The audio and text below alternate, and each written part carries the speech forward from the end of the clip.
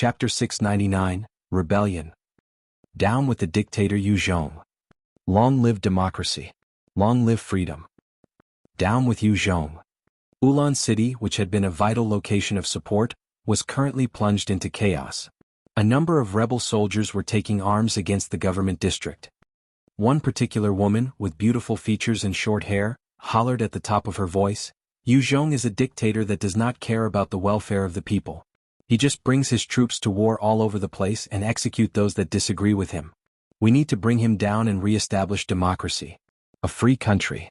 Down with his dictatorship. Down with Yu Zhong. Down with dictatorship." A number of hot-blooded students were chanting together with the young woman. As students, they were at the age where they were most passionate and were incited to join her in rebellion. Other than them, there were a few others who had grown disillusioned in their own posts and began causing trouble in the name of flushing out Yu Zhong. Yu Zhong had not much understanding about governance and had gone about it as per his perception of government before the apocalypse. He was harsh on corruption, but other than that, he did not do anything special, nor was he a genius at governing. Furthermore, he had been warring against the zombies constantly, pushing the logistics and back-end support to their limits. Therefore, many survivors had to work extra hard to produce ammunition, clothes and all sorts of other supplies. This led to discontent. After all, before the apocalypse, many had been living carefree lives, driving fast cars and enjoying life's pleasures. Those in the white-collar industries would head to work with a cup of coffee or tea, reading newspapers and knocking off on time. They weren't used to the hard work at a constant 12 hours a day. Many of these people soon gathered by the woman, who was called Lin Ran, and took the opportunity to protest and rebel during the critical time as Yu Zhong was dealing with the 20 million zombies. Normally, Yu Zhong had an iron grip over his military, and if these people dared to rebel, they would be seeking death. It was only during such a period of unrest that they dared to try. Furthermore, once they did so, it was tantamount to cutting off any path of retreat for Yu Zhong's army, and could potentially cause disastrous results for the 30,000 elites. After all, while the 30,000 elites might be invincible existences to the rebels, to the 20 million zombies, a simple mishap could cause them to be wiped out. Among the rebels, Situ Jin looked at the soldiers attacking the government building, his eyes flashing with a complicated gaze as he muttered, "Is what we're doing right?" Another soldier whose bearing was extremely neat chuckled slightly and told Situ Jin, "Commander Situ, Yu Zhong is a butcher, someone who had wrestled control of the country. He's an offender. By bringing your troops to remove him, you're a hero of the country." Situ Jin looked at the middle-aged man and sighed, the chaos in his heart settling down. This man was called Lin Dui Xing and was a pretty high-ranking official before the apocalypse. After he had been rescued by Yu Zhong out of the capital, he had been treated like an ordinary citizen. It was because of his order that Situ Jin gave the command to start the rebellion. This Lin Dui Xing represented an authority from before the apocalypse after all. Situ Jin was an old-fashioned military through and through and was only loyal towards the government of before the apocalypse. The moment Lin Dui Xing gave him an order, he had betrayed Yu Zhong and took part in the chaos. Of course, to him he was on the right side of the law. Ing Kong brought a battalion of soldiers near the street of the government building and roared out with fury, "Captain! Why did you betray Leader? Leader has been treating our brother right. He gave you authority and did not force your troops to take part in any battles you didn't wish to. Why? Why must you betray Leader Yu Zhong? He is on the front lines putting his life on the line for all of us. How dare you cut off his path of retreat?" Situ Jin had initially thought that he can easily control the entire Ulan city and cut off Yu Zhong's retreat. However, he had never imagined his once loyal subordinate Ing Kong to actually turn against him, defending the government building. At the same time, when Ing Kong brought out what Yu Zhong had done for them, he managed to gather a few scattered and hesitating troops over to his side. It had caused all hopes of Situ Jin quickly controlling the city to be dashed. When Situ Jin heard those words, his face fell. He had never imagined Yu Zhong's prestige to reach such a level, causing even his subordinates to turn against him. Yu Zhong had brought his troops to capture the surrounding cities, leading them to successive victories, and even rewarded his soldiers. Since Situ Jin had chosen to incite the rebellion, there was no retreat for him. He could only force himself through. Ing Kong. Yu Zhong had not obtained the recognition from the central government, thus he's a traitor. It's not too late for you to join me. Ing Kong responded in disappointment, "Captain. You're muddle-headed. Now is the time where we humans have to unite against the zombies. If leader Yu Zhong were to fail, how could we find another army to stand against them? I might not be learned, but I know shame. Today, as long as I am not dead, Yu Situ Jin shall not pass. Ing Kong was filled with disappointment towards him, that he referred to him by name instead of his rank of the past. When Situ Jin heard this, his face alternated between white and green as he ordered loudly, "All troops attack." Under his order, 2 battalions of soldiers raised their weapons against Ing Kong and his battalion. In response, Ing Kong led his troops to cover and began an intense gunfight. Right at this time, there was the sound of horses galloping through Ulan City. A number of Mongol soldiers riding black-scaled stallions charged through the city, led by Lien Dezhong. Beside him was the vice-commander Cha Bai Lai. Since they were both on extremely good terms, and Cha Bai Lai used to be the commander of the reinforcement Mongolian troops, Lien Dezhong had sought him out the moment he received the command from Yu Zhong to deal with the uprising. Cha Bai Lai knew his chance had come when he heard this order. Without hesitation, he announced his loyalty towards Yu Zhong in front of Lien Dezhong and led his troops to follow him. Everyone is to get down on their knees and put down their weapons. Otherwise they will be executed immediately. Those who partook in the rebellion will be put to death. The moment Lien Dezhong entered the city, his arrogant voice resounded throughout. Seeing the riders charging in with billowing killing intent, all those who had come out to watch the commotion quickly scurried back to their homes, leaving behind only those rebels. We want democracy. Freedom. Down with Yu Zhong, down with the dictator. As Lin Ran continued to lead them, the students began to gather and blocked Lien Dezhong. They assumed that the law would still protect them as long as they stuck united. Yu Zhong would be helpless against them. Many of those who were smarter saw the soldiers filled with killing intent and felt that things were not right, quickly retreating towards the various corners and alleys. Lien Dezhong immediately gave the cold order as he watched those idiots protesting, "Kill these rebels." Although he was a coward, he was someone who had carved a position and name for himself, and for his own power and position he had not hesitated to kill a few people. As long as Yu Zhong recognized his contributions, he could rise. Cha Bai Lai also prioritized getting in benefits and did not blink when killing. He looked at the rebels in front coldly and shouted, "Kill!" The 1,000 Mongolian riders charged right into the midst of the people, waving their blades, and a number of heads flew as bodies were struck down. Help! Don't kill me! The rebels died in tragic fashion while many others fled. Lin Ran saw her comrades being slaughtered in a hellish fashion, and her face instantly turned pale. She did not know what to do. Although she had been hollering for democracy and freedom, she was still ignorant and didn't expect Lien Dezhong to start killing without a second word. In her original plans, she had hoped to talk to Lien Dezhong and negotiate in the name of democracy, delaying his troops, buying time for Situ Jin's forces. She had not yet suffered under the current system and did not know the terror of warlords. Lien Dezhong got the troops to surround the troublemakers and shouted, "Get down and surrender. Those who still stand shall be executed. Those who flee will be executed." He did not dare to head forward himself just in case they attacked him. His life was too precious in his opinion. Hearing his shouts, those who were initially calling for Yu Zhong to be brought down began to kneel and beg for their lives. Lin Ran watched the rest surrender blankly when a blade suddenly flashed past her, and her beautiful head flew into the sky, as blood splattered from her neck. The soldier that slashed her head off coldly kept his blade and did not even spare a glance at her corpse as he charged forwards. The rest of the protesting group began to crumble and sob for their lives as those who stood were slaughtered in front of them. Cha Bai Lai continued to lead the soldiers towards Situ Jin's troops, intending to cut off their retreat. Chapter 700, Quelling the Rebellion. Situ Jin was taken aback when faced with the sudden attack. However, he was still an experienced general, and quickly deployed a number of soldiers to defend the back without losing composure. The sounds of gunshots rang throughout Ulan City, with all three sides fighting for their own objectives with frenzy. Within the government building, Zhuya Tong was decked in military wear, her countenance frosty. She called out solemnly, "It's time for us to head out. All units attack." After which, she led the 40 elite evolvers out herself into the battlefield. Yu Zhong had gotten Zhuya Tong to take the reins of Ulan City, and for her safety, he had left 40 evolvers to assist her.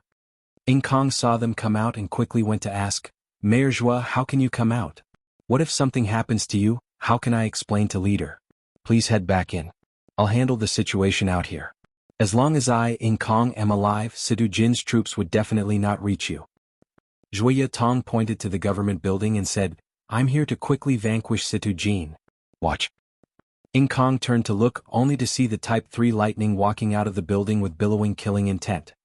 In a flash, it turned into a blur of light, and the next thing they knew, lightning had appeared among Situ Jin's troops.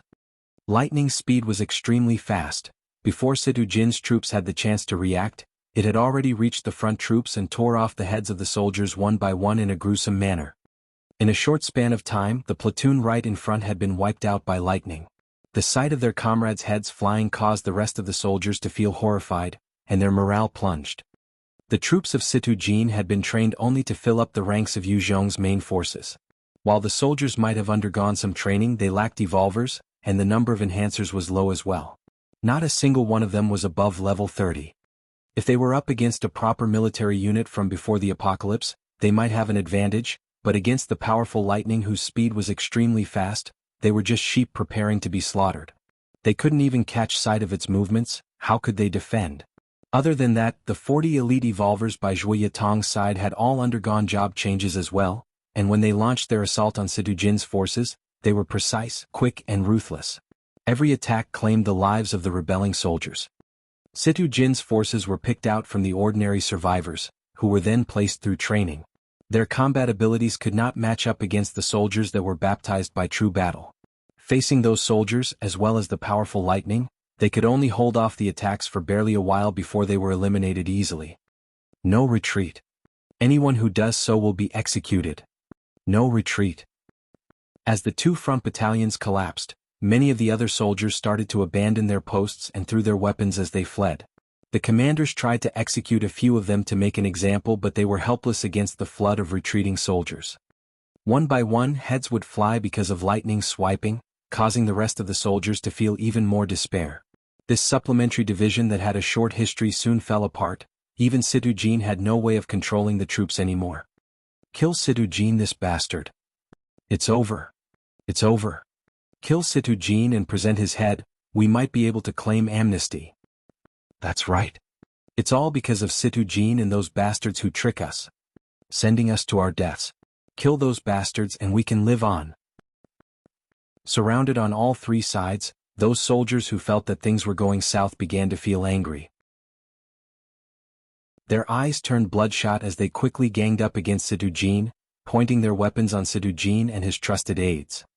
Faced with the backlash, Situ Jin could only protect Lin Duixing as they tried to flee. The traitorous General Luo Chen has been killed. Following the sound of cheers, Situ Jin turned to look and noticed his comrade who had gone through countless life-and-death situations with him, being sliced apart by countless blades. One soldier went forward to decapitate him, grabbing the head and hollering out in excitement. I'm sorry, Xiao Chen. It's all my fault. Situ Jin felt his heart clench and he was filled with hatred. The traitorous Lu Yu has been killed. I've chopped his head off. Following another excited shout, Situ Jin saw another comrade hacked by 6 or 7 different blades, his head chopped off by a soldier. The moment his head rolled, a few soldiers rushed up in a frenzy to grab it. It was their protection charm. Yu Zhong had never mistreated his soldiers, but his vicious and decisiveness was known to all. Since he had swallowed up many factions, from time to time, random fellows who did not know their own place would try to challenge his position. These rebels would be captured and fed to the zombies while still alive before their corpses were turned to nourishment for the mother tree.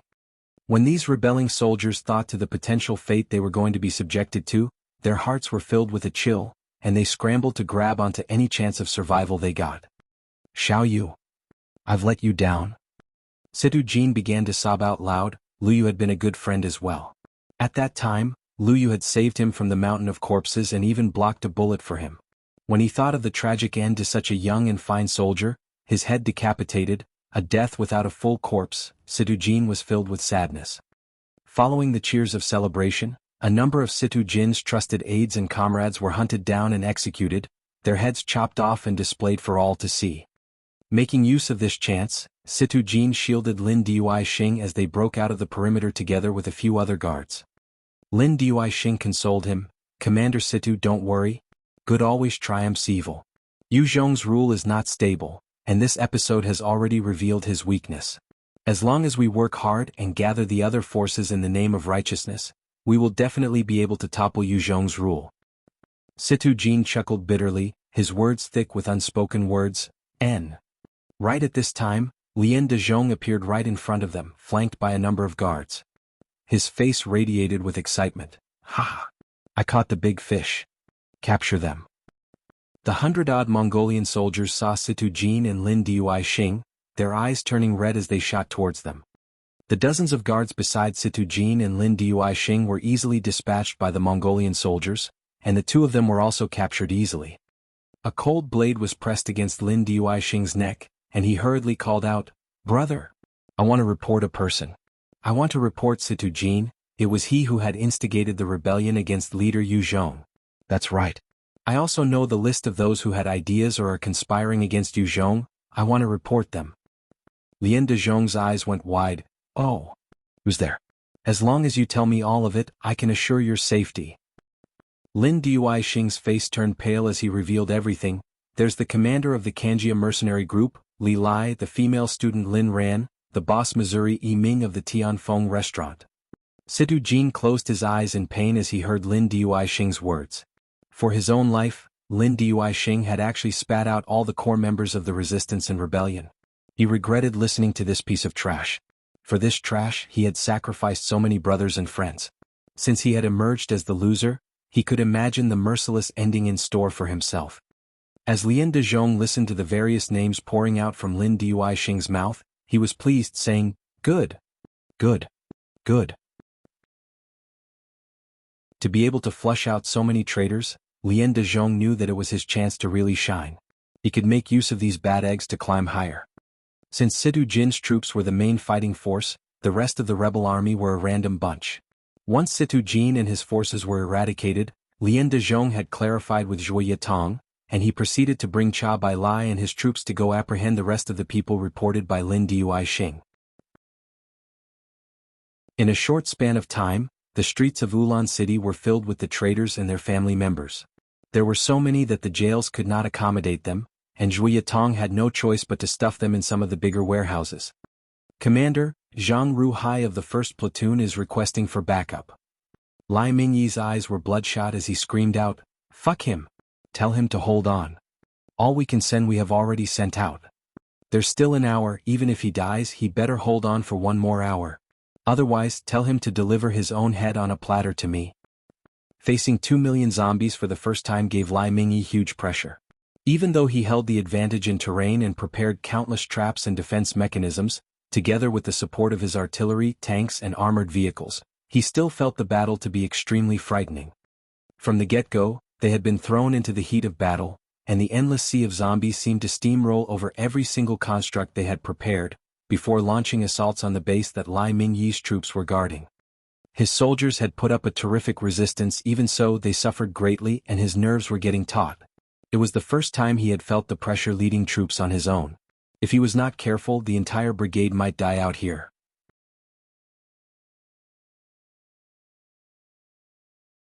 Chapter 701, Assistance. One officer came up to Lai Mingyi and spoke with urgency. "Not good. Commander, the zombies are scaling up the mountain." "What?" Lai Mingyi's face fell when he heard it. The terrain that Lai Mingyi had chosen to set up defense was narrow, and the only way through was to go through the narrow valley within the gorge. Usually, the zombies were stupid and would usually try to squeeze through the valley. However, the horde was actually trying to climb the mountain, which was a terrifying thought to Lai Mingyi's troops.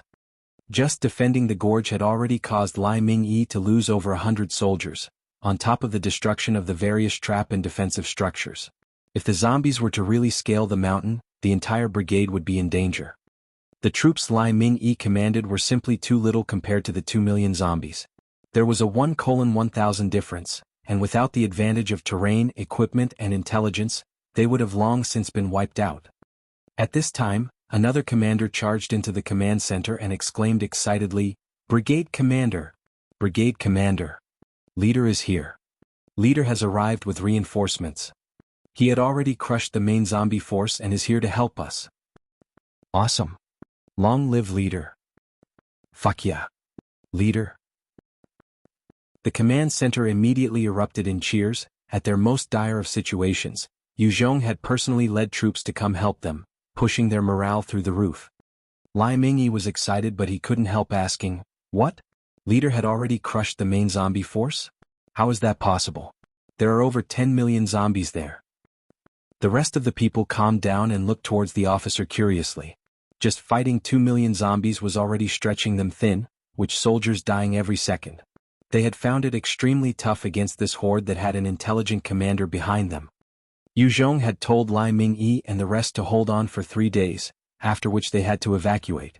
However, who knew that within a short period of time, they were already beginning to feel a tremendous pressure. Yet, Yu Zhong had somehow managed to destroy the main force, and they all couldn't help but feel curious. The officer replied, "Leader had directly ordered a nuke on the commander of the horde, instantly wiping out the main controllers. The horde immediately came to a stop after that." Nuclear missile? When the officials heard this, they all sucked in a breath of cold air. They all knew the kind of damage and long-term effects of a nuclear weapon. Yu Zhong was actually forced to this extent. It seemed that it wasn't as simple as they had thought. On the other hand, using a nuclear missile to defeat 10 million zombies was a decent trade-off. The 20 Thunder Fighters were dropping cluster bombs everywhere on Liu Yumei's instructions, annihilating the Z-types. After the horde lost their 200-odd Z-types, the main Z3 in control quickly tried to flee, only to be blasted to pieces by the rockets fired by the 20 Thunder Fighters.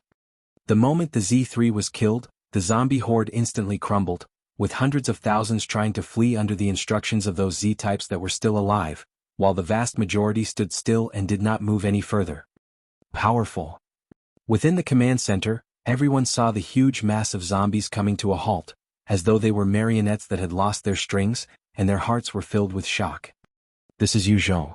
Lai Mingyi, heed my commands, send a company to assist the 5th Brigade, and another company to assist the 4th Brigade. The remaining troops will clear this place." Lai Mingyi responded in a resounding voice, "Yes, leader." Since Yu Zhong had given his command, Lai Mingyi just had to follow. Within the Thunder Fighter, Yu Zhong spoke to Zhao Tiangang, to the 3rd Brigade.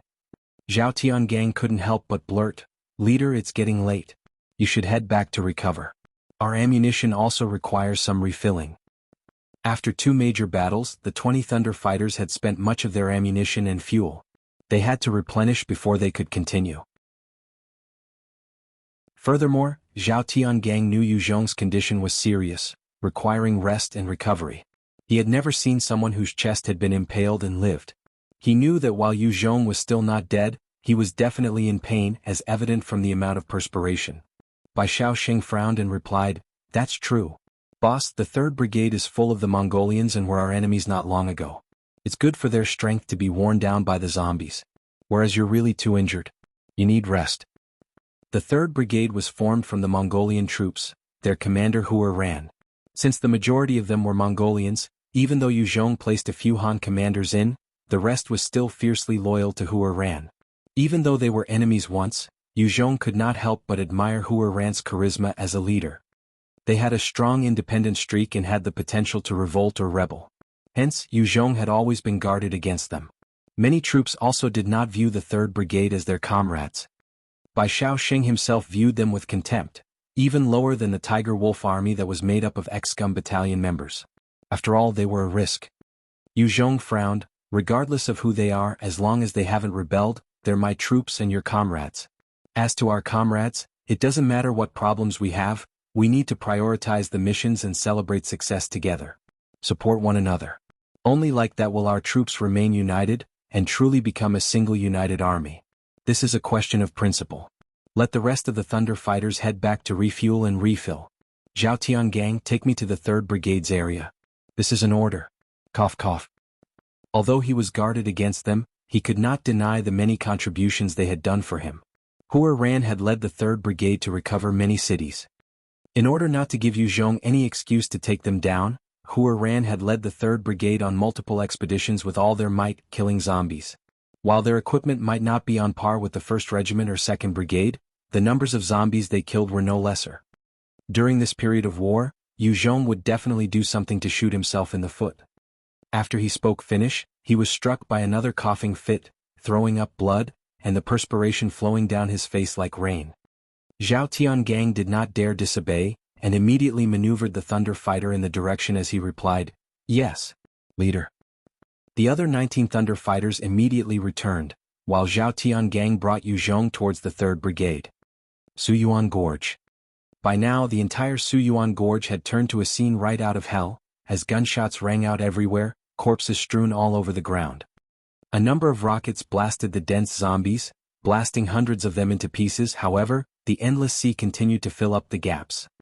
There were many traps and constructions that had been overrun by the zombies, and the zombies were not only continuing their advance through the valley but up the 2 sides as well. Ordinary zombies would not climb up the hills. However, the devourers and hunters could scale those hills with ease as they lunged for the soldiers. Hua Ran had led his troops against countless skirmishes against zombies before. Against the devourers and hunters, they were somewhat prepared. The devourers and hunters had not climbed far, when the areas they were at suddenly exploded with a powerful force, blasting them into pieces. Throughout the 2 hills on either side of the valley, Hua Ran had long since planted a huge number of landmines as well as remote-controlled explosives. The moment the evolved zombies tried to attack, he would cause those traps to go off.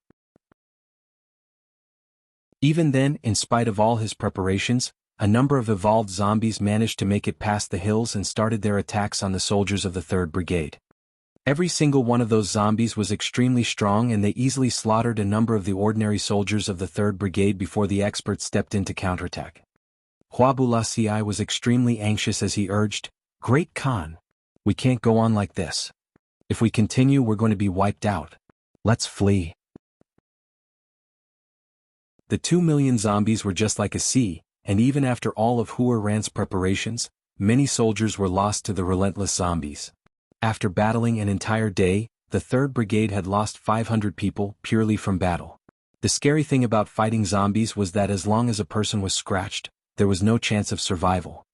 Yu Zhong had managed to live after being slashed by Feng Bo because he had already used the G vaccine, and he had already developed an antibody towards the zombie virus, and he could no longer turn into one. Hua Ran's gaze was complicated as he surveyed the front lines before he spoke. "No. We have to hold out. 3 days. Regardless of the price, we have to defend for 3 days. This concerns the survival of all our people of the Central Plains. We can only win. Even if I were to die, we must definitely not retreat." Hua Ran was once the leader of the Central Plains after all, and he could see the big picture. He knew clearly that once they lost this battle, the ordinary survivors of the Central Plains would not stand a chance. For the sake of the big picture and the people, he was willing to sacrifice himself. Huabulai screamed out, "Great Khan! It's not worth it. Yu Zhong has never viewed us as one of his. Our weapons and equipment can't compare to the 1st Regiment nor the 2nd Brigade. Even the 4th and 5th Brigade have better equipment than us. It's not worth sacrificing ourselves for him. He will make use of the zombies to wear us down and not save us at all."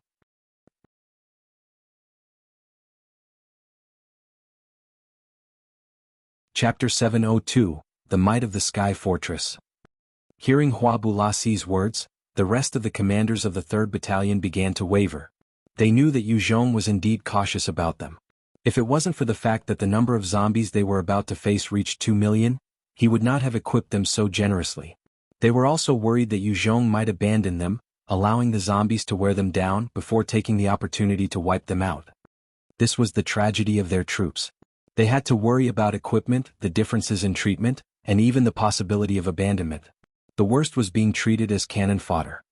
Hua Ran maintained his position, ordering coolly, "No retreat." Just as Huabulasi was about to try and persuade him again, an officer charged in excitedly, "Leader is here. He's here to help." Thank the heavens. The leader is here?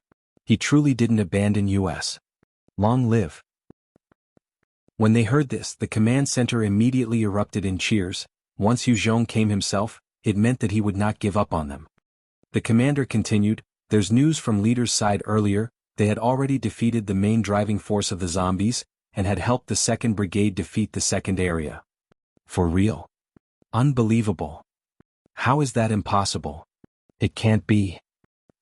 Hearing those words, all the commanders broke out in a discussion, their faces filled with disbelief. They could all swear as to the terror of the zombies, having faced them up close on the front lines. The 2 million zombies were enough to fill them with despair, and they weren't even confident holding out for 3 days. Yu Zhong had to deal with 10 times the number, and yet he had managed to defeat them. Hua Ran's eyes were filled with suspicion as he asked, "Did leader say how he defeated them?" Although he could not believe that Yu Zhong had defeated the zombies so easily, he knew Yu Zhong would not treat it like a joke. The officer replied, "Nuclear missile." Leader had fired a missile at the commanding zombies, and immediately defeated them in one fell swoop. Nuclear bomb. When they heard this, all the officers felt their hearts turn cold. It was a terrifying man-made weapon. All along they had been using military tactics and strategies, and never would have expected Yu Zhong to actually fire a nuclear missile on China itself. Hua Bulassi turned pale, not daring to say anything else. Yu Zhong had actually used this. He was obviously pushed to a corner. Had he utilized it against them, the 3rd Brigade would not have survived. Hua Ran felt a chill. Nuclear bomb. What a ruthless decision. The effects of a nuclear weapon on its environment were extremely devastating. Hua Ran knew that if he was in Yu Zhong's shoes, he could not have made such a decision easily. Once a nuclear weapon was used, the area of damage would be a wasteland for at least 100 years. Furthermore, it was uncertain the kind of mutations that would occur around. Leader is here. Quick, go welcome him. Not long after, Yu Zhong arrived in front of the command center in the Thunder Fighter. Salutations to leader. The moment he alighted, the commanders of the 3rd Brigade immediately came forward to greet him. Hua Ran took one look at Yu Zhong and exclaimed, "Leader, you're injured?" By now, even though Yu Zhong had switched to a new set of uniform, every single step he took caused him to grimace, with perspiration flowing down his forehead while Bai Shaoxing supported him. Hua Ran knew that Yu Zhong was the strongest among them, and even against the apostles of the Koji, he still had means to deal with them. Yet now he was obviously injured badly.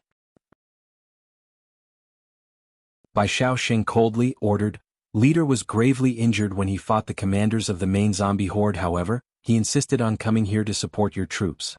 Hua Ran, leader has already given the order for you guys to maintain your stance here for a day. Can your 3rd Brigade achieve it?" Yu Zhong is heavily injured. When Hua Ran heard this, his heart skipped a beat.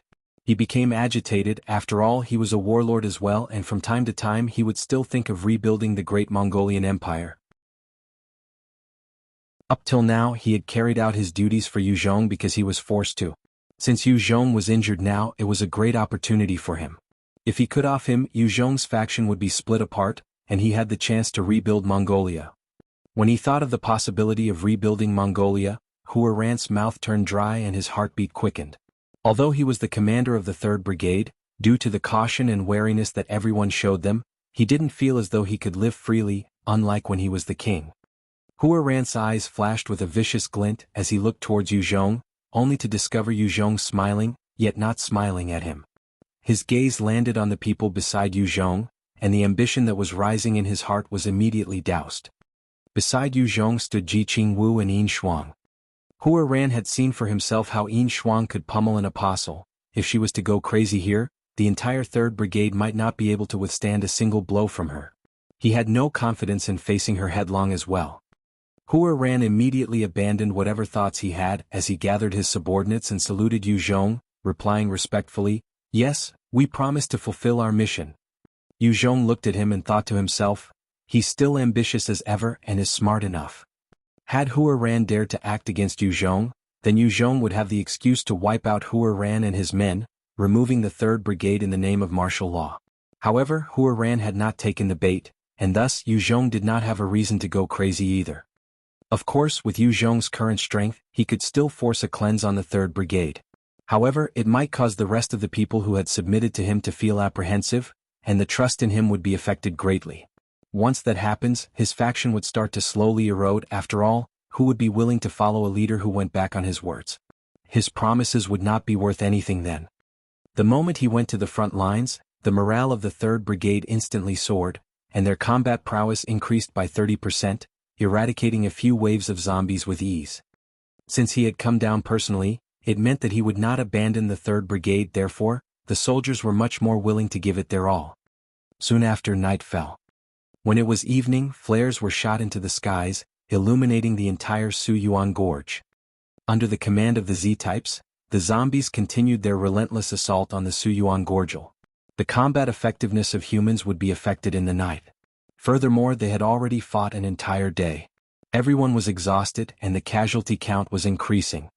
Hua Ran could only deploy the supplementary group to assist the soldiers at the front lines, while they slowly gave up on point after point. Hua Ran prepared many barrels of oil at each defense point. Each time the zombies overrun a place, he would set fire to the place, burning the zombies. It was just that there were simply too many of them, and the 3rd Brigade was truly lacking in weapons.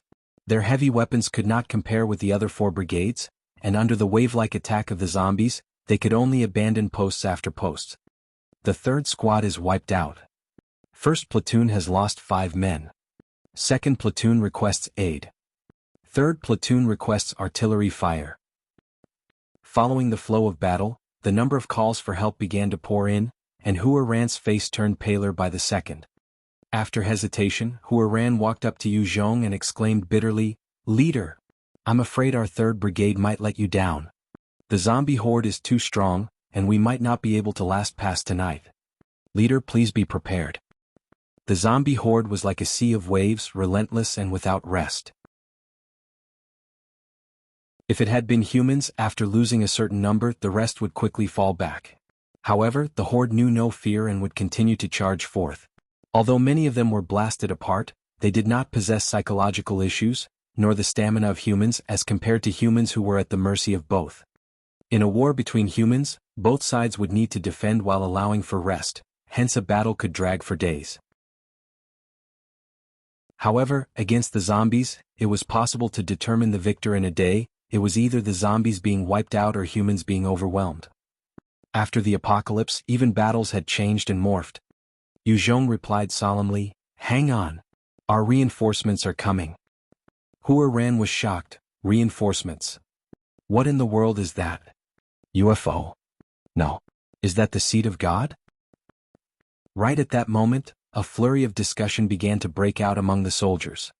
In the sky, the huge sky fortress floated across, swiftly approaching Suyuan Gorge. When the soldiers saw the sky fortress, they were shocked. It was the first time coming across this thing. It seemed like something out of a sci-fi movie from before the apocalypse. Suddenly, a number of holes opened at the side of the fortress, as many machine guns, laser guns and laser cannons appeared. At the next instant, the sky fortress began to rain hell upon the zombies in a shower of bullets and laser beams, blasting a wide area. Honk, honk, honk. As though going through a baptism, the entire horde was blasted mercilessly. Hua Ran looked at the mighty sky fortress up in the sky and his heart trembled. What a terrifying weapon of war. Is this the reinforcements he was referring to? That's too overpowered. Just that single sky fortress was enough to devastate the entire 3rd Brigade, and having witnessed the prowess of the sky fortress, Hua Ran buried his ambitions deep in his heart.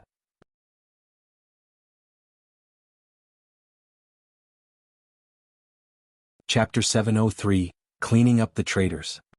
Too strong. What a terrifying sky fortress.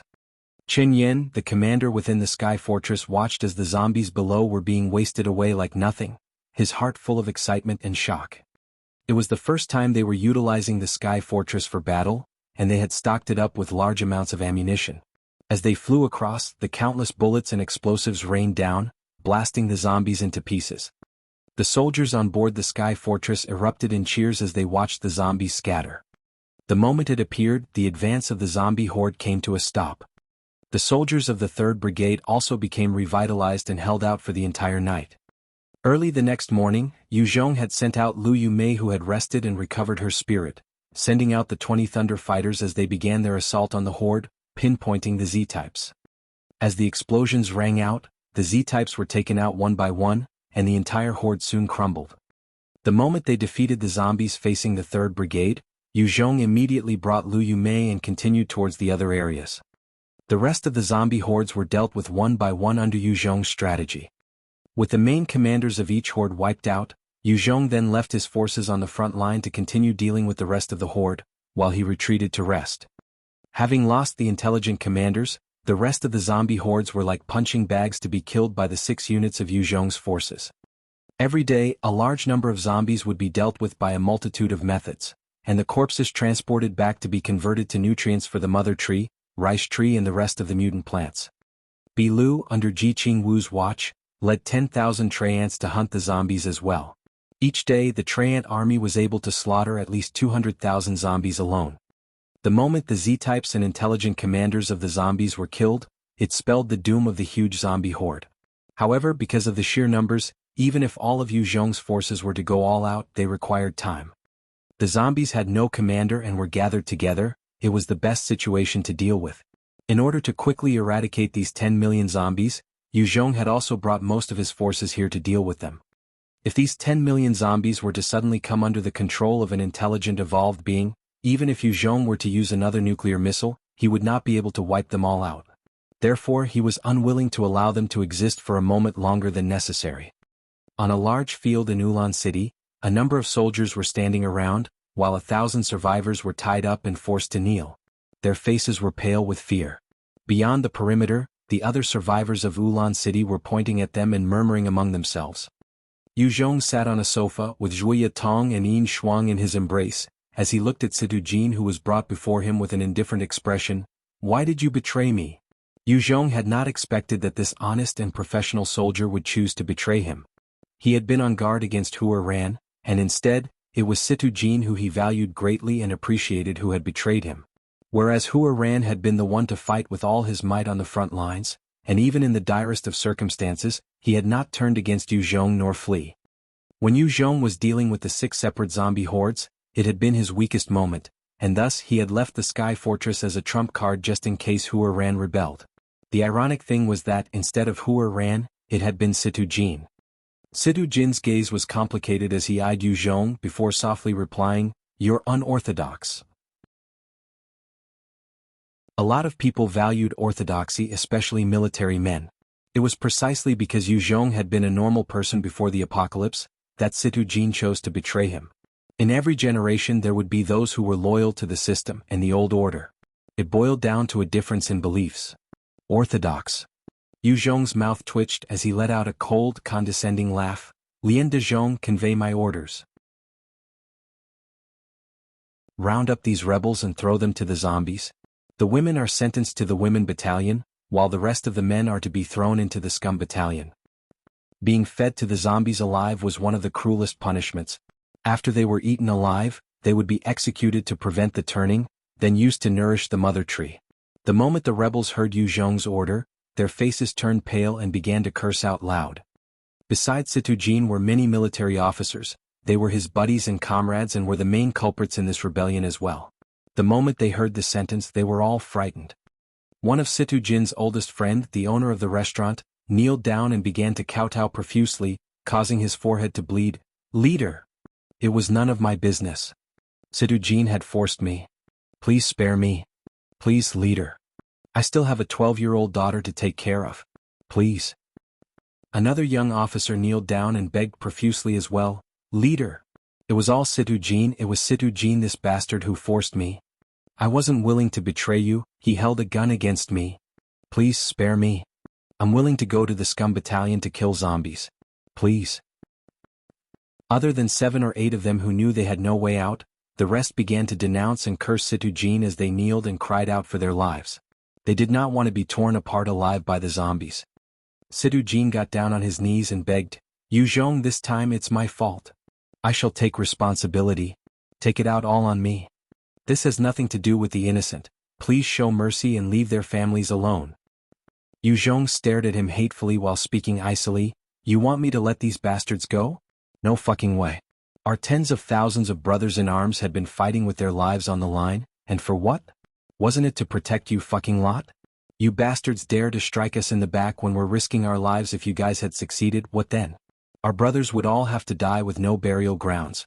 Our families would suffer the same fate. And you bastards still want to live. You want to be a hero here. Fucking eyesore. Drag him away." One soldier came up and stared at Situ Jin with hate in his eyes, smashing down with the butt of his rifle, knocking Situ Jin's teeth out. "Bastard. Shut the hell up. My brother had died on the front line, and he was harmed by you bastards who backstabbed us." When Situ Jin was smashed in the face by that soldier, his eyes turned dim, filled with pain. He was also from the military and knew the pain of the betrayal of his own people. The soldier's words caused his heart to be full of pain and regret. The rest of the soldiers watched coldly as the traitors were dragged out one by one, thrown towards the punishment pit. In the pit, there were a dozen zombies caught by the soldiers of Yu Zhong's army. One of the rebels was dragged by 2 soldiers towards the edge of the pit, before being shoved in. No. No. The rebel dropped in, his face turning pale, as he shrieked out like a pig being slaughtered. When the dozens of zombies caught the scent of a human, they began to shamble forwards, opening their rotting mouths and bit down viciously on the body of the soldier, tearing off huge chunks of meat. Ah! Ah! The rebel screamed out loud as he was torn apart by the zombies, the scene extremely gory. One by one the rebels were thrown in and screamed as they were eaten alive. Those who took part in the protest all felt their hair stand in fear. Many of them had never seen how Yu Zhong did things, seeing it now caused them to be filled with intense fear. Soon after, soldiers from the Scum Battalion marched out with whips in their hands, entering the field to drag off the soldiers who took part in the protests and their families, dragging them towards the Scum Battalion, where they would be treated as cannon fodder in the first instance.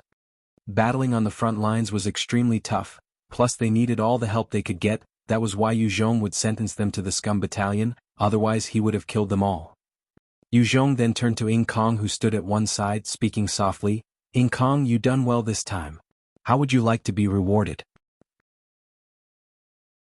This time, in spite of Situ Jin's betrayal, Ing Kong had chosen not to follow suit. Instead, he stood against his ex-superior. This pleased Yu Zhong greatly. Ing Kong immediately got down on his knees, pleading, "Leader, I only hope for you to have mercy on the family members of Commander Situ and the rest. I do not need any rewards." Yu Zhong's countenance turned frosty as he rejected it. "No. As criminals I cannot pardon them. Otherwise there will be no end to such episodes."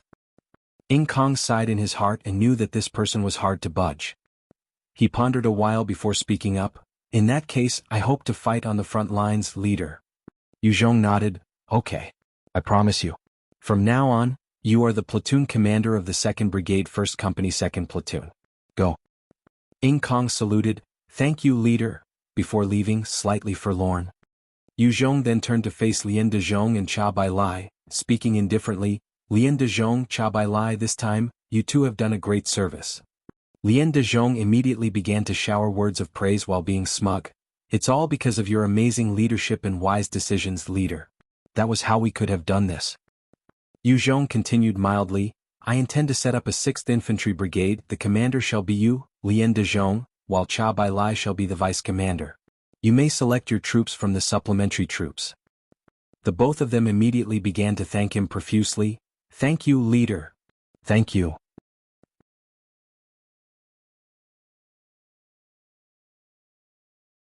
Chapter 704, Gates of Hell. Although Lian Dezhong was a shrewd person, he did contribute in his own way. Furthermore, he was somewhat loyal to Yu Zhong. That was why Yu Zhong was comfortable with giving him such a rank and post.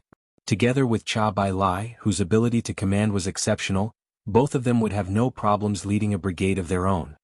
Once he made his decision, he immediately pulled out 3,000 people from the supplementary troops and established the 6th Division, throwing them right into training and the killing of zombies. Meanwhile, in Europe, the base of the Kingdom of God, the Council of Elders were currently engaged in heated discussion. Nuclear missile. That Yu Zhong actually dared use the missile. Didn't China promise not to use it first? How can they break their promise? Yu Zhong and the old China has no relations. It's no surprise that he used it. 20 million zombies, and he managed to navigate through such a difficult situation. Truly fearsome. Sky Fortress. That huge metal chunk flying in the air must be the Sky Fortress. Seems like he has already gained the core diagram of that technology. Yes, that's the Sky Fortress. We must get the blueprint from him. How could he give it to us so easily?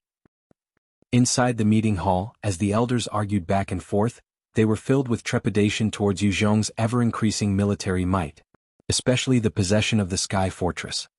The entire thing would require all 7 pieces of the blueprint, and the Kingdom of God themselves possessed a few of those blueprints and knew how mighty the entire thing could turn out.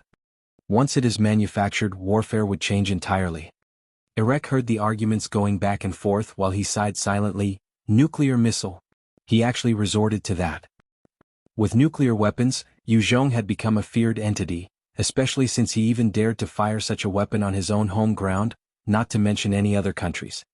The moment they knew he had used such a weapon, everyone in the Kingdom of God had become nervous about him, forget about sending any troops to deal with him. Because of that single missile, the entire upper echelons of the Kingdom of God was thrown into a debate. Yu Zhong did not know about the ongoings in Europe, he was only concerned with deploying his troops to wipe out the zombies that had lost the command of the Z-types. After 2 months, the huge horde was finally entirely eliminated, and the total expenditure of ammunition had been 90%. 3,000 soldiers of the Scum Battalion had perished, while hundreds of elites were lost as well. Having finally eliminated the zombies, Yu Zhong led his troops into the capital. Since all the zombies in the capital had been brought away by Xian Yuan and Feng Bo at that time and were already eliminated, Yu Zhong walked in extremely relaxed. The capital. A jeep came to a halt on the dusty pavement, while Yu Zhong and Yao Yao stepped out. Yao Yao, a natural agility-based evolver, had already grown to possess the strength and vitality traits as well, becoming a triple attribute evolver.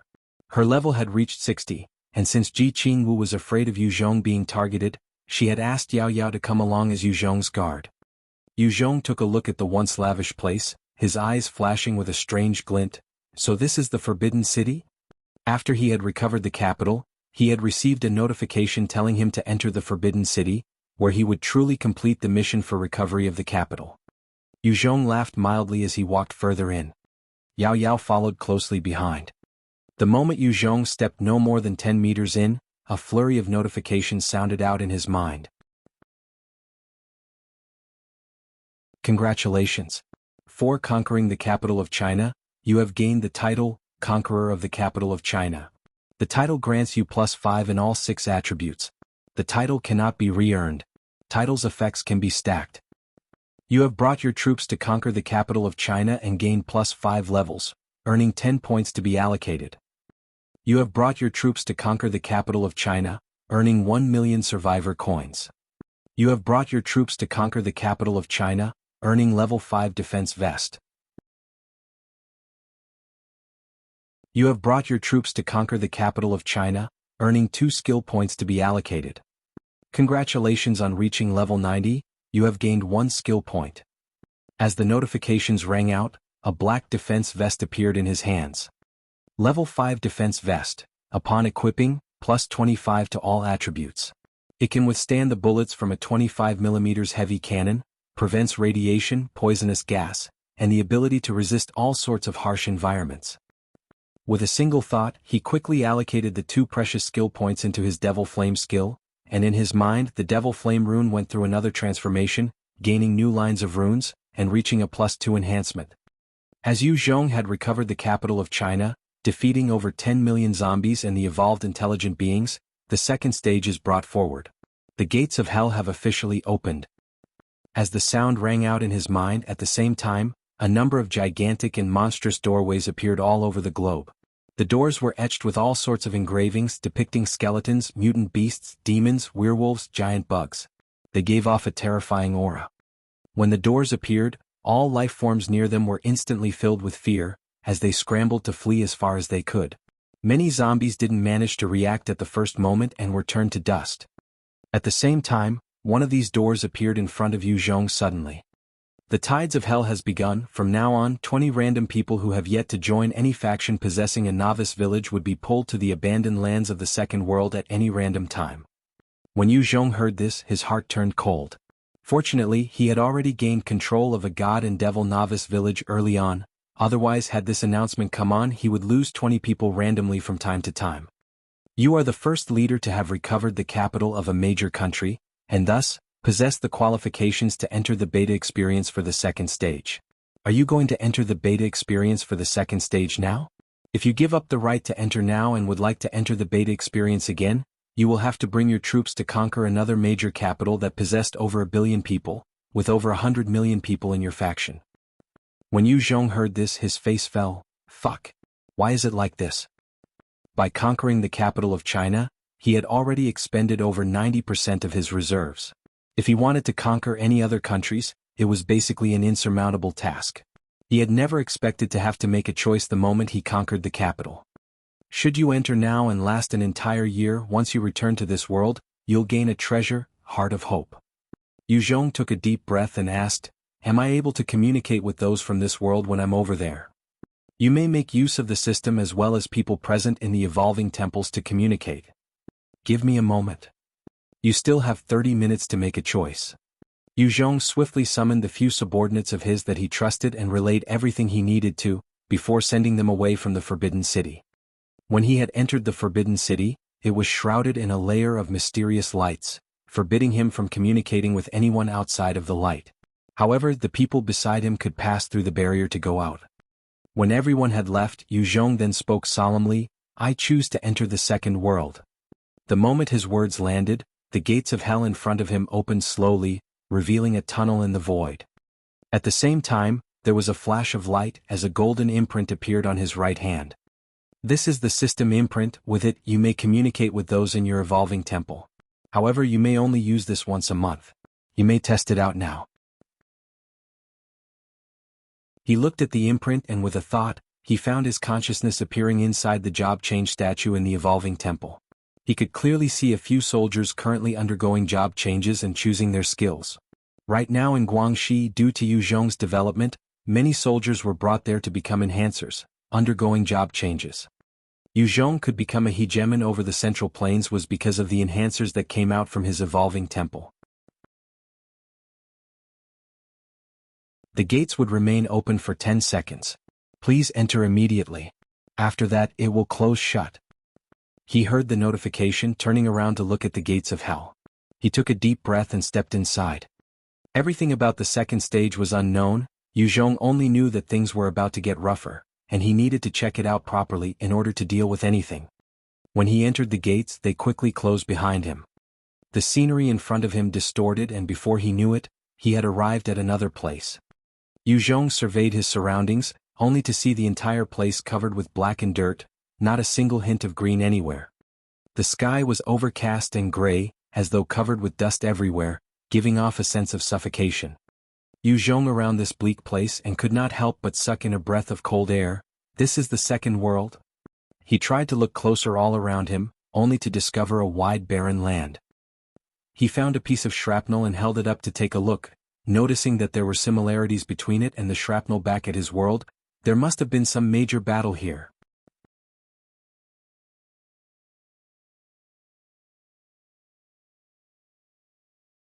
Chapter 705, Enter. The Second World.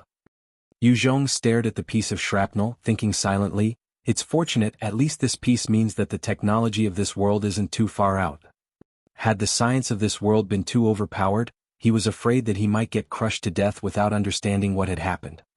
Yu Zhong looked around, failing to find anything of value, before pulling out a compass to determine a direction and started walking. He had just walked a few steps when suddenly, a man in tattered clothes appeared in front of him in a flash. Following that, a number of people appeared in a similar manner beside him. Yu Zhong took a few steps back, raising his flame blade up in wariness as he looked at the humans who had been sent over. Yu Zhong was extremely clear that even though he was the evolver with the highest level back on Earth after all those additional rewards, there were other people whose strength might not necessarily be weaker than him. They might even surpass him. The apostles of the kingdom of God were existences that were on similar levels. Some evolvers had hidden away in the various mountain gorges in order to become stronger. These cultivators were not to be underestimated. Furthermore, who knew what mutations and evolutions had occurred should Yu Zhong come across some sick freak who trained every day, even he did not have the confidence of dealing with them. The lights flashed continuously for a while as people were teleported with each light. Yu Zhong observed the people carefully. From among them there were a few solo ones as well as groups. The most was an entire group of 20 being sent over. This bunch looked to be students, some were naked obviously in the middle of something, while some were in non-mainstream makeup. The majority of them were Asians while 6 groups were black, and the other 7 white. When they were sent over, each of them had fearful expressions as well, while the majority looked around in alarm just like Yu Zhong. Somehow, the groups of people segregated themselves according to their skin color extremely quickly. One burly man who had a ferocious expression barked out loudly, "What is this place? Damn it, is this another joke by that shitty god?" Among the group of female students who had makeup on, one of them who had cute features suddenly squealed in delight, rushing up to an extremely handsome man. Kang Ryu-chan. You are Kang Ryu-chan of the Eastern Sunshine Group. I'm a huge fan. Ryu-chan, can you sign an autograph for me? Kang Ryu-chan. Eastern Sunshine's Kang Ryu-chan. Ryu-chan, I'm your fan. Please give me an autograph. Ryu-chan, I love you. The few female students squealed in delight as they surrounded Kang Ryu-chan, gushing over him. The Eastern Sunshine was a Korean boy band before the apocalypse and had some fame in China, earning many female Chinese fans. A particular man who stood beside him looked at the Chinese girls and laughed coldly. Ryu-chan, you're truly famous these Chinese girls are so crazy over you, adore you. You better control them well, they have some worth to them. It's time I give vent to these stupid women. The corners of Kang Ryu-chan's mouth lifted slightly as he replied, yes, Mr. Taewon. After which, Kang Ryu-chan began to address the students with the professional smile he had been so used to, accompanied by another man. A number of gazes fell on those girls and Kang Ryu-chan. Yu Zhong swept a glance at them, laughing coldly as he edged away. These stupid women would pay the price soon for their idiocy. The commotion began to attract the attention of a few people. A group of 8 naked men and women turned to look at Kang Ryu-chan and the students. One of the burly men had his sights set on one of the students, his eyes brightening as he licked his lips. Not bad. These little chicks seem pretty hot. Without any intention to get dressed, he directly walked towards those fangirls while still naked, reaching out to grab one of them while laughing boisterously. Little bitch, get on your knees, let your master I have some fun. Since all morals and ethics had gone out of the window since the apocalypse, the burly man had thrown all dignity and shame to the wind. The fangirl immediately screamed out in fear, help! Ryu-chan, save me! Help! Help! Kang Ryu-chan immediately stepped forward righteously in front of the fangirl and barked out, excuse me, sir. Please stop your depraved acts right now. Ryu-chan is so handsome. Kaya. I'm in love with you, Ryu-chan. Next time if I do marry, I must marry a Korean man. Korean men are all so charismatic. One by one, the girls saw how Kang Ryu-chan stood in front of them so valiantly, their eyes flashing with adoration. The idol in their eyes was as heroic and charming as the Prince Charming of their dreams. The naked man immediately grew furious, sending a powerful slap across the handsome mug of Kang Ryu-chan. Fuck. This seniors matters, who the fuck gave you the right to interfere, Korean dog? With a resounding pa, Kang Ryu-chan was sent sprawling to the ground, a few of his teeth knocked out, his entire face bleeding. Seeing how Kang Ryu-chan was sent flying by a single slap, the eyes of the person named Mr. Taewon turned cold as he waved his hands. 2 other men bellowed in rage and got into a posture of taekwondo, before charging towards that naked man with a speed far surpassing a normal person. Yu Zhong eyed the 2 men and recognized their abilities. Enhancers. Scram? The naked man turned to glare at them, his right fist hammering out like a cannon. The 2 Koreans were immediately sent flying backward, spitting out a mouthful of fresh blood before losing all signs of life. After killing the 2 Koreans in such an explosive fashion, his face flashed with a savage look as he grabbed Kang Ryu-chan by the head, lifting him up. Gigolo, fucking kneel, or this senior will rip off your head. Kang Ryu-chan eyed the naked man, his body shuddering as fear flashed in his eyes. He immediately got down on the ground in front of the naked hooligan, kowtowing, please spare my life, master. Spare me? Don't kill me. Don't kill me. Those students had been protected all these while and did not experience the true cruel reality of this apocalypse, but Kang Ryu-chan knew, if he were to infuriate such cruel experts, he would definitely die as an ordinary person. Ryu-chan. Ryu-chan. Seeing him kneeling so pitifully and kowtowing, the fangirls felt their hearts ache, as though their fantasy had been crushed. The pretty fangirl rushed up towards the naked man with a pale face. Don't you bully Ryu-chan. You bastard. These young teenagers were going through their rebellious phase, and their thinking was still naive, hence, this young fangirl could not stand for her idol to be mistreated. The naked man laughed cruelly as he shot Kang Ryu-chan a glance. Ha! Little rascal, seems like you don't truly understand the character of this Korean punk that you idolize. Interesting. Let me show you how cruel society is. Kang Ryu-chan. Go tear her clothes off and make her kneel. If she doesn't, feel free to break her legs. The fangirl was shocked and retreated a few steps before mustering her courage to shout, Ryu-chan would not do that.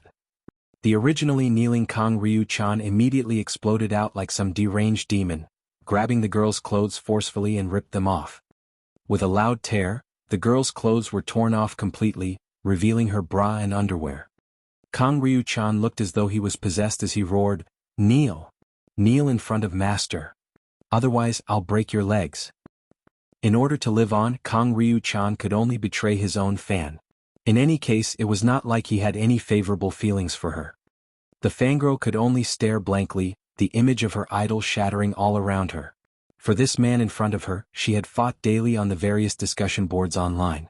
Even if this man had caused a woman's miscarriage by kicking her, she had still shielded him and believed in him.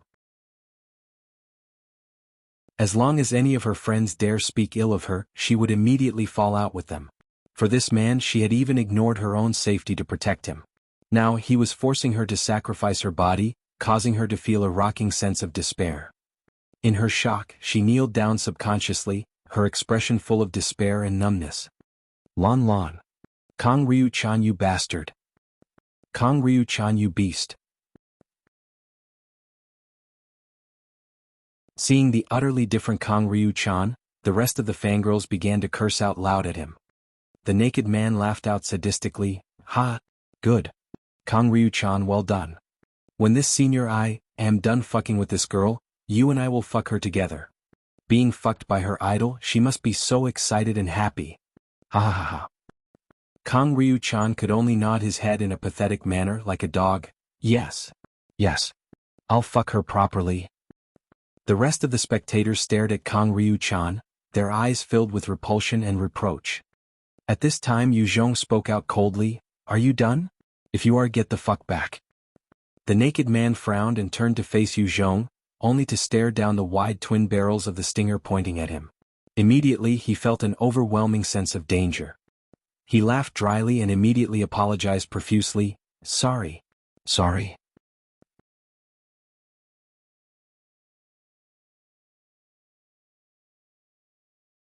Chapter 706, Strange Land. Based on Yu Zhong's personality, if someone had tried to rape a woman in front of him, he would definitely have blasted off his head without saying anything. However, it was just that he didn't care for Kong Ryu-chan much as well, and decided not to deal with the naked man yet. The naked man chuckled a little before returning to his group. He did not choose to antagonize Yu Zhong, as his guts told him this man was terrifying. Should he attempt to, he would most likely die. The fangirl who had her clothes ripped by Kong Ryu-chan had a complicated gaze, as she stared at Yu Zhong deeply before walking over, Thank you. After that, she returned to her friends without so much as a second glance at her idol, and the whole bunch of them joined the rest of their friends. When the scene was over, this group of survivors that had been thrown into the second world had already segregated into different groups. After they separated themselves, a middle-aged man in a suit asked, What the hell happened? What is this place? Does anyone know? No. Nope. Everyone shook their heads, their expressions bewildered. They had been living decently on Earth, who knew they were suddenly transported to this place. Especially those girls who only knew to chase their idols. They had been living a carefree life under the protection of an expert, but now they have seen for themselves how terrifying humans could be. Yu Zhong was clear that this was a world of the second stage. Other than that, he knew absolutely nothing. Hence, he kept silent, standing at a corner quietly while observing the rest. One bespectacled man who looked dignified spoke out, Everyone keep quiet. Quieten down. Right now, regardless of where we are, we should stick together. I think we might have been teleported here by that god. It is important to find water and food. Without it, we will die here. Hearing his words, everyone else felt their hearts run cold. They had not brought much with them. In a way, they had truly been thrown here without so much as a warning. There were no resources or rations they could have prepared beforehand. In such conditions, if they didn't find water or food, they would not last more than 3 days. The middle-aged man continued, Everyone, I'm called Ma Fan.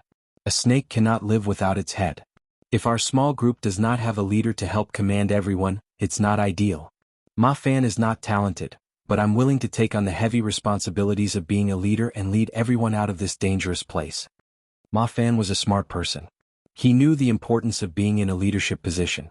In China, all the good stuff had been enjoyed by the leaders, while the rest of the people had to slog just to attain barely 1/10 of what the leaders had. The naked man glanced at Ma Fan and spat. Humph? Who the fuck are you? Do you want to be a leader? You better challenge this senior fist. As long as you can win me, you can be the leader for all I care. Ma Fan was seemingly not angry as he chuckled. Of course, the most important trait of a leader is his wits, not combat strength. I graduated from MIT and was a chairman of the Qianlu group. I believe that I have the means to lead everyone out of danger. Ma Fan was not those who sought to settle things by strength. After all, he was not one to work to his disadvantages. Yu Zhong eyed these unreasonable people and shook his head, walking towards the distance.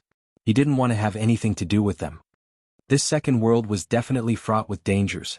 Yu Zhong wasn't willing to risk his lives for this bunch of people, nor was he willing to be their subordinate. The moment he moved, the rest of the groups hesitated before moving in their own directions. After all, there was only death should they stay. There was not a hint of greenery of life, nor food or the most precious water. In order to live, they had to at least find a water source. The group of fangirls chattered for a while before following Yu Zhong. The one who was the prettiest and had her clothes ripped earlier ran up to Yu Zhong's side. Hello. I'm called Xiaolan. What's your name? Yu Zhong. Yu Zhong replied indifferently while continuing. Xiaolan gritted her teeth and continued, Yu Zhong, thank you so much for just now. I didn't expect Kang Ryu-chan to be such a person. I was truly blind. She had liked Kang Ryu-chan, only to be let down with the earlier episode. It caused her idolization and feelings about him to crash and disappear. Yu Zhong continued walking when he suddenly frowned, as a powerful sense of danger arose in his heart. He immediately barked out, Stop.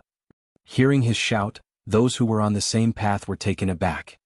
Many looked forward, yet did not discover anything. One young hooligan looked at Yu Zhong and smirked, There's nothing. Don't try and frighten us, fool. The 8 hooligans shot condescending looks at Yu Zhong before continuing forth, Let's go. Coward. One of them gave a wolf whistle to Xiaolan and the rest, Beauties. Come with us. There's no future with this scaredy cat. Us brothers will protect you girls. They pulled out their melee weapons, consisting of machetes and butcher knives, showcasing their muscles, hoping to attract Xiaolan and her friends over. If Yu Zhong had not shown his weapons earlier, they would have long since rushed over to chop him to death and snatch Xiaolan and her friends away. However, they were wary of that stinger in his hands and did not dare go overboard. Xiaolan and the rest retreated instead, standing behind Yu Zhong. Yu Zhong himself did not bother about those youths, instead coldly staring ahead. It was a vast plain of nothing, and there was no difference between the area in front and everywhere else. He did not sense any life forms, however, his danger perception was ringing like crazy, every cell in his body taut and screaming at him not to advance further. Yu Zhong's pupils narrowed as he sucked in a deep breath and said solemnly, Retreat. After that he quickly moved away. Xiaolan and the rest exchanged looks and followed his lead. They might be innocent, but they could tell that Yu Zhong was not joking. One of the hooligans continued to jeer, What a coward. There's nothing there. Brothers, let's go. We'll take a look. Go. One of them looked at Yu Zhong with despise. In order to show off their bravado, they began to walk towards the region. They pulled out their weapons and looked around warily. The leader walked for a few hundred meters and did not discover anything amiss before turning to shoot another look at Yu Zhong. What the heck? There's nothing. Coward. Yu Zhong ignored them and continued to stare at the rest of the groups, noting that most of them had already become smaller dots in the distance as they went about their own ways. No one was willing to wait for their deaths here in this desolate place. They had to look for food and water, otherwise they were doomed. Xiaolan then said, Yu Zhong, let's go over. If we stay here we'll just be waiting for death. Yu Zhong looked at the position of the youths and replied, It's dangerous there. We can't go over. He was extremely confident in his perception of danger after going through so many battles. It had saved his life countless times. Although he couldn't pinpoint the danger, he was not willing to go. One of the girls, who looked like a bookworm with her hair in a single ponytail, wearing thick spectacles, couldn't help but ask, Yu Zhong, I'm Shini. Do you mind telling us what danger is there? Yu Zhong replied mildly, I'm not too sure myself, I just feel that it's extremely dangerous there. Another girl who had maroon hair, her skin fair and her makeup thick, shot Yu Zhong a glance, her beautiful features showing contempt. Coward. You retreat every time you feel danger? Are you still a man? Men should be brave and face every obstacle that comes their way. You haven't even seen the shadow of your enemy and retreated? Are you still considered a man? This pretty yet proud girl was called Kong Chui Yun and was one of the prettier ones in the group. Although she wasn't drop-dead gorgeous, she was a decent beauty. She had been termed as a wallflower before and had been the object of pursuit of many boys. Yu Zhong glanced at her and ignored her. In all his conquests, he had come across countless beautiful women. While Kong Chui Yun was pretty, she wasn't comparable to the beauties in his own harem, and could not affect his mental state. Kong Chui Yun saw Yu Zhong actually ignoring her, and a sense of fury arose in her heart. She frowned and was about to shoot her mouth off. At this time, one of the girls shrieked in fear, "He's spewing blood." Everyone looked towards the direction, only to see the loud youth kneeling on the ground, his complexion pale. His body was trembling uncontrollably as he continued to spit out mouthfuls of blood. One by one, the rest of the youths also began to kneel, their faces contorted in pain as they spat out blood, rolling around as they struggled madly. Kong Chui Yun watched this in horror, her own face turning pale. Had it not been for Yu Zhong's warning, they would all have been part of the scene in front. Thinking to just how she had mocked him for being a coward, she felt her face burning in shame.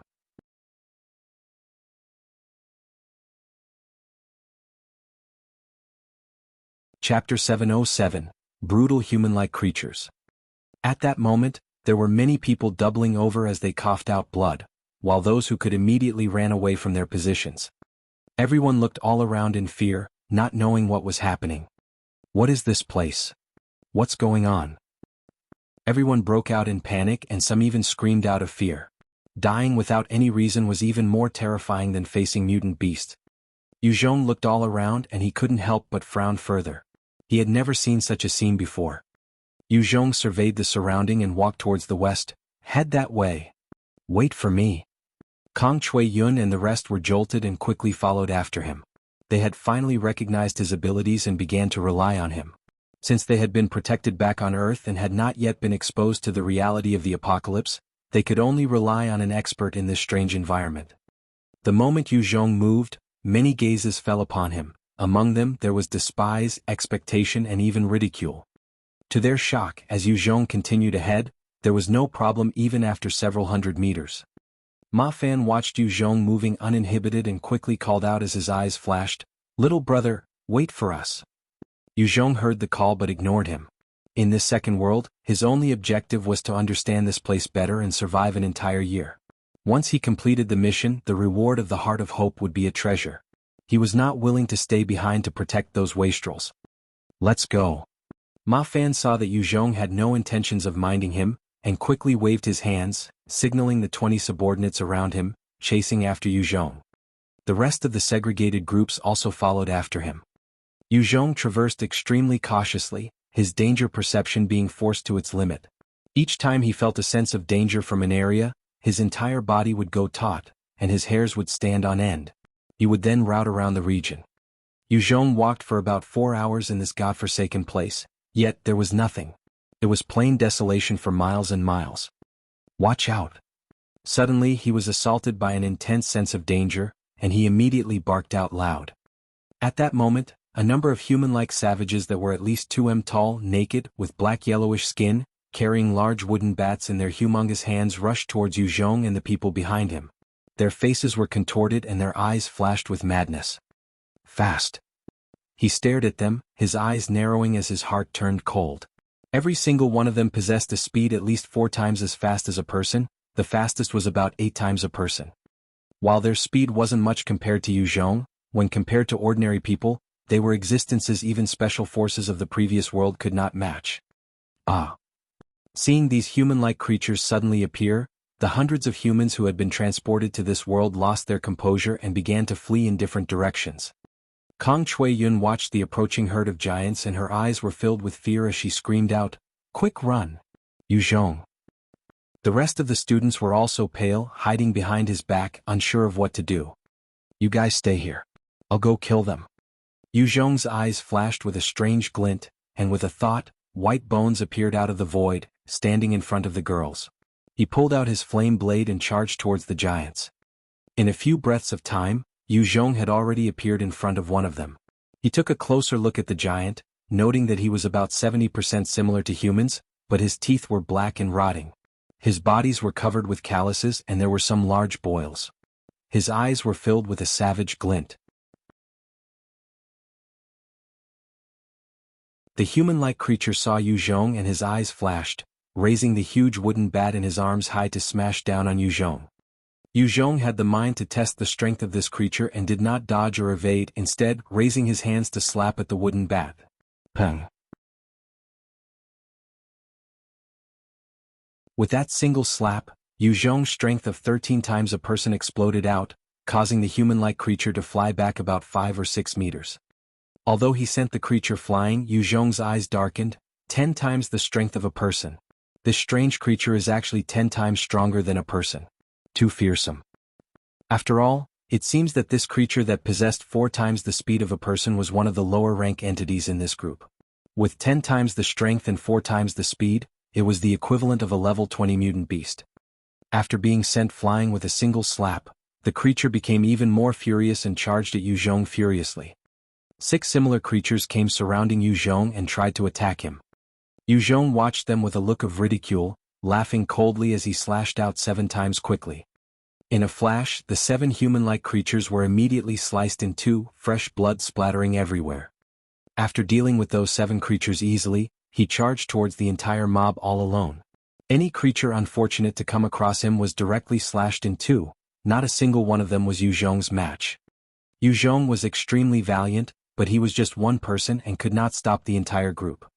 The 100-odd human-like creatures had speed way faster than ordinary humans, and quickly chased up to the fleeing survivors.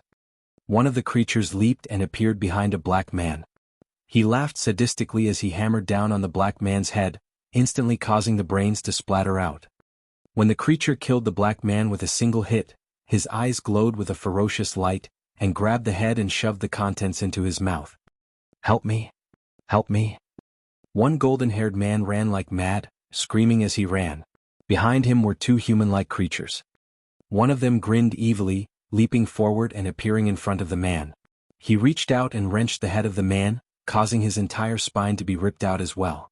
The creature then punched the head once before biting down on it and began devouring the contents. One by one, the savage creatures unleashed pandemonium on the survivors.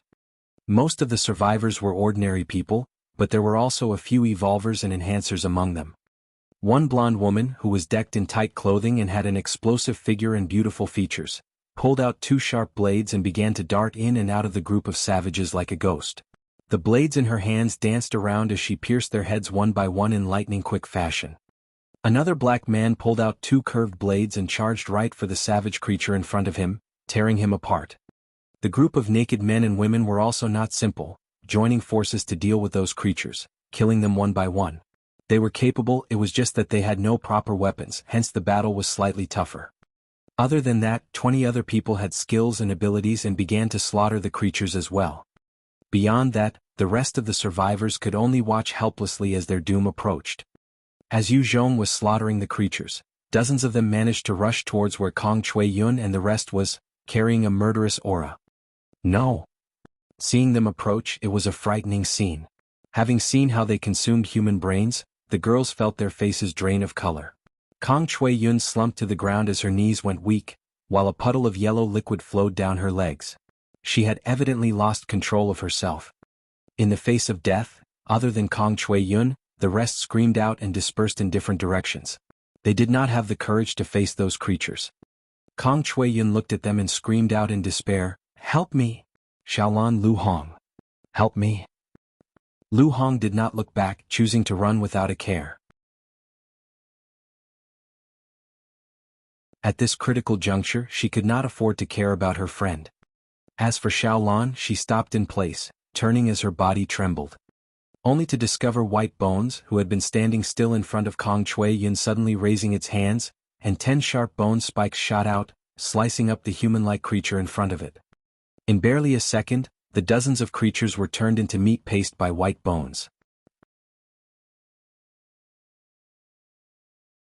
Kong Shui Yun stared in shock as White Bones dealt with the situation easily, and she was filled with shock. Strong. Xiaolan saw that and quickly shouted to her classmates, "Come back. All of you." But it was too late. A number of creatures had already caught up and quickly reached the fleeing students, flattening their brains.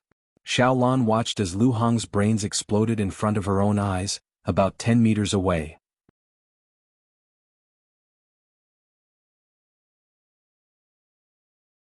Chapter 708, Soul Enhancement. Xiaolan watched as her good friend was killed in a single heartbeat, and her eyes flashed with terror, retreating madly towards White Bones. Now she knew why Yu Zhong wanted them to stay where they were. It was tougher to protect than to kill. Even for White Bones, it could not possibly protect those who chose to flee. It was only by itself. One other human-like creature panted with ragged breath, its eyes bloodshot. It licked its lips and made its way towards Xiaolan. In just a breath, the creature appeared near Xiaolan, its bat that was covered with brains and blood swinging towards Xiaolan violently. "Help!" Despair flashed past her eyes as her heartbeat quickened. The vessels in her eyes also turned redder, when suddenly, a psychic barrier appeared above her and protected her. The huge bat slammed down on the barrier, causing it to shatter, but its trajectory was delayed for a short while. At the next instant, a sharp bone blade slashed out, directly decapitating the creature, as a shower of blood sprayed out, splattering all over Xiaolan. Xiaolan's eyes were red as she gasped for breath, almost vomiting. However, her desire to live was stronger than the urge to puke, as she mustered all her strength to run towards White Bones. Along the way, the bone blade continued to soar around, slicing the heads of the many creatures all around. Strong. Xiaolan watched it all, her heart filled with shock. She managed to reach White Bones' side and stood there quietly as it continued to slaughter the human-like creatures. The remaining survivors saw how easily White Bones was slaughtering the savages, and they tried to make their way closer to it. Of the 20-odd enhancers that were fighting the savages, 7 of them had already perished, and the rest quickly made their way towards White Bones. Not a single one of them was on par with White Bones. Yu Zhong slashed out thrice, cleaving 3 savages into halves. At the same time as the creatures were slaughtered, a few strands of life energy that ordinary people could not detect were absorbed by the God and Devil imprint on Yu Zhong's arm. The moment that life energy was absorbed, they were directed towards his body, strengthening his own life force and soul. As Yu Zhong continued to slaughter those savages, he suddenly felt enlightened. As expected, I can only further improve by entering this second world. It doesn't seem like much, but killing these human-like creatures should be able to provide some benefits. On Earth, if Yu Zhong wanted to continue to enhance himself, he would have to kill those Type 4 mutant beasts or even Type 5 ones that could annihilate entire countries. Furthermore, killing the mutant beasts on Earth strengthened his body, while killing the life forms in this second world enhanced his soul. Although there was no direct or immediate boost to his strength, he knew that it would definitely benefit him in the long run. Strong. The rest of the survivors watched in shock as Yu Zhong continued to slaughter the savages easily. Even the blonde lady, whose figure and looks were astounding, had a strange glint in her eyes while she continued to kill the savages in her own way. Under the joint efforts of Yu Zhong and White Bones, over half of the 100-odd savages were killed. When the rest saw that things weren't going well, they quickly turned and fled. Trying to escape? Let me see where you guys are hiding. Yu Zhong watched them flee and did not continue to unleash his fury, instead choosing to chase after them. Since these creatures were fleeing, they would not head to those strange regions that caused the survivors to die without any warning. These savages weren't a threat to Yu Zhong, only the regions that could cause the strange deaths were truly terrifying. After passing a hill, Yu Zhong saw a village that had no defenses whatsoever. The remaining 60 or so savages quickly escaped into the village. Within seconds, many other naked female savages with breasts hanging out came charging out of the villages. They were really ugly and their bodies were full of calluses. Other than them, there were also younger versions of the savages, likely the younger generation, grabbing weapons as they came charging at Yu Zhong as well. Yu Zhong shot them a cold look, seeking death. In a flash he charged right through the village. The hundreds of savages came pouncing towards Yu Zhong. The flame blade in his hands flashed out, slicing towards those human-like creatures, and they were quickly turned into dismembered body parts. Not long after Yu Zhong left, White Bones suddenly stirred from its stance, chasing after Yu Zhong with big strides. "Wait for me." Xiaolan and Kong Chui Yun called out in anxiety as they followed. Without its protection, they were just ordinary girls without any combat strength. They could be easily killed. Ma Fun chased after as well, calling out urgently, "Brother! Your strength is powerful, please stay and protect us. We have over 100 people here, if you leave, we will all be in danger." Initially there were a few hundred survivors, but after the slaughter, 100-odd were left. If it hadn't been for Yu Zhong and White Bones, the survivors might have all been wiped out. "Brother, please stay. Please stay and protect us." The sounds of begging began to ring out, as many of them hoped White Bones would protect them. They weren't willing to join Yu Zhong in fighting those savages. The weakest of those human-like savages were at least equivalent to mutant beasts of level 20, and these humans were simply not a match for them. The moment White Bones left, they would lose the protection of a powerful expert, and naturally were filled with fear. With regards to their begging, White Bones ignored them and continued ahead towards Yu Zhong. Xiaolan, Kong Chui Yun exchanged looks and chased after. As long as they were beside White Bones, they felt safe. The rest of the enhancers also exchanged looks before following. Having undergone battles as well, they were clear that only by following White Bones would they have the greatest chance of survival. Holding up here was waiting for death. The rest of the survivors saw all these and immediately followed suit. When they caught up to the hill, they immediately saw Yu Zhong engaged in an all-out slaughter of the savages. Strong. There were at least 200 of the savages, but whenever they were within 5 m of Yu Zhong, they would directly be sliced apart by his powerful blade. Everyone was rocked as they watched him. Many of the younger women and teenagers had strange looks in their eyes.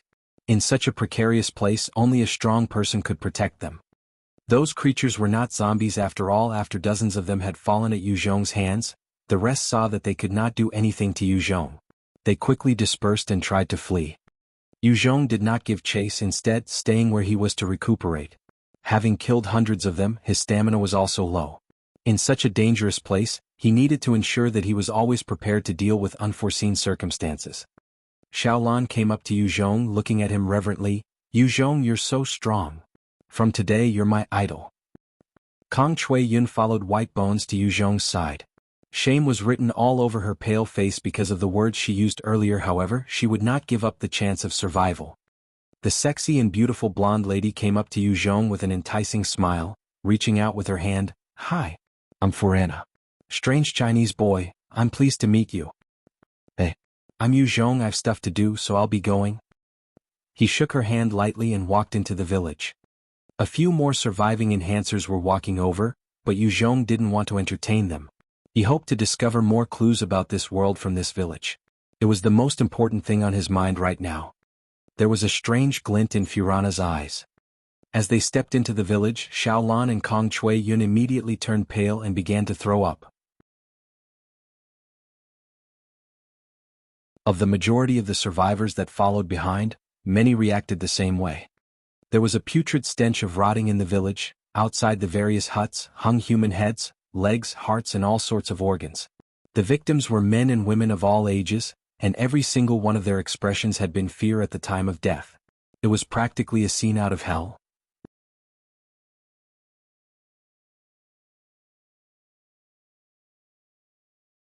Chapter 709, Radiation Detector. These damn beasts. Kong Chui Yun cursed out loud before walking over to Yu Zhong and gripping his shirt tightly. She had seen the head of a girl not more than 12 hanging outside a hut. That horrific and tragic sight had almost driven her insane. In this hellhole, if she didn't grab Yu Zhong's shirt, she didn't have the courage to linger. Su Lan observed Yu Zhong carefully, noting that he was walking through this godforsaken place without any expression, as she thought to herself, just what had he gone through for his heart to be numb to this extent? Yu Zhong had seen his fair share of depravity and cruelty, especially in Country A. He had seen the natives not even sparing kids. It was not easy to shake the resolute will and heart of his. Even so, no matter how strong his mental fortitude, seeing the state of the savages' victims, his fury boiled, his killing intent billowing. He pushed open the door of one residence, and was assaulted by a strong rotting stench. He looked around carefully, noticing a bed, a table, some chairs and other furniture similar to a human's residence, just bigger and smellier. Yu Zhong looked around for a while, his eyes brightening, as he noticed an electronic device the size of a palm on a table. He quickly grabbed it. Radiation detector. Able to discern radiation levels of 1 to 9. Yu Zhong read the notification that appeared as he held the device. He felt his heart sink. Radiation? Could it be that this world has places of radiation? Or is it that there are multiple regions of radiation located everywhere? Radiation was a terrifying thing. If there was long-term exposure, humans could develop cancer. After using the nuclear missile to blast the evolved intelligent zombies, 100 miles around it had immediately been cordoned off and labeled as prohibited. It was unlikely to be inhabited in the next 100 years. It was because of the hazardous effect of radiation that Yu Zhong still kept 14 nuclear missiles, not utilizing them against the zombies. Yu Zhong pressed a button, causing the radiation device to light up, as a line of characters appeared. The region has a radiation level of 3. It is considered mildly polluted, and administering the level 3 anti-radiation drug will allow one to traverse smoothly in this region. Yu Zhong looked at the reading and his expression turned ugly. Mildly polluted, that means that the region is already contaminated? Shit, aren't we exposed right now? If we don't administer the drug, it'll be dangerous. Alright, those mysterious deaths, could it be those regions were highly polluted? The radiation could cause someone to die so instantaneously? Yu Zhong felt confident in his abilities in dealing with even a Type 4 mutant beast. However, there was radiation everywhere, he could not possibly fight against that. The level 5 defense vest on him had the ability to defend against radiation, but his head had no protection. That was to say, while his body could be immune to it, his head was still vulnerable. He continued searching around the room, discovering a bag of black wheat and some dozens of bones, a sight that could cause anyone to throw up. After leaving the room, Yu Zhong discovered the majority of the survivors hiding outside the village. Many of them had caught sight of the gruesome sight of the corpses and began vomiting. Few dared to venture in. The enhancers were different, half of them following Yu Zhong and checking out the houses of the savages, scavenging for usable resources. After a while, the braver ones seemed to have understood and began to swarm into the village. Other than Xiaolan and a few others who had been protected throughout the apocalypse, the rest had experienced their own hardships. Rations and resources were important and they knew that. In such a place where the conditions were harsh, the importance of food could not be greater. Yu Zhong grabbed the bag of black wheat and threw it to Kong Chui Yun. "Take this." Immediately she squealed in disgust. "What is this? It stinks. It's dirty. I'm not holding this." Yu Zhong immediately shot her a cold look. When she saw that, Kong Chui Yun felt her body go cold. While she was proud and had her temper, she was not stupid. She was clear that the moment Yu Zhong abandoned her and Xiaolan, the both of them would die in this forsaken place. Especially those naked men, they would not let them go either. The corners of her mouth tightened as she fought back some tears and grabbed the bag tightly. Yu Zhong turned around, not minding her as he looked to his left and right, directly entering the largest room. Xiaolan's eyes flashed with a glint as she offered, "Chui Yun, let me help you." Kong Chui Yun shook her head resolutely, "No need. I'll do it myself." Xiaolan looked at her and didn't say anything more. Instead, she entered the room right after Yu Zhong. As Yu Zhong stepped in, he immediately saw dozens of assault rifles and sniper rifles hanging everywhere in the room, while the bullets were all thrown in a stone basin. Yu Zhong took those rifles and assessed them carefully. "These guns are ordinary, doesn't seem like they're more advanced than the technology on Earth. Seems a little old." Xiaolan entered the room and was immediately attracted to the guns. She hesitated a while before grabbing a bag of black wheat that she saw. After the close shave with death, she felt more clear about the importance of staying alive. She didn't want to be useless and abandoned by Yu Zhong. Yu Zhong casually placed a rifle down before looking around carefully.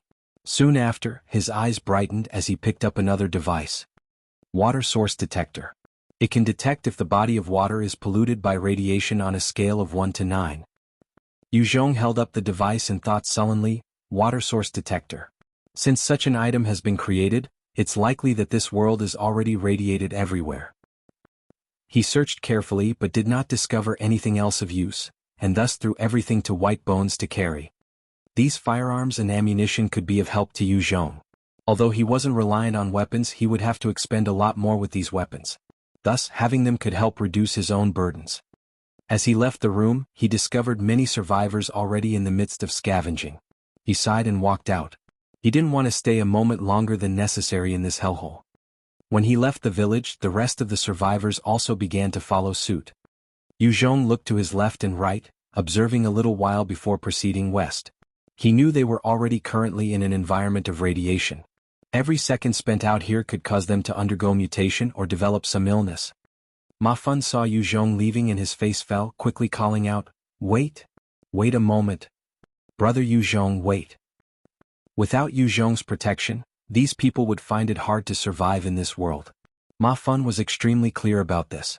He hoped Yu Zhong would stay behind to protect them all. Yu Zhong glanced back but continued after ignoring him. Xiaolan and Kong Chui Yun followed Yu Zhong tightly. Forana and the rest of the enhancers exchanged looks and quickly followed him as well. "Let's go." Ma Fun gritted his teeth and brought the survivors out, following Yu Zhong. His initial wish of gathering the survivors to lord over them had long since been dashed. With the radiation detector, Yu Zhong was slightly more relaxed, using it to determine the level of radiation in the region. Any place with a radiation level of 4 was considered mid-polluted. Yu Zhong would avoid these places immediately. They continued walking for an entire day before Yu Zhong decided to stop and set up camp. Seeing that he stopped, everyone heaved a sigh of relief. With a flip of his hands, a bottle of mineral water appeared in his hands. He drank it down in one shot. After walking an entire day, everyone felt parched. Seeing how cleanly Yu Zhong drank, everyone gulped, their eyes flashing with envy. Xiaolan hesitated a while before coming up to Yu Zhong and pleaded, "I'm thirsty, can I get some water please?" Yu Zhong looked at her, frowning a little before he pulled out a bottle and poured out a cap for her. Xiaolan's eyes flashed with disappointment, but she still thanked him, "Thank you." Kong Chui Yun could not help but mutter when she saw that miser. Ma Fun came up to Yu Zhong saying, "Brother, Ma Fun, I know you have water on you. Now everybody's thirsty, please spare some for everyone."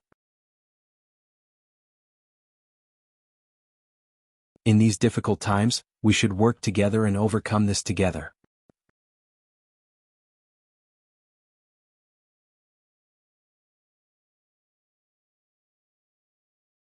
Chapter 710, Precious Water. Yu Zhong eyed Ma Fun coldly and scoffed, "The water I have, was what I brought with me, what does it have to do with you? If you want a drink, go find it yourself. Don't bother me." Scram. When Yu Zhong saw the water source detector, he knew that clean water free from any contamination was extremely precious. He did indeed have a large amount of water in his storage ring. It was enough to last him half a year. However, if he were to give it out to these hundreds of survivors, it would be gone in a few days. He did not fancy himself as a saint, nor did he intend to sacrifice himself for the sake of the rest.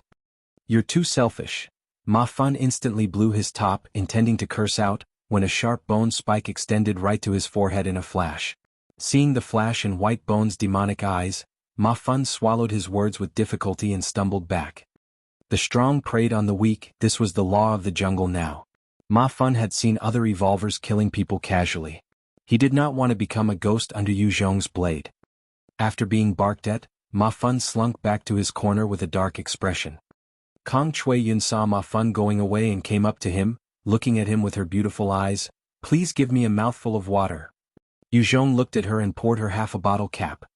Kong Chui Yun received it and thanked him profusely, "Thank you." She could tell that food and water was extremely important. Yu Zhong was willing to give them, thus they could live. She took the half cup of water and noticed many gazes on her, which were filled with envy, jealousy, hope and other sorts of emotions. She felt a certain rush of being above the rest. Yu Zhong took out a bread, tearing open the packaging and flung it away casually. Before it landed, Xiaolan immediately reached out to grab the packaging, extending her tongue to lick the inside of the packaging. Kong Chui Yun was shocked when she saw this before she suddenly understood. They were in a much harsher environment than Earth, every bit of food was precious. Yu Zhong's eyes suddenly brightened as he finished the bread in 2 or 3 bites, and ran towards the north. Not long after, Yu Zhong came across a flowing water body. His heart was filled with joy. With water there was a chance of life. With life there was potential food as well. Yu Zhong looked at the stream, his eyes narrowing. He did not see any signs of life in the stream. Suspicious, he took out the water detector and stuck it in the water. Immediately, a sound of warning came from the device. "Warning. Warning. Water radiation is level 7, considered highly polluted. Do not consume, as it will cause your body to either mutate or break down. Yu Zhong's face turned as he recoiled in horror, as though dodging a snake. It was the first water source that he came across, but even then it was undrinkable. This proved that there was nothing in the vicinity fit for human consumption. If there was anything humans could eat, it would be the blackened wheat or human flesh itself. One enhancer who had been following closely behind immediately rushed up to the stream when he saw it. There was a look of frenzy and excitement in his eyes as he shouted, "Water! There's water! This is great! Ha ha ha! There's water!" Yu Zhong looked at him and warned him, "Careful, the radiation level of the water is at level 7. Level 7 radiation?" The enhancer looked at Yu Zhong suspiciously before laughing coldly, and cupped the water as he began to drink huge gulps of it. He broke into a wide grin. Such sweet water! So clear and so sweet! He was drunk with happiness and shot Yu Zhong a challenging smile. Yu Zhong could not be bothered and left. Since he was recognized as the strongest among them, his every action attracted everyone's attention. They discovered the stream and everyone charged over immediately. Having walked the entire day, they were truly thirsty. In order to start a fire and cook, they would need some water as well. Yu Zhong looked at the frenzied people and spoke indifferently, "This stream is already polluted with a radiation level of 7. There might be harm in consuming it." Hearing his words, everyone began to hesitate.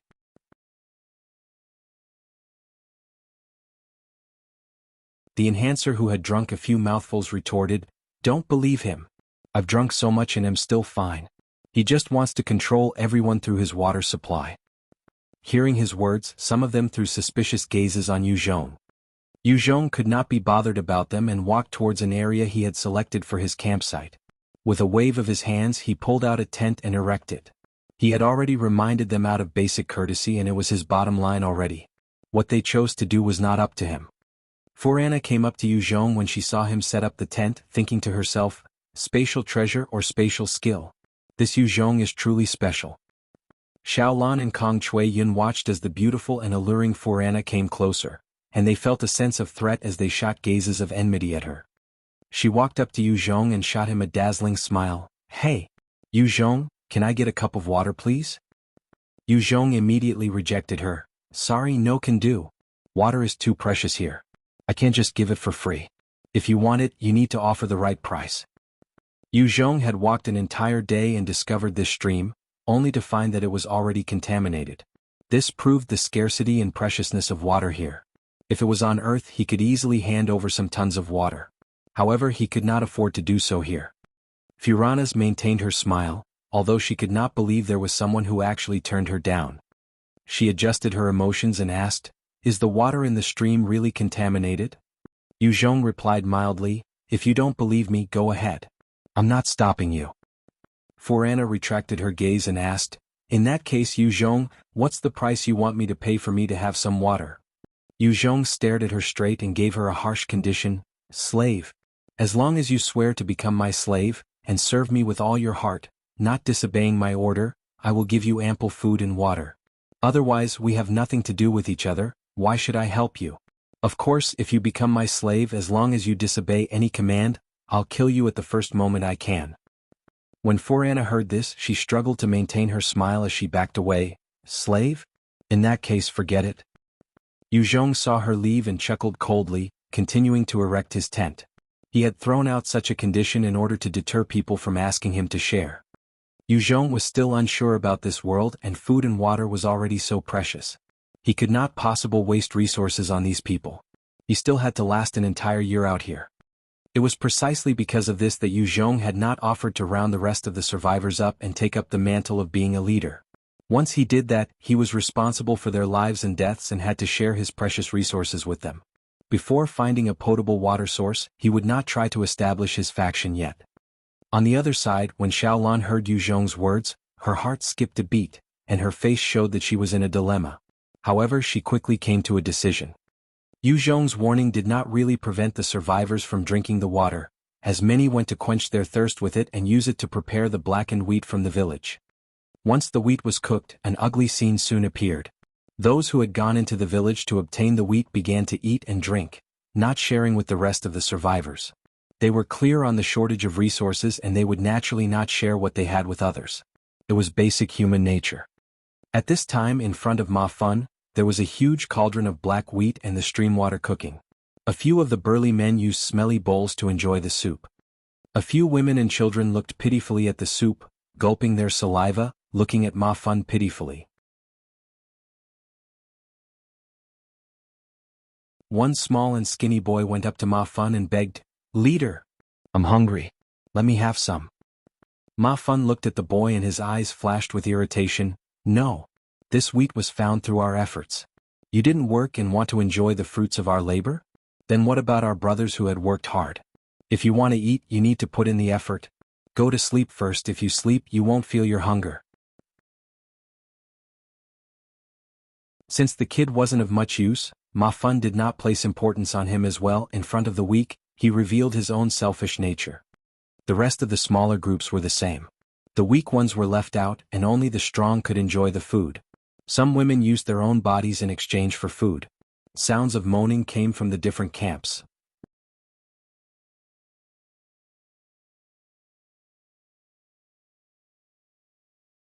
Chapter 7:11, Mutation. Yu Zhong's warning was effective for some of the survivors. Although these people and enhancers were hungry and thirsty, they gritted their teeth and bare with it, not eating the black wheat nor water. Yu Zhong had discovered a few scientific equipment from the village. Likewise, some of them had found the same. As long as one was not stupid, they could guess that this world was already irradiated.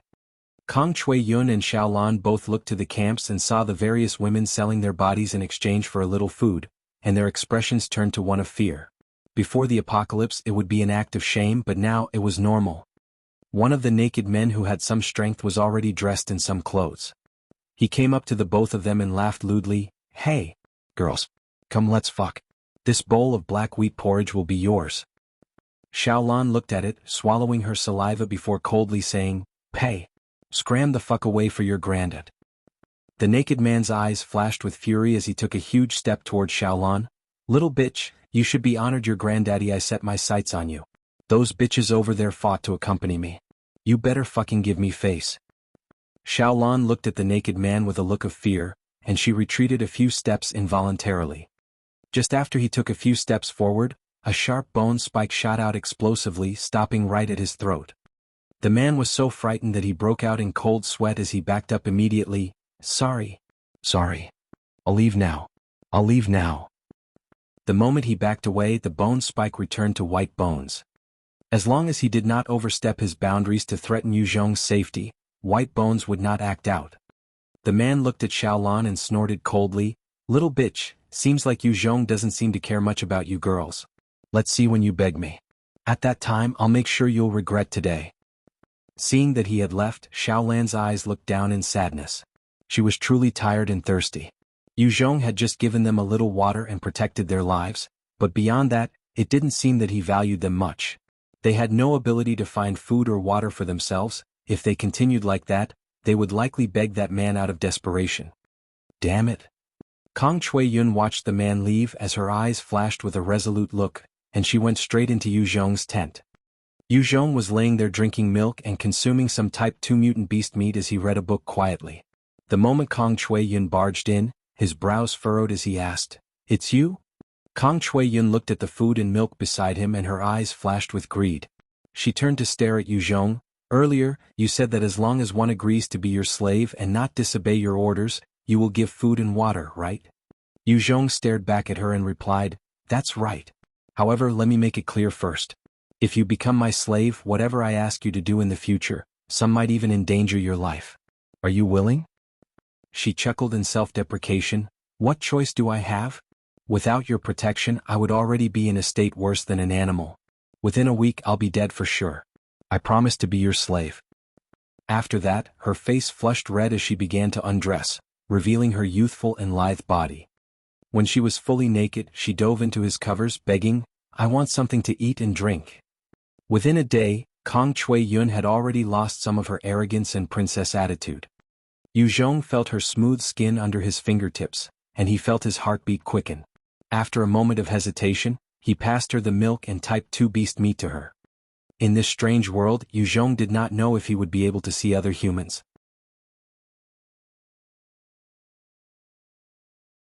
If this world was left with only those savages or other humans who would not accept him, then his companions would these survivors that arrived together with him. He had no way of saving hundreds of them, but one or two were still within his capability. Kang Chui-yun accepted the food in happiness and gobbled them up. She finished the food, cleaning her lips before looking towards Yu Zhong coyly. Do you want to do it with me? No need. Go to sleep, we have to be on our way tomorrow. Yu Zhong turned off the light and immediately went to sleep. In response, Kang Chui-yun felt a sense of relief, yet disappointment at the same time, before hugging Yu Zhong's arm to sleep. The second day Yu Zhong and Kang Chui-yun ate breakfast before leaving the tent. Xiaolan was curled up, her face pale and cold. She looked at Kang Chui-yun who walked out with Yu Zhong with a look of jealousy and contempt. Kang Chui-yun looked at Xiaolan and spoke with a lofty tone, handing her some bread and water. Lan Lan, you must be hungry. Take this. Xiaolan looked at the bread and water, her eyes filled with a complicated gaze as she thanked her. Thank you, Chui-yun. Xiaolan was extremely clear on the value of the bread and water. It required an entire night with a woman to exchange. Ah. Save me. It hurts. At this time, there were screams of agony and moaning from the group of survivors. Yu Zhong immediately charged towards their location. He discovered a number of survivors kneeling on the group spewing out blood, thrashing about on the ground. They were struggling painfully and there seemed to be about 90 of them. The remaining 30 or so looked at them helplessly, their hearts cold. Yu Zhong came up to Furana and asked solemnly, "What's going on?" Her lips were slightly chapped and her expression ugly. These people were those who drank from the stream. Seems like the water is truly radiated. Yesterday Yu Zhong had already given his warning, however, due to the immense thirst, those people had thrown all caution to the wind and drank from the stream. The effects were showing right now. Yu Zhong frowned and looked at the survivors carefully. He noticed one particular survivor who was on the ground and his eyes narrowed. He saw that as the survivor spat out blood, his forehead began to split open, revealing rows of sharp teeth, looking like a freakish monster. Yu Zhong continued to look at the rest of the survivors, noting another one growing a scorpion tail, while another had multiple boils on his face. One had sharp claws growing out of his right hand. Yu Zhong looked at the mutating survivors and frowned. Is this mutation? Under the radiation humans could actually become like this. Truly astounding. Or maybe there's something else in the world that causes an effect. Save me. Save me. At this time Ma Fun saw Yu Zhong and came crawling towards him while still throwing up blood. However, after a few meters he spat out a large mouthful and died with blood running down his orifices. Due to the differences in body constitution, some survivors quickly died, while others were still struggling violently. Yu Zhong stayed a while before turning and walking away silently. The most important thing was to find a way to communicate with the inhabitants of this world. Otherwise, if they stayed on too long, there was no telling what would happen. He had enough water and food on himself, but these 30 other survivors didn't. Furana and the rest of the survivors picked up the items of the deceased and followed Yu Zhong. Kang Chui-yun swept her gaze over the survivors and felt shocked. In just another day, another 100 had died. This world was terrifying, beyond her imagination. She turned to look at Yu Zhong and felt her emotions calm down. As long as there was him to protect her, she believed she could live on. Everyone followed Yu Zhong quietly. In front, there was only a wide, vast area of nothing. Not a single shred of green to be seen, while bullet shrapnel was scattered everywhere. The survivors following behind Yu Zhong began to get more irritable, their eyes flashing with red. They had gone an entire day without water, and walking for so long was causing them to dehydrate, making the thirst even more unbearable.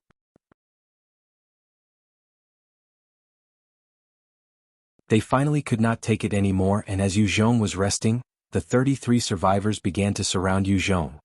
Yu Zhong looked at the survivors who obviously had bad intentions and asked coldly, "What do you think you're doing?" After a moment of hesitation, the naked man from last night stepped out, looking at Yu Zhong darkly.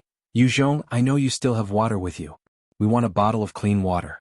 As long as you can give us a bottle and let us live, that's fine." Yu Zhong's face turned ugly. "No. I have water, but that's mine. I need to traverse this place for God knows how long.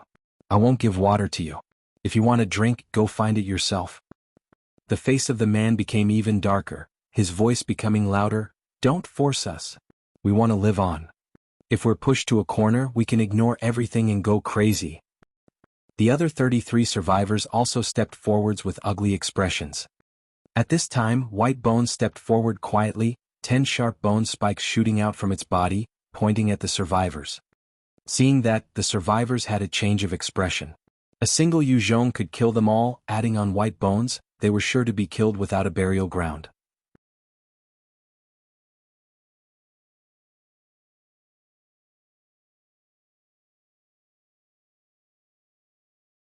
Chapter 7:12, The Price of Water.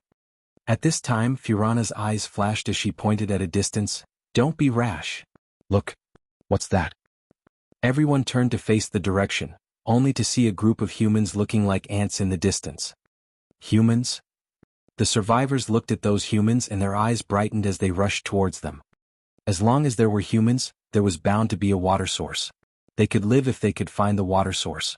They weren't fearful towards ordinary humans as well. Yuzhong looked at them and turned to speak to Xiaolan and Kong Chui Yun.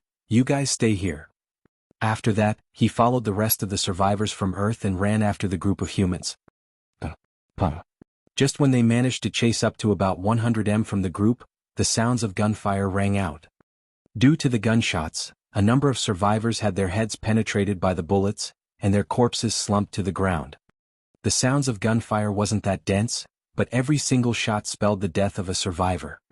Under the suppressing fire, the survivors immediately got down on the ground and rolled for cover. As Yuzhong made his way there, he could feel a terrifying gaze fixed on him. What powerful sniping skills, there must be a sniper.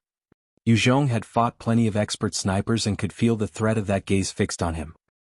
He called out to the group of humans in a resounding voice, I have no ill intentions. I hope to speak to your leader. A bullet whizzed through the air in response to Yuzhong's statement. Damn it. With a flash of his body, he dodged the bullet easily, but his eyes turned cold. He was trying hard to be nice, but these people were being unreasonable. His killing intent immediately billowed out. Without any hesitation, Yuzhong pulled out an assault rifle and fired a single shot into the distance. The sniper who fired at Yuzhong had his head immediately blasted apart. Since Yuzhong had started killing, he did not hold back anymore. He quickly dashed forwards, firing a number of shots, causing their own warriors to fall. Those people could feel the threat of Yuzhong and began to fire back madly. Yuzhong himself turned into a beam of light that charged right through the midst of humans, and with a sweeping fire, he killed those soldiers wielding guns.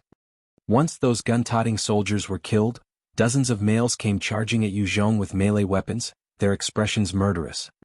Yuzhong looked at the men, his eyes flashing with cold killing intent, and he swept out mercilessly, firing his gun. In the dense barrage of bullets, the men who were charging over had their heads riddled with bullets and died. Yuzhong wiped out the attackers easily and shot a look towards the rest of the humans. He discovered the group consisted both males and females, although their hair color was interesting. Some were blue, some gold, some silver, some black. Their skins were white, yellow and black. It was all mixed and there were about 100 of them. They were looking back at him with fear. One blond old man had a frightened look as he came up to Yuzhong, kneeling down before speaking in some strange form of Chinese. Glorious divine warrior, I'm Ifan, the patriarch of this group of vagabonds. We had attacked you and your subordinates without knowing better, please pardon our offense. With a swoosh, the 100 off humans kneeled down and pleaded, Glorious divine warrior, please pardon our offense. Yuzhong quickly came to an understanding when he heard them. Divine warrior? What's that? The term for the experts in this world? The rest of the survivors came over, and saw the group of soldiers and strange humans kneeling in front of Yuzhong. Their hearts were filled with shock.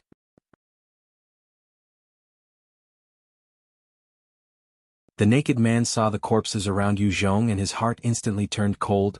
Strong. Luckily we didn't do anything earlier, otherwise I would be dead. Furana looked at Yuzhong, her gaze complicated. He's truly strong. Yuzhong glanced at Ifan, saying, Water, food. The blond old man looked towards a beautiful girl of about 11 or 12 beside him with a fully developed body and said, Dina, go get some water and food for the divine warrior. The blonde girl quickly burrowed into a tent, carefully taking out a bowl of clear water and a biscuit mixed with some strange substance in front of Yuzhong. Yu Zhong looked at the water and brought out the water detector to stick it in. Warning. The water radiation level is 4, and is classified as moderately polluted. If consumed in large quantities, there is the risk of mutation. Yu Zhong shot Ifan a look with killing intent, coldly barking, "This is moderately polluted and you dare offer this to me? Are you sick of living?" Ifan immediately got down on his knees and kowtowed while trembling profusely, "Esteemed divine warrior. The best water that we can find is already at level 4 radiation. Anything that is level 3 and below can only be obtained from Red Rock City. This is our best quality that we can provide." Level 4 radiation is already the best? Yu Zhong stared at the water, his expression falling. He had thought to obtain some ration and water from these vagabonds. Seemed like his plan had to be changed. Yu Zhong continued asking Ifan, "Do you know how to get to Red Rock City?" Ifan replied fearfully, "I know. Follow this road all the way west and you will reach it. However, it will take about 6 days." Yu Zhong looked at him and ordered, "Bring me there." Ifan returned his look with respect. "Yes. Esteemed divine warrior." Just then Forana asked Ifan, "Can the water with level 4 radiation be drunk?" The 33 survivors also came closer, looking on silently. Ifan replied respectfully, "Can. However, there's a risk of danger to the body. In truth, other than pure, clean water, all other water sources have some form of radiation, which is harmful to the human's body. It's just that the degree of danger varies.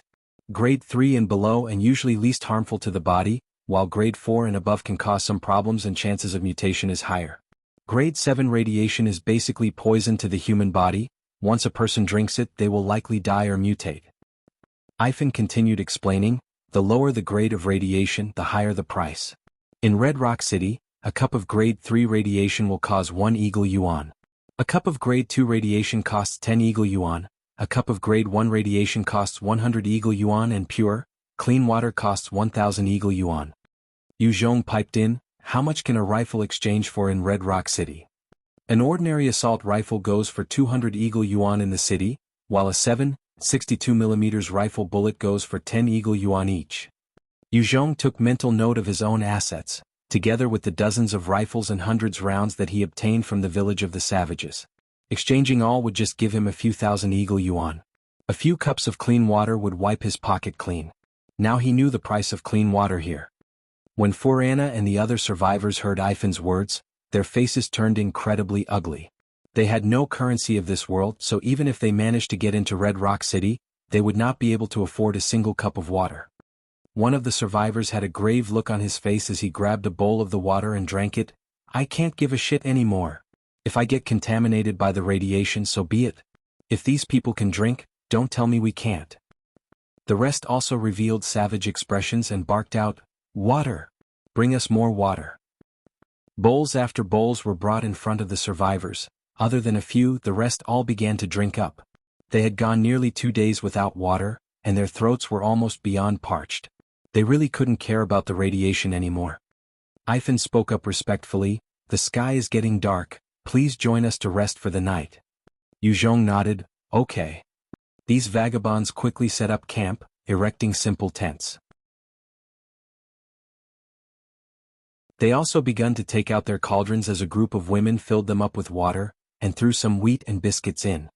Suddenly the faces of the survivors changed. They saw a few men dragging out a human corpse from one of the vehicles, chopping it up, before throwing it into the woks and cooked them. Seeing such a scene, Kong Chui-yun could not help but turn pale. Xiaolan covered her mouth, suppressing her urge to puke. Yu Zhong's countenance wasn't any better. Although he had killed countless of lives, the one thing he hated the most was cannibalism. As long as he saw it, he would kill the offenders without mercy. Ifan was a smart person, and when he saw Yu Zhong's expression, he immediately got on his knees in fright, saying, "Esteemed divine warrior. We didn't kill this person. It was a corpse that we exchanged for with another vagabond tribe. We didn't commit murder." Yu Zhong's face was dark as he asked, "Do you all consume this?" Ifan's eyes flashed with pain. "Esteemed divine warrior, we have no choice. There is little food out here in the wilderness. If we don't consume this, we can't live on. Us vagabonds are just slightly better off than those savages, but even so, we're still lowly existences on this plane. In order to live, we have to eat anything."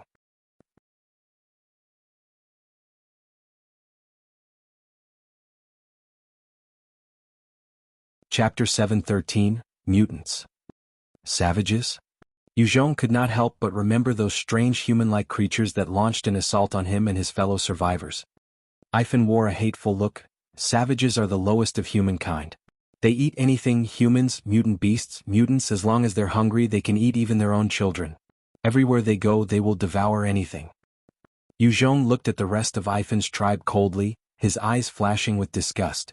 However, this wasn't Earth. Even if he hated their actions, he had no intention to kill them. He became clearer on the cruelty of this world. The vagabonds surrounded the huge wok, and everyone scooped up their helping of broth and wheat, carefully consuming the food, not leaving even bones behind. The rest of the survivors from Earth felt their faces drain of color. As enhancers, they were people of lofty status and had never had to resort to cannibalism at all.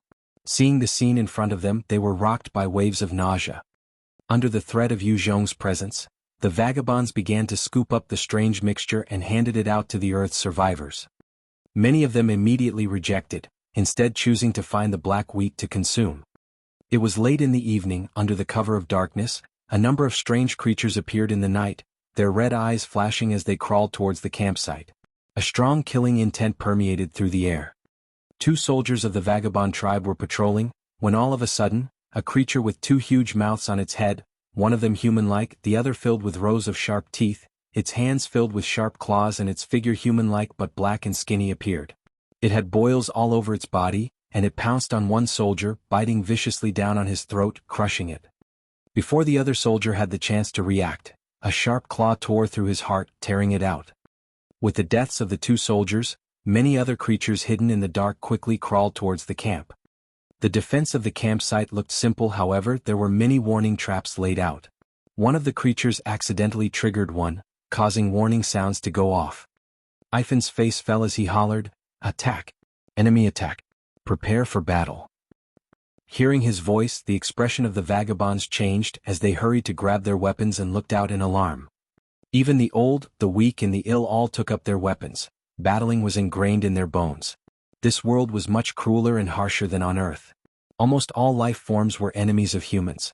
If they wanted to live on, they had to fight or else they would die. When these vagabonds took up their weapons, the strange creatures had already charged through the campsite, beginning their slaughter of the vagabonds. Ivan saw the creatures and his face turned incredibly pale. "Mutants, damn it, it is the mutants. We're finished. Finished."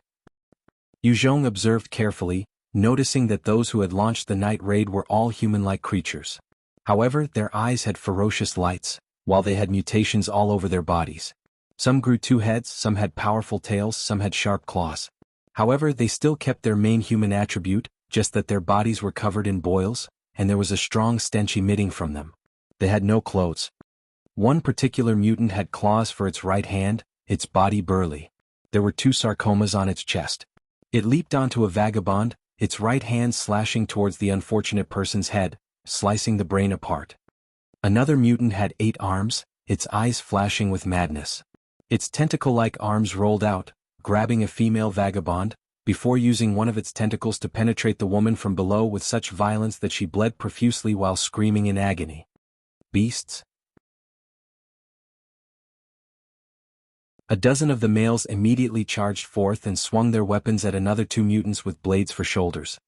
The 2 mutants reacted swiftly, their blades flashing out with a speed faster than the sound barrier, and the dozens of vagabonds were immediately sliced apart. The 2 mutants then began to devour the brains of their dead victims. Pung. Within the tribe, a few had rifles and they had already begun firing at the mutants. As the gunshots rang out loud and clear, 2 mutants had their heads exploded. The rest began to pounce towards the soldiers with the weapons. One of them waved its hands, firing out 2 sharp bone spikes from its right hand, piercing the body of the sniper and knocking him back. Another one released a sack of pus from its body, and the green, poisonous slime landed on the body of the sniper.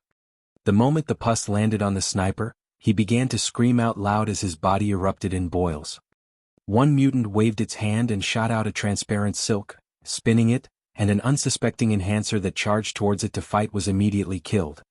The fight caught them unprepared and unaware, with everything happening fast and brutal. The vagabonds were almost all wiped out at the start. A few enhancers who tried to take them on were also killed easily. It was like hell on Earth, where the mutants were easily slaughtering the humans. Even the enhancers brought here from Earth could barely hold on. These enhancers who had held their own against mutant beasts and take on the savages from before was helpless before these mutants. Among the enhancers, the strongest was the naked man, Forana, a black guy and another sword-wielding Asian. Of these four, the naked man had lost his head immediately to one of the mutants with blades for shoulders. Forana had her ribs smashed by a single kick from one of the mutants. As for the other two, they had not yet come across any of them. Su Lan and Kong Chui Yun saw the sudden surge of mutants and their faces flashed with fear, as they stood behind Yu Zhong. They're powerful. Yu Zhong looked at how the mutants carried out their slaughter and his heart turned cold. Each of them had their own unique abilities, and their combat prowess was on par with evolvers of level 30 or so.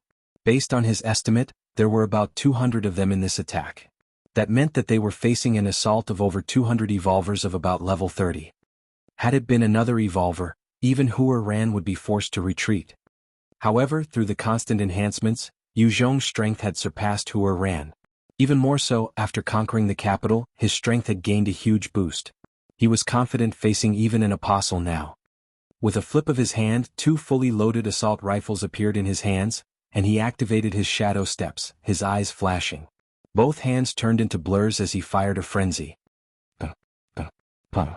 Following the dense gunshots, many of the mutants fell under Yu Zhong's marksmanship.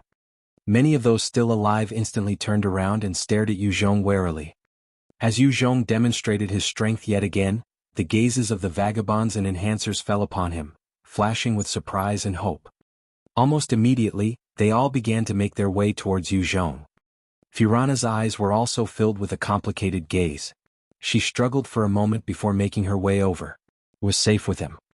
At that moment, one of the mutants with the blade shoulders appeared in front of Furana, its blades already slicing midway at her head.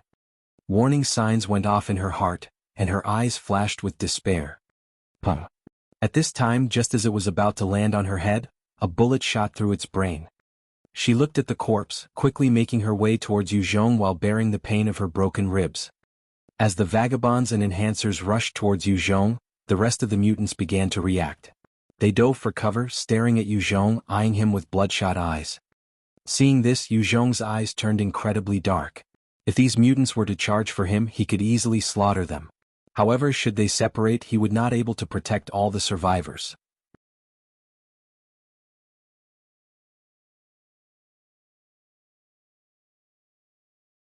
Chapter 714, Type 3 Mutants.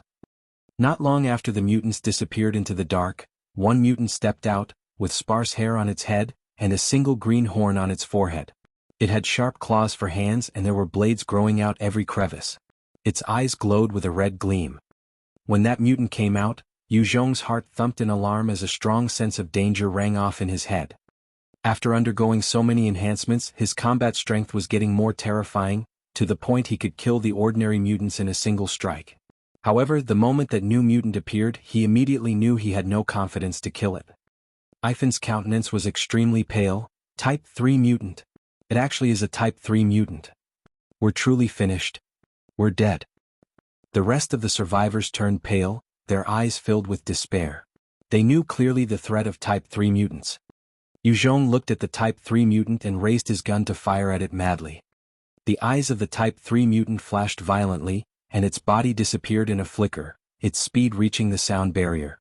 It dodged the bullets effortlessly and appeared in front of Yu Zhong to slash at it. Yu Zhong abandoned the gun and pulled out his flame blade to meet the blow of the Type 3 mutant, deflecting it away. The moment the Type 3 mutant launched its attack, it continued without stopping, landing blow after blow at the speed of sound, forcing Yu Zhong backward. Yu Zhong activated his shadow steps and the flame blade in his hands slashed out to meet the blows, matching the Type 3 mutant evenly, and it was unclear who had the advantage. Just as the Type 3 mutant was focused on Yu Zhong, the rest of the mutants had already routed around the battlefield craftily, launching sneak attacks on the rest of the vagabonds. Since Yu Zhong was kept occupied, the rest of the enhancers and vagabonds were slaughtered cruelly and miserably. White Bone's demonic eyes flashed with flames and it charged out with its bone blades, turning into a meat grinder. Everywhere it touched, the mutants would be sliced and diced apart. The enhancers from Earth had been forced to a corner and gave it their all to fight back. Yu Zhong glanced with his peripheral vision and saw the current situation. White Bones had to stay to protect Kong Chui Yun and Xiaolan, and his heart sunk. Shit. If this goes on, those vagabonds will be wiped out. The vagabonds were the only ones who knew how to get to Red Rock City. Before Yu Zhong got there, he needed to at least protect some of them, otherwise he would be lost out here in this desolate place. I need to end this beast quickly. Yu Zhong's eyes flashed coldly and he activated his gravity manipulation, causing the Type 3 mutant to stumble slightly, its movements affected. With a thought, a huge devil flame fireball conjured out of the air and blasted towards the Type 3 mutant. The Type 3 mutant was too close to Yu Zhong, and it was instantly enveloped by the flames. The next instant, the single green horn on the mutant's forehead lit up, and a green light burst out from its body, dispersing the devil flames. What? Yu Zhong was shocked. His devil flame had been enhanced twice. A single ball of it could easily incinerate any of the ordinary mutants. A huge devil flame fireball could heavily injure, if not kill, a Type 3 mutant beast as well. And yet, this Type 3 mutant had dispelled his flames so easily. The Type 3 mutant had an exhausted look right after. It was evident that move had sapped it. Its eyes flashed ferociously as it opened its smelly mouth, the inner boils exploding as pus shot out right at Yu Zhong in the form of arrows. Yu Zhong's face fell and he conjured up a devil flame ball to meet the incoming poisonous spit. As the two projectiles met, the fiery flames instantly caused the poisonous spit to sizzle into smog. The Type 3 mutant became even more enraged, the horn on its forehead lighting up again, and its speed suddenly increased by 30% as it rushed at Yu Zhong to slash at it. Yu Zhong waved his flame blade, slicing at the claw with a sharp whistle in the air as blade met claw in a shower of sparks. All of a sudden, the Type 3 mutant jerked its lower body, revealing a sharp tail that shot for Yu Zhong from a blind angle. Yu Zhong's face fell in horror, quickly channeling his dark Do Qi, enveloping his body, pushing his capabilities to the limit. He twisted his body, dodging that blow meant for his heart, instead, allowing the sharp tail to pierce his abdomen. The sharp tail was able to penetrate even the Type 4 mutant sea snake hide before being stopped by the level 5 defense vest. There was a powerful force behind that blow, and even after Yu Zhong's equipment helped to block the blow, the remaining strength still caused two of his ribs to fracture. Yu Zhong's body was covered in a dark glow, as he retreated a few steps to defuse the remaining force. However, blood could be seen trickling down his mouth. His injury was serious. The eyes of the Type 3 mutant flashed dangerously, as it appeared right in front of Yu Zhong, slashing at his head. Its tail swung back and suddenly appeared from Yu Zhong's right, intending to pierce his side. Go to hell. Yu Zhong also roared out with fury in his eyes. At that instant, his second-order devil flame exploded out in a pillar towards the skies, enveloping the Type 3 mutant. The Type 3 mutant screamed out in agony when it was in contact with the flames. The horn on its horn glowed, allowing it to struggle and leap free from the pillar of flames. However, even with the protection of the green light, its hair had already been singed, and there were many wounds all over its body. It looked extremely miserable. With a flash of a blade, the head of the Type 3 mutant was lobbed off and rolled on the ground. When the Type 3 mutant beast was slain by Yu Zhong, a huge amount of life energy was absorbed into Yu Zhong's god and devil imprint, nourishing and strengthening his soul. Congratulations, you have gained 10 strength. Under the nourishment of the life energy, there was a sudden notification in Yu Zhong's mind. Yu Zhong felt excited when his strength rose. Indeed, there are benefits to entering this dangerous world. On Earth, it was incredibly hard for Yu Zhong to evolve. Within a week of being in this second world, he had received another enhancement. Furthermore, his soul was becoming more powerful, which proved that while the second world was dangerous, there were benefits present. After the Type 3 mutant had been killed, the rest of the mutants took a look, their expressions filled with fear. They began to flee as they dragged corpses along. Yu Zhong watched them, frowning. He decided not to give chase. It was going to be difficult to establish some foothold here. He did not want to waste energy to go chase the mutants down. Furthermore, he had 2 broken ribs. While it would recover by the next morning, he did not want to endanger himself in the night. Ivan watched the mutants flee, his heart welling up with emotions as he kneeled in front of Yu Zhong. Many thanks, Divine Warrior. Thank you for saving us all. The rest of the vagabonds also kneeled down and began to thank him profusely. "Thank you, divine warrior." "Get up," Yu Zhong declared indifferently before walking up to the corpse of the Type 3 mutant. He looked at the horn protruding out of its forehead, his eyes flashing with a strange glint. With a flash of his blade, the 10 cm long green horn was chopped off by Yu Zhong. He picked it up and looked it over carefully, discovering that the material was similar to the nuclei dropped by mutant beasts. Ivan looked at Yu Zhong holding the horn with envy, saying, "Congratulations on Divine Warrior for obtaining a Type 3 mutant crystal horn. It could fetch about 100,000 Eagle Yuan in Red Rock City. Divine Warrior, you are indeed strong. To think that even a Type 3 mutant would be defeated by you." Yu Zhong's eyes flashed. "Divine Warrior? Ivan, what exactly is a Divine Warrior? Are there any tiers to it?" Ivan had a look of shock, staring at Yu Zhong, who was overflowing with killing intent, and decided to tell him everything. In this world there were vagabonds, savages, mutants, mutant beasts, radiated devils, humans and other strange existences.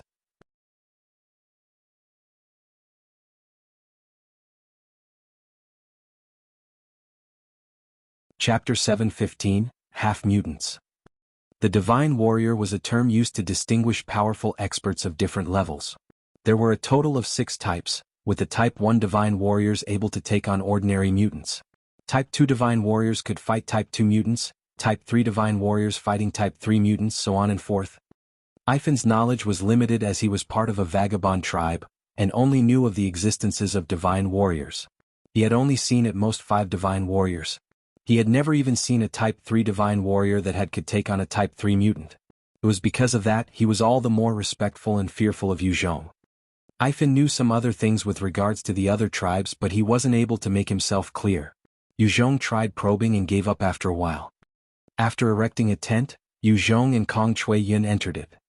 Xiaolan hesitated a while and burrowed in as well before hiding in one corner. Yu Zhong glanced at Xiaolan and did not mind it. At this time the little beautiful blonde Dina also entered the tent, looking towards Yu Zhong with a pitiful look. Yu Zhong looked at Dina and said, "What's the matter?" Dina seemed to falter before she pulled away at the cloth around her body, revealing a youthful and lithe body. She looked at Yu Zhong, walking up to him carefully before speaking in her bright and clear voice. "Esteemed Divine Warrior, my father Ivan has told me to come and serve you. Please use my body to your heart's content. Be assured, my body has never been touched before. I hope that this pleases you." Seeing this, Xiaolan and Kong Chui Yun were filled with shock. They had not expected that frail-looking Ivan would actually resort to such a means to win Yu Zhong over. Yu Zhong looked at the little girl and frowned. In this apocalypse he had seen many people playing with little girls, but sending one's own daughter to be played, it was the first time. Yu Zhong could not help but feel angry at Ivan. He threw a blanket over to her and spoke gruffly, "Put on your clothes. Head back." Dina became frightened, her face turning pale. She crawled and pleaded, Sir, please use me. If my father knew that I did not accomplish what he asked me to do, he will allow the rest of the tribe to use me before selling me away as a slave." She kneeled in front of Yu Zhong as she continued to plead and beg, "Please, I'll do anything. Please just use me."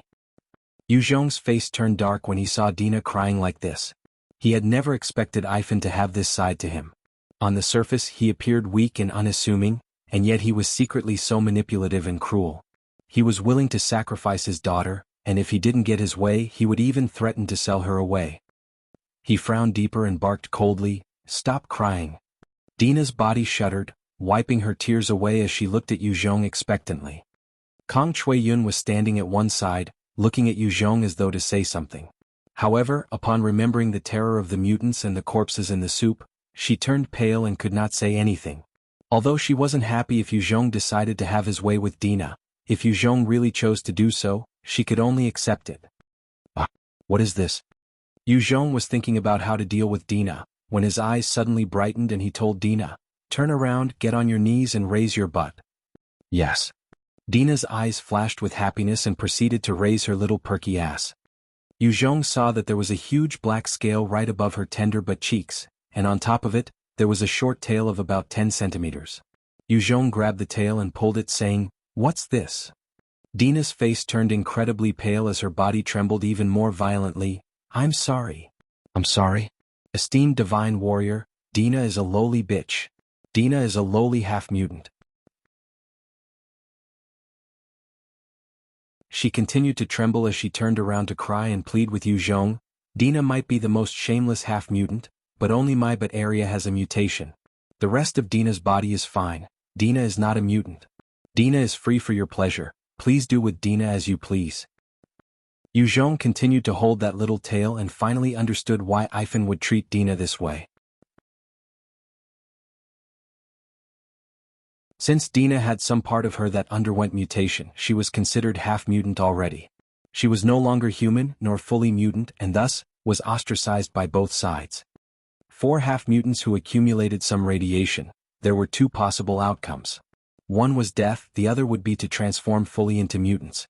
These mutants would suffer from the torment of the radiation, the pain so intense that they might spew out blood. Once they transformed fully, they would then go crazy and kill their fellow tribesmen. Therefore, half-mutants were always despised and ostracized regardless of the tribe they belonged to. Once a half-mutant was discovered in a tribe, many of them would either be abandoned or sold to slavers. In order to prevent future mutation, it was actually simple. Prevent these half-mutants from being exposed to further radiation. However, there was nothing in this world that was not already irradiated. Even water was precious. Ordinary half-mutants already had no rights to such water and food, therefore once they were discovered, their fates were basically sealed. Yu Zhong looked at Dina carefully. Her blonde hair and exquisite looks, coupled with her voluptuous figure at such a tender age, gave her a powerful and attractive charm. The only problem was that she was lacking in nutrition and thus she was slightly sallow. Her skin was also slightly dried, and her hands were full of calluses. She could still be considered a pretty little thing. Yu Zhong pondered a while before saying, I got it. Dina, you can agree to follow me as my slave and subject yourself to me. If you're willing, I will talk to your father and buy you over. If you're not willing, you can stay here for a night and leave. Dina was elated as she nodded profusely. I'm willing. Dina is willing to be Master's slave. Dina would do all she can to learn and help Master. After that, she dove into Yu Zhong's covers, revealing a sweet smile. Does Master want to play with Dina? Yu Zhong shot her a glare. Mind yourself, go and get some rest. We're moving tomorrow. Dina did not know Yu Zhong's temper, and immediately nodded obediently, yes. After accepting her, Yu Zhong continued to read for a while before turning the light off and sleep. Early the next morning, Yu Zhong brought the three ladies out of the tent, and a number of strange gazes fell upon him. Yu Zhong directly went to Ifan and said, I want to buy Dina, how much do you want? Ifan was incredibly frightened. Esteemed divine warrior, you can just take this lowly daughter of mine. Treat it as a gift for saving our lives. We're incredibly honored that you like her. Yu Zhong chuckled indifferently, giving 4 rifles and 10 magazines. We'll do it like this, these are yours. Ifan immediately thanked Yu Zhong profusely. Thank you, divine warrior. Thank you. To these vagabonds, firearms and bullets were precious, even more so than Eagle Yuan. A lowly half-mutant exchanged for 4 rifles and 10 magazines were incredibly good news to Ifan. Even if Dina wasn't a half-mutant, to be exchanged for this amount, Ifan would be more than happy to do so. Yu Zhong, I've something to say to you. He turned to the direction of the sound and noticed Forana and the rest of the enhancers coming over to him. His eyes flashed with a complicated gaze. In front of him there were only 8 of them left. In just a week they had dwindled down from a few hundred to just a few of them. This world was truly cruel. Last night, the attack had a Type 3 mutant. If there had been 2 of them, only Yu Zhong might survive and be forced to flee. Had there been a Type 4 mutant, Yu Zhong might have been killed instantly. Yu Zhong replied, say what you want to say. Furana's gaze turned complicated as she looked at Yu Zhong. I hope that we can join forces. This world is too cruel, only by working together we can maybe stand a chance. Yu Zhong shook his head and rejected, I'm not interested. Forana and the rest of them had managed to survive, which meant that they were of decent strength, but to Yu Zhong it was not worth it. The most important thing was that Forana and the rest were always proud. Even when working together they would most likely harbor intentions when cooperating. If he joined them he might have to waste his energy being on guard against them. Seeing Yu Zhong reject, Forana and the rest felt the color drain from their faces. She gritted her teeth and said, Yu Zhong, as long as you're willing to join us, you can be the leader. Yu Zhong spoke indifferently, if you want me to join it's possible, you will have to obey my every order, there's no room for discussion. Otherwise forget it. One of the younger males with dyed hair laughed coldly, obey every order? If you want us to die we will have to?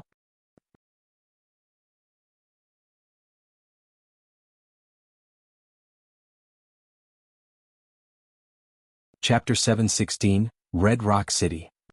One of the black men came up and tried to mediate, Zhang Lui, that's not what Yu Zhong meant. Yu Zhong retorted coldly, no. That was exactly what I meant, if I were to be the leader and send you to your deaths, you will have to obey. Only when orders are followed to that standard, that it will be possible for me to join you guys, be your leader and give you a chance at survival. Being the leader of this group of people, Yu Zhong had to share his precious water and food.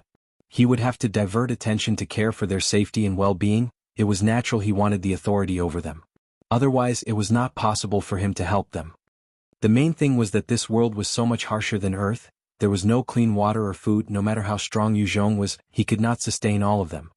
Hearing his words, the 8 of them had huge changes in their expressions. Who would be willing to hand their lives over to another person? Zhang Lui had a look of sarcasm, we can't afford you as a leader. Who the hell do you think you are? Even without you we can still live on. Let's go. After that, the rest of them began to leave, only Forana and one black man stood there quietly. Zhang Lui saw Forana and Mansala standing quietly in front of Yu Zhong and his face fell, while a look of envy flashed past. Forana, Mansala, aren't the 2 of you coming? Forana rejected him flatly, looking at Yu Zhong, no. Yu Zhong, I'm willing to be your subordinate and follow your orders. Mansala chuckled at Yu Zhong, you're really strong. Last night your helper saved my life. I'm willing to submit and follow your orders wholeheartedly. One middle-aged man who was dressed in a suit sighed, who would have thought that Forana and Mansala would submit to him? One well-built man snorted coldly, being someone else's dog will never bode well. They will soon come to regret their decision. I've already asked around, in another 5 days we can reach Red Rock City. Once we're there Yu Zhong will be useless with our abilities, who wouldn't want us? Before then we can just hide behind him, let him block the attacks for us. Zhang Lui licked his lips with a lustful gaze, what a pity about that Forana, if only I can fuck her once. Both sides separated and continued on the journey. As this tribe of vagabonds continued to walk, Yu Zhong came across a few more streams, but they were all irradiated with at least level 5 contamination. Level 4 ones were rare. After 5 arduous days the buildings of Red Rock City slowly came into view. The wall around Red Rock City was about 20 m high, made of some strange black rock. Every 20 m along the top of the wall, there was a 12.7 mm machine gun pointed down. At the same time, there were moats around the wall, if one wanted to attack the city, the moats provided a tough defense. There were about 20 guards at the entrance of the city. Vehicles and people were entering and exiting the city in droves. There was some sort of an electronic device like a door and everyone had to go through that. Ivan looked at the entrance and told Yu Zhong, that is Red Rock City. The electronic gate can test if a person is a mutant. Yu Zhong looked at the gate and nodded slightly, taking Forana and the rest towards the gate. Since there were no mutants among them, they entered the city easily. Once Yu Zhong entered the city, he noticed huge crowds walking by on the streets, many of them carrying a hint of killing intent. At the same time, they had all sorts of firearms. When Yu Zhong's group entered, many gazes fell upon them. Noticing the sniper rifle on Yu Zhong's back, their hearts turned cold, and when their gazes fell on Forana and Xiaolan, they flashed with envy and greed. Right at this time, 5 men in black uniform came walking from the center of the city, saw Forana, and their eyes brightened as they came walking over. One of them had a gold star on his collar. He took a single look at Forana, and his eyes flashed with lust. He spoke with an arrogant tone, this woman is not bad. I've my eyes on her. Give a price. Those who have nothing to do better scram. Another one who had a similar star saw Dina and pointed, I want this one. Give a price. When Ivan saw these 5 men in black uniforms, his countenance turned pale as he quickly brought his people away from the scene. Zhang Lui and the rest also sneaked off, hiding in one corner to watch the commotion. The worse off Yu Zhong was, the happier they felt. When Yu Zhong heard those words, his face turned dark. He was used to being the single entity no one dared to offend in the Central Plains for very long. If it had been outside, he would have swung his blade to decapitate the two of them. However, since they were outsiders in this Red Rock City, he was still unsure of this world and this caused him to be more cautious. He retorted coldly, "They're my women, not selling. Get lost, don't block the way." The one who had fancied Forana immediately grinned savagely, waving his hands. "Your women? Good, good.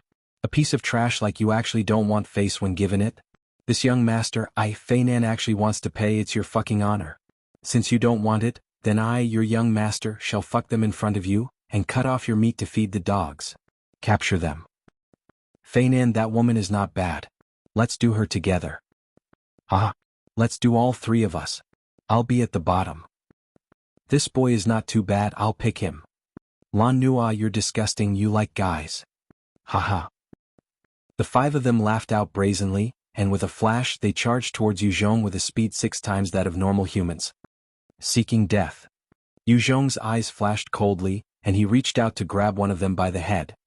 When the unfortunate guy was confronted by the sudden hand, he was shocked. It was the first time he had seen such fast movements. After grabbing him, Yuzhong flung him to one side, causing the man in his hands to knock into another violently. The two men spat blood out upon impact and rolled to one side. Having taken down two in 1 second, he lashed out with his feet, kicking another, causing that guy to soar a few dozen meters into his friend. Both of them doubled over, spewing blood. Feinan looked at Yuzhong in horror as he retreated a few steps. "Divine warrior. No. You don't have an imprint, you're not one of them." Feinan and the rest were Type 1 divine warriors and were already strong existences that don't need guns. However, being taken down and defeated by Yuzhong in merely 2 attacks caused him to be filled with fear. Feinan immediately hollered out loud, "I'm Feinan, the small captain of the direct guards of Red Rock City. If you dare touch a hair of mine, Red Rock City would definitely not let you off." Feinan did not know where Yuzhong came from, hence he decided to use Red Rock City to pressure him. Yuzhong's gaze was cold as he pulled out a double-barrel shotgun and placed it by Feinan's head, barking, "Kneel." Feinan was so frightened by Yuzhong that he instantly broke out in cold sweat as his knees buckled. He was extremely clear on the might of this weapon. With a single shot, his entire brain would be splattered all over the ground. Yuzhong watched him kneel before coldly barking, "Scram." Feinan's face fell before he gritted his teeth and fled pathetically. Yuzhong took one look at the city before turning around to head off. "Let's go." If it wasn't for looking out for Forana and the rest, Yuzhong would have long since fired at Feinan. Forana, Xiaolan and the rest followed him swiftly as they headed out of the city. Half an hour later, a troop of 36 people dressed in black uniform came rushing out of the city center. The leader, who was blond and handsome with 2 stars on his collar, looked at the 4 men on the floor and his expression turned dark. "Where's that person?" One of them groaned in pain. "Captain Franth, they went out of the city." Franth's face turned darker. "Count themselves lucky. They dare hit people of our Red Rock City, they truly don't know death. The next time I see him, I'll chop off his legs and throw him in a cauldron." Franth continued to ask, "What's his background?" All of them exchanged gazes. At this time, Jianghu and the other 5 enhancers came out from their spots smiling. "Excuse me, are you looking for the perpetrator from earlier? I know where they came from." Franth shot them a look of contempt, although he broke into a smile barely a moment later. "Good. I'm Franth. Come with me. As long as you can tell me what I want to know, I'll reward you." Jianghu and the rest rejoiced as they followed Franth. "Yes." Yuzhong brought Forana and the rest left Red Rock City, hiding within a small hill a distance away. After leaving behind white bones and enough food and water, he went back towards Red Rock City. Within the city, there was vital information and resources Yuzhong needed. He had to go back once more. Yuzhong had studied the art of disguise, and since the security at the gate wasn't heavy, he managed to slip in easily.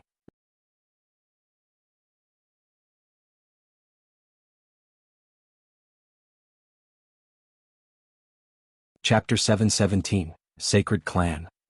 In the center of Red Rock City, there was a majestic castle that looked medieval. In one of the rooms, 8 men were seated at a long table, while on the table there was a 16-year-old girl who was stark naked and extremely beautiful, kept locked in a cage. The black-haired girl looked around fearfully at the crazed gazes of the 8 men, her body trembling uncontrollably. Her tears fell as she wondered what her fate was. One blond man whose hair fell to his waist was wearing a suit. His good looks were accentuated by a haughty expression, while he held a glass of wine in his hands. He smiled and spoke, "Everyone help yourselves. This is the prettiest girl of the Changwei all-girls school. I have nurtured her according to everybody's desire. She's learned, dignified, have never touched a male before. She has drunk only the cleanest of water, and her food has never been radiated. Her taste cannot be more perfect." A burly man went close to the cage, taking a whiff of the girl, his eyes lighting up with delight. "Truly a magnificent specimen. There's no smell of mutation nor radiation. Good, good, good. Annette, I want to eat her heart. The hearts of such top-quality products are the best." The moment the girl heard those words, she began to shake even harder, her eyes flashing with despair, and tears flowed down constantly. A man with yellow skin and dark hair, his face full of scars, spoke up impatiently, "Knight, why aren't you killing her already? If she shits now due to fear, then it's going to kill my appetite. Quickly kill her. I want her breasts, those are the most delicious." Knight chuckled and shook her head. "Luther, you're still as anxious as ever. Such a tasty product has to be kept frightened for as long as possible before killing. Ah, forget it, I'll satisfy your craving now." After that, Knight's face flashed with a savage and vicious look, his right hand extending to form a sharp blade-like claw. He thrust out violently, piercing the heart of the girl before pulling it out. Having lost her heart, the girl twitched slightly as her eyes dimmed, her life ebbing away.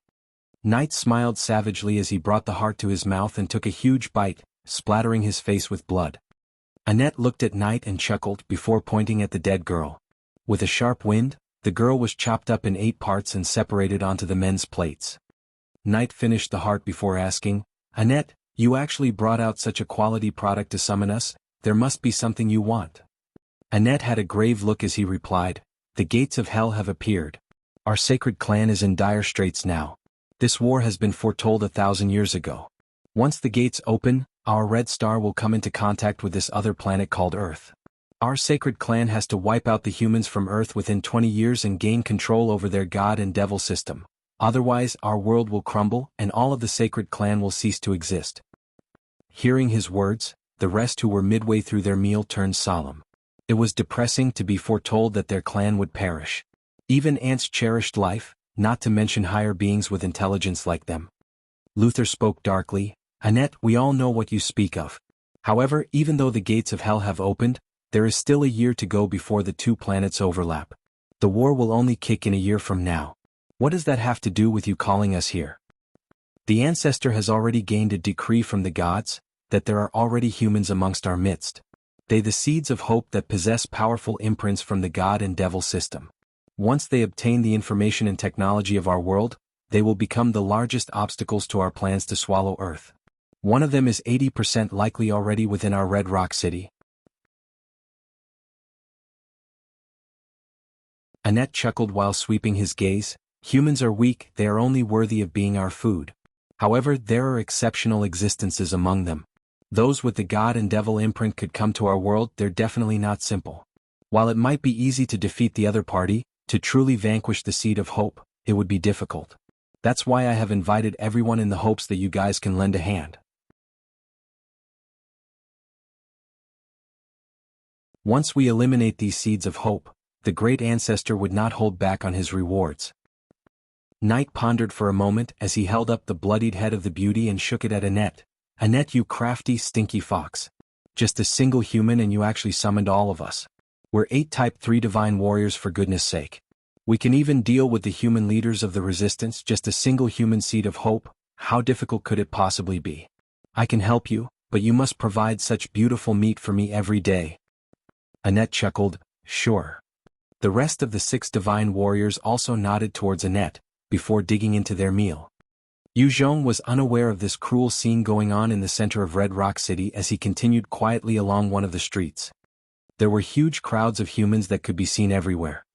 However, every single one of them had savage expressions, many of them were carrying guns, and almost everyone was eyeing everyone else with wariness and animosity. All of a sudden there were 2 loud gun sounds and the human crowd became agitated, diving for cover. The small roadside vendors also quickly retreated within their establishments. Yuzhong looked towards the direction of the gunshots, noticing two strong men already lying in pools of their own blood. There was a hole in each of their heads. Apparently they had been taken out by a sniper. After a few minutes, there were no more gunshots and 3 or 4 humans began to creep out from some dark alley, dragging the corpses of the men back with them.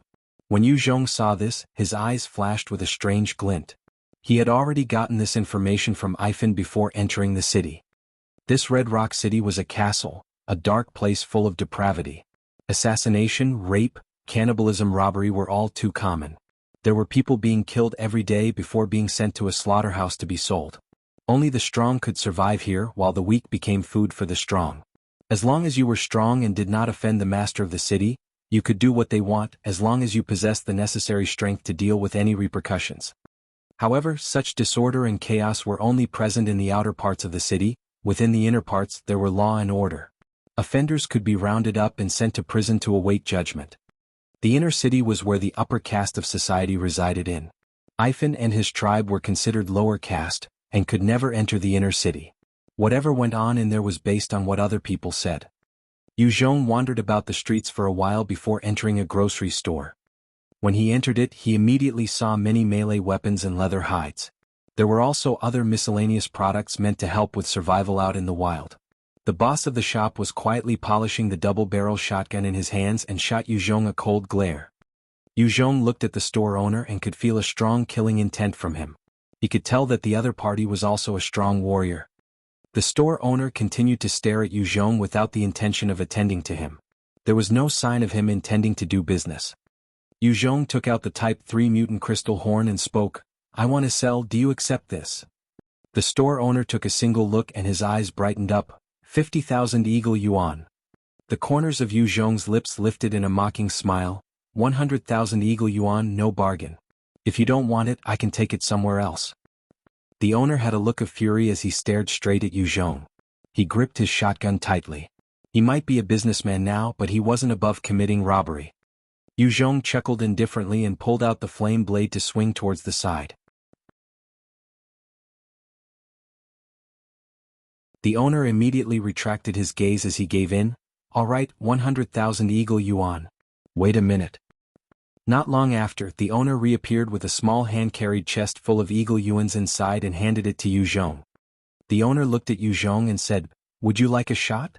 I have a Type 2 drug. Only $9,000. I can promise its effectiveness." In this world, drugs and medicine had taken great leaps, and the evolution effect had been researched. There were 4 levels of the evolution drug. Type 1 evolution drug could allow a person to become stronger by a stage.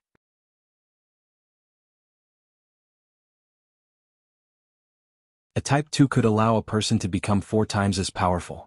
Type 3 allows 8 times enhancement, while a Type 4 could strengthen a person by 16 times. Many soldiers, in order to become strong, would work hard to earn the money and rely on such substances to enhance their constitution. These drugs were expensive. A Type 1 cost 5,000, a Type 2 10,000, a Type 3 100,000, while a Type 4 would cost 1 million.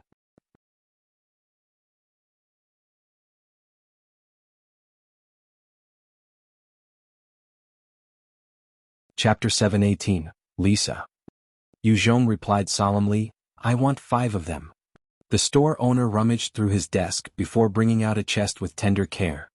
When Yuzhong opened up the box, he saw 5 vials and 5 syringes laid out neatly within. On Earth, Yuzhong also had a fully functional research lab together with Oming, that extremely gifted scientist.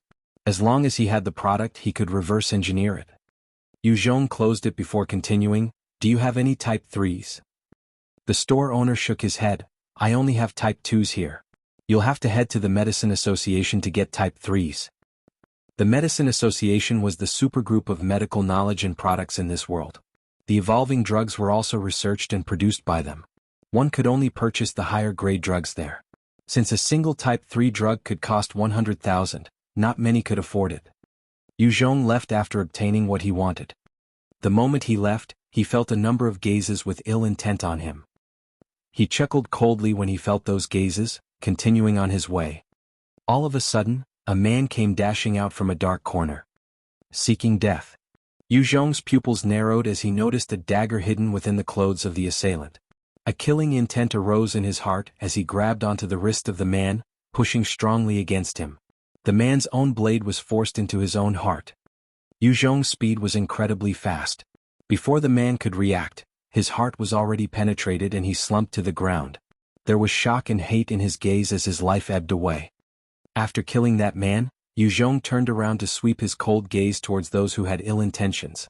Immediately they retracted their gazes, not daring to look at Yu Zhong. He snorted coldly and went on his way. The moment he left, two shadows leaped out from the dark alleyway, dragging the corpse of the unfortunate assailant with greed in their eyes. Yu Zhong pushed the door of a bar and was immediately assaulted by the smell of a strong mixture of smoke and liquor. A number of warriors with powerful builds and strong killing intent were seated in one corner, hugging a prostitute with thick makeup as they drank and ate meat loudly, roaring with laughter. The atmosphere within the bar was loud and exciting, as men and women danced on the floor, gyrating their bodies against one another. In various corners, there were even some soldiers getting it on with prostitutes with gusto. On another stage, a few sexy and alluring women were wrapping themselves around poles as they performed a striptease, leading the men watching below to whistle and roar with excitement. There was a strong sense of lust, drugs, chaos, and depravity in the bar. Yu Zhong frowned the moment he went in. It was unsettling. He was unused to such places and seldom drank, because he preferred to keep his head clear. In such a dangerous world, if he was not careful, he might die. He didn't want to lose his head just because he got drunk. When he entered, he didn't draw much attention. He made his way straight to the bar and spoke, "Give me a glass of grade 0 clean water." The moment those words came out, all the mercenaries and sensual prostitutes stopped what they were doing and stared at Yu Zhong. A glass of pure and clean water was worth 1,000 yuan. Such a price was what a good-looking prostitute could earn only by selling her body for 5 days. No one ever ordered such a glass before in this bar. They would only indulge in irradiated beer and malt beer. The bartender's gaze flashed as he replied, "Guest, a single glass of pure water costs 1,000. Because of that, we must receive payment first." Yu Zhong whisked out a thick stack of notes and spoke indifferently, "Is this enough?" The bar immediately grabbed 10 notes and went to retrieve the water. "Enough. Enough." A beautiful woman with a head of silver hair and a voluptuous body immediately came up to Yu Zhong and smiled coyly, "Hi handsome. Aren't you going to treat me to a drink?" Yu Zhong glanced at her and chuckled, pushing a stack of eagle yuan in front of her. "Good. I have questions. As long as your answers satisfy me, this is yours. You may drink whatever you want to drink." His motive for coming here wasn't to seek pleasure and vices. He needed someone to provide him with intelligence. Ivan wasn't clear on it since he was a vagabond and only knew general stuff. He needed a complete picture before he could plan his next move. The woman looked at Yu Zhong with a strange gaze and quickly stuffed the cash into her little bag, before smiling at Yu Zhong. "No problem. I'll definitely make you satisfied. All right, my name is Lisa." Yu Zhong chuckled, "My name is Yu Zhong." Right at this time, 4 burly soldiers came up to Yu Zhong. One of them had a huge mustache and he had a lustful look when he saw Lisa. He walked up to Yu Zhong and snarled, "Damned kid, you better scram the fuck out of here, otherwise your father I am going to flatten your balls." Lisa took a look and immediately warned Yu Zhong, "Yu Zhong, he's Agassi, the leader of the Silver Wolves mercenaries. He's equivalent to a Type 1 divine warrior. He had once single-handedly killed 20 people who had surrounded him." Agassi grabbed a bunch of eagle yuan in an arrogant and domineering manner as he threw it at Lisa. "Kid, Lisa isn't a someone a trash like you should touch. Lisa, I've my eyes on you. Today, your father I am going to fuck you, this money should be enough." The notes spread out in the air and floated down around Lisa. When the rest of the women saw the rain of money, they all gasped, eyes filled with hope. There were easily a few thousand and 100 bills, and it was half a month's earnings for those of them who had good looks. Lisa looked at the cash and her expression turned pale. Her eyes dimmed as she became at a loss. Yu Zhong stared coldly at Agassi and barked, "Scram." Agassi laughed savagely as he pulled out a dagger from his waist, his eyes crazed as he thrust at Yu Zhong. "Did you hear that? This little fucker actually told me to scram? Haha. What a stupid fool. No one has spoken to me like that for fucking long. The last time someone did that, he was dismembered and left on top of a car to be scorched under the sun for 3 days. Today, your father I shall castrate you and turn you into a toilet bowl. The moment he moved, all the mercenaries stared at Yu Zhong gloatingly. They were all people who thrived in chaos and disorder. The more violence and blood there was, the more excited they became. Yu Zhong glanced at Agassi coldly, his hand pulling out his stinger swiftly and pointed it at his head. Agassi saw the gun suddenly pointed at his head without any warning, and he felt a sense of fear, a premonition of death, so strong that he almost screamed out. Pum! Following a terrifying gunshot, Agassi's head exploded like a watermelon, as red and white matter splattered behind. Seeing Agassi's head blown off, the entire bar turned deathly quiet. Everyone was filled with shock. No one had caught Yu Zhong's actions. All they saw was Agassi pulling out his knife towards Yu Zhong's waist, and the next instant his head was blown off. The moment Agassi was killed, his 3 henchmen reacted differently. One immediately fled out, one stood there, horrified, not moving. The last one reached into his own chest. Pum. Lightly firing twice, 2 of them were instantly killed, leaving only the one who had stayed stunned. When Yu Zhong's gaze turned to the last remaining henchman, the guy immediately kneeled down and began begging, "Sir, spare me. Spare me. I don't want to die. I'm Rooney, I'm willing to do anything for you, please spare me." Yu Zhong looked at Rooney and replied mildly, "All right. I'll spare you." Rooney immediately kowtowed profusely, "Thank you, sir. Thank you, sir." Lisa saw all these and had a strange look in her eyes. Quang Lang. Following the shattering of glass, 6 men in black uniform dashed in, 1 golden star pinned on their collars. The leader's gaze swept onto Lisa and coldly barked, "You are Lisa? Not bad, come with us." The moment they appeared, all the mercenaries quickly darted to one corner, not willing to get close to them. The guards of the city were the strongest authority, and these mercenaries knew that nothing would happen to them even if they killed the mercenaries. However, the reverse was different. The mercenaries would be hunted down and killed should they attempt to attack them.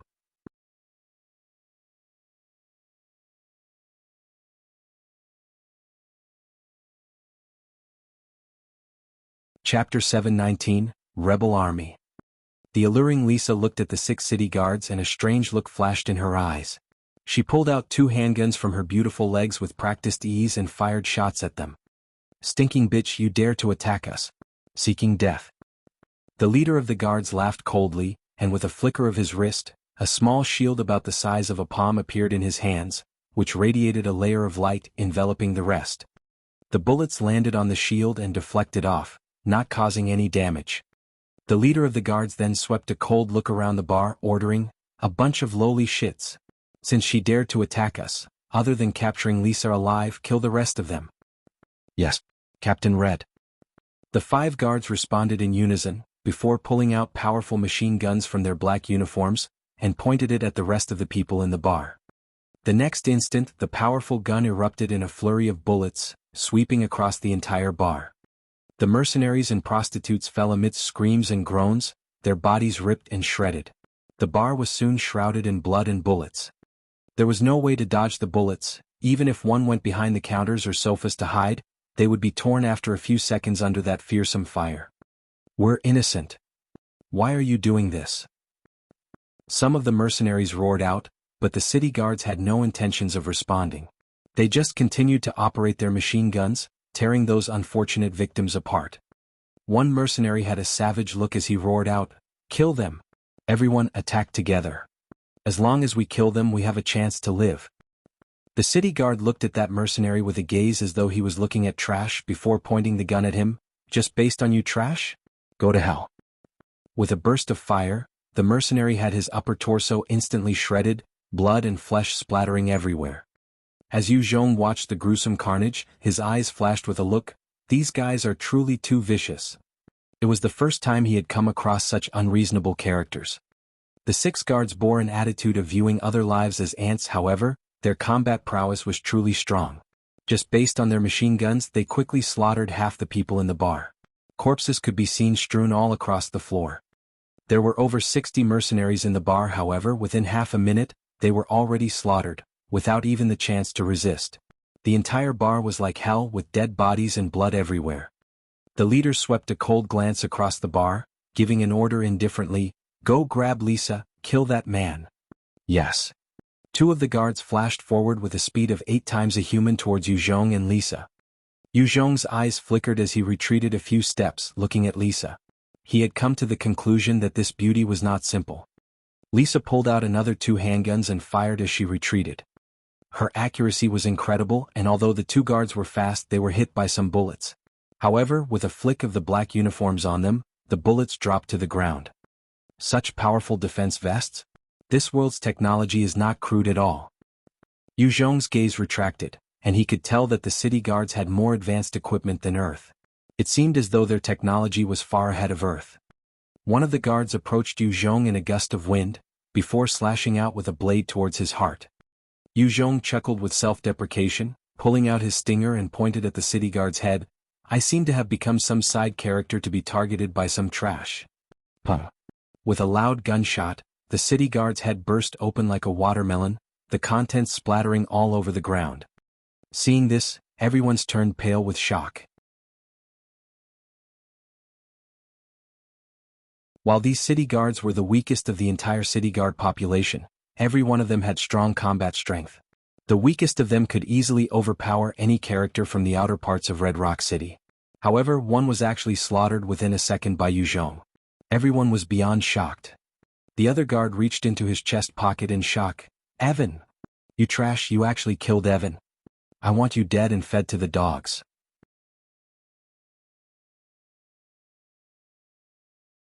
Yu Zhong did not even spare him a glance, just raising his stinger and firing once. Puh. The guard's head also burst open like a watermelon. Rooney looked at Yu Zhong, his eyes filled with fear and respect. Strong. Strong. This man is like a demon.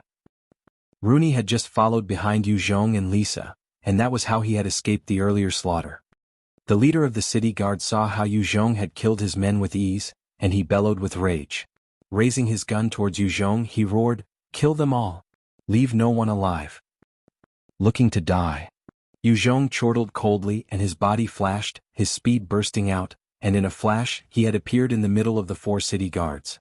He swung his flame blade, decapitating 3 of the guards easily.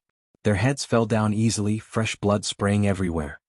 Having killed 3 of them easily, Yu Zhong stopped right at the edge of the leader's neck, coldly saying, "Put down your weapon." Fast. The countenance of the leader fell. He had just raised his 6-barrel machine gun when his neck was already compromised. He threw down his weapon helplessly.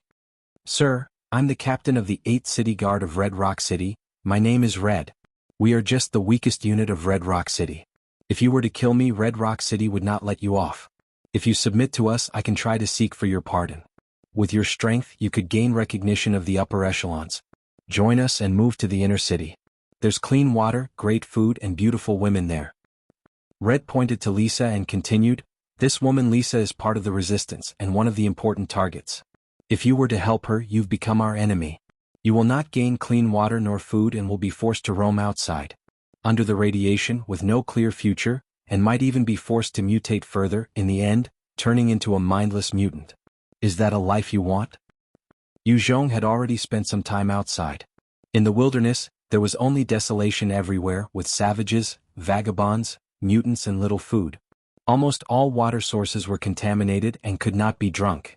It was truly a harsh place. Even someone as strong as Yu Zhong was not willing to stay out too long. Red's words were truly enticing for the residents of this world. Yu Zhong looked at Lisa, a meaningful look in his eyes. "Resistance force, interesting." Lisa looked at Yu Zhong with a moved expression, saying loudly, "Yu Zhong, don't be misled by him. Once you enter the inner city, you can truly gain clean water, delicious food, and beautiful women. However, you'll also become the dogs of those human-eating demons. You'll become their tool for killing us humans. In the eyes of those demons, we're just livestock to be reared and consumed. They kill whoever they want and eat whenever they like. If you stay in the inner city, sooner or later, you or your loved one will be consumed by those demons." When Yu Zhong heard this, his face turned dark. Human-eating demons. What are those? Red's face contorted as he hurriedly shouted, "Shut up! Don't you dare desecrate the glorious Saint Clan. It's because of them that we lowly humans get to survive in this cruel world. They taught us knowledge and helped us clean the water and even gave us food. We should be thankful and glorify them. You despicable resistance should just die. It's because of you guys that our esteemed Saint clan is misunderstood. Honk, honk, honk. At this time, there were sudden loud explosions in the city, before dense gunshots rang out. Although I don't know who's right or wrong, however, since you dare point your gun at me, you should pay with your life. The flame blade in Yu Zhong's hands shuddered, and Red's head was sliced off cleanly, while his neck spurted with blood. Yu Zhong kept all their equipment into his storage ring before turning towards Lisa. Those explosions must be caused by your people? Humph, I have no idea what you're talking about. Lisa's face was now devoid of any sultriness or coyness. Instead, she flicked her robes and tore her dress in half, revealing her beautiful legs. She then readied her guns as she stepped out. The resistance force? Yu Zhong's flashed and he turned to Rooney saying, "Go get a gun and come with me."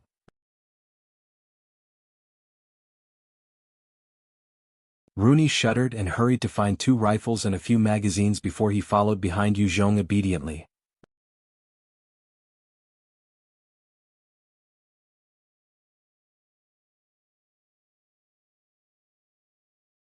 Chapter 720, Type RH2 Main Battle Robot. Honk, honk. The loud explosions continued to rock and resound throughout Red Rock City. Yu Zhong rushed out and quickly caught up with Lisa. "Do you need my help?" Lisa looked at Yu Zhong, her expression changed as she was caught in a dilemma. "I'm from the Resistance. Just as Red said, once you're linked to us, then your life will be entangled in pursuit and evading capture. Many times we might have to hide out in the wilderness, drinking irradiated water, having insufficient food. We even have to fight with mutants, savages and other hunters. If we're not careful, our lives will be forfeit." Yu Zhong chuckled indifferently. "I don't really care. I just want to know what those human-eating demons are. For the sake of that information, I'm willing to help you. However, in exchange you must provide all information that you know. If it were to be an entire life out in the wilderness of this world, drinking irradiated water, not having enough food and to fight constantly, it would truly be a nightmare." However, Yu Zhong just had to survive for a year before he was sent back to Earth. He was naturally not bothered by such a possibility. In fact, he was interested in the power struggle of this world. Lisa pondered a while before smiling. "Fine. Deal." With Yu Zhong's strength, killing 6 city guards with ease, having his help would prove to be an asset. Lisa would definitely not turn him down. "What is that?" Yu Zhong looked into the distance and his eyes widened in shock. In the distance there was a huge robot of about 5 m, its entire body black in color, with 4 human-like limbs. Beside the huge robot, among those streets and alleys, a few hundred city guards were wielding laser guns and rocket launchers, firing at the robot with all they had. The robot only wielded a large laser cannon, while its body was covered entirely with 25mm laser cannons, as it fired continuously at its surroundings. The firepower of the huge robot seemed to tear the defense of the city guards into smithereens, destroying the buildings and humans alike. Lisa stared at the huge robot with a complicated gaze as she gritted her teeth.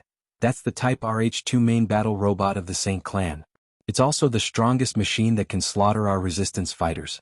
Over 200,000 of our resistance members had fallen at the hands of this robot. It's our current main target. We need to bring it back to our base. Only then we can catch up to the Saint clan in strength." While the hundreds of city guards were being pulverized by the robots, their attack was not weak as well. Under their crazy assault, many parts of the robot were being destroyed as wounds and damages started to appear.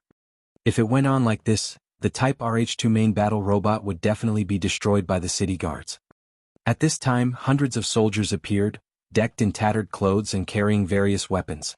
They began to engage the city guards in battle, taking them down one by one. The moment those resistance fighters appeared, the city guards were forced to divert their firepower towards them, leaving a breather for the RH2 robot, which quickly made its way towards the gates of Red Rock City. Yu Zhong stared at the distance. How many of these does Red Rock City possess? If the city had over 10 of this, Yu Zhong could only choose to retreat. Lisa flicked her silver hair away from her face, her expression solemn. "The exact numbers are unclear, but there should only be about 8 of them.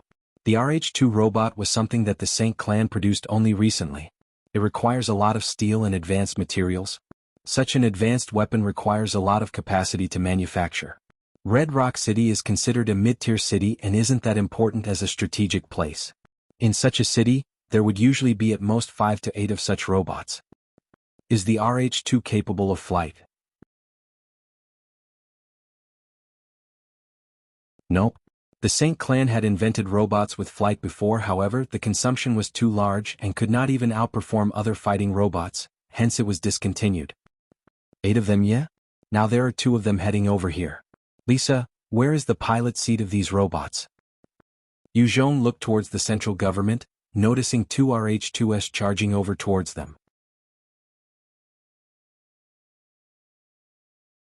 Behind those RH-2s, there were hundreds of more city guards running as well, carrying laser guns and rocket launchers. Some were riding various vehicles. Compared to the vagabonds outside, the capabilities and technology of the people within the city were vastly different. It was practically heaven and earth. One side was so much more advanced than Earth, the other was similar to the medieval ages. Lisa saw the elite troops charging over and her face turned pale as she pleaded, "Damn it! We need to stop them. If their reinforcements arrive, the sacrifice of our comrades will be in vain. Yu Zhong, please help." Lisa was also a stubborn and strong woman, however, thinking about her comrades who had fought to secure that single RH-2, and how it might all be in vain, she could not maintain her strong front. Yu Zhong frowned and asked once more, "Where are the pilot seats of these RH-2s?" "About 1 m below their head and neck." "Great. Wait for my news." Yu Zhong laughed lightly and grabbed a 6-barrel machine gun, charging towards one of the Red Rock City reinforcement troops. In a flash, Yu Zhong had appeared in front of them. He raised the weapon and began firing at the troops. The 6-barrel machine gun exploded out, as a terrifying rain of bullets enveloped the mechanized infantry unit. The various armored vehicles, motorcycles, gun-mounted vehicles were all blasted full of holes. The soldiers within were also ripped to shreds. Only the alloy hull of the RH-2 could withstand the defense of the machine guns, as the bullets only caused slight dents in the armor. There was a flash of the electronic eyes of the robots, as machine guns appeared from their bodies, firing madly at Yu Zhong. A single RH-2 could fit about 10 cannons within them. 2 of them meant 20 cannons were firing at Yu Zhong, controlled by computers. There was no blind spot nor room for error. As long as the shots landed, even Yu Zhong would be riddled with holes.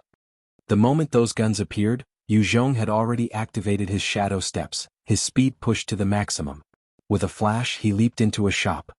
The next instant, the rain of bullets came pouring down on the shop, the might of the rounds and explosives tearing the entire shop apart, coupled with 2 large beams of laser that pierced right through the shop front.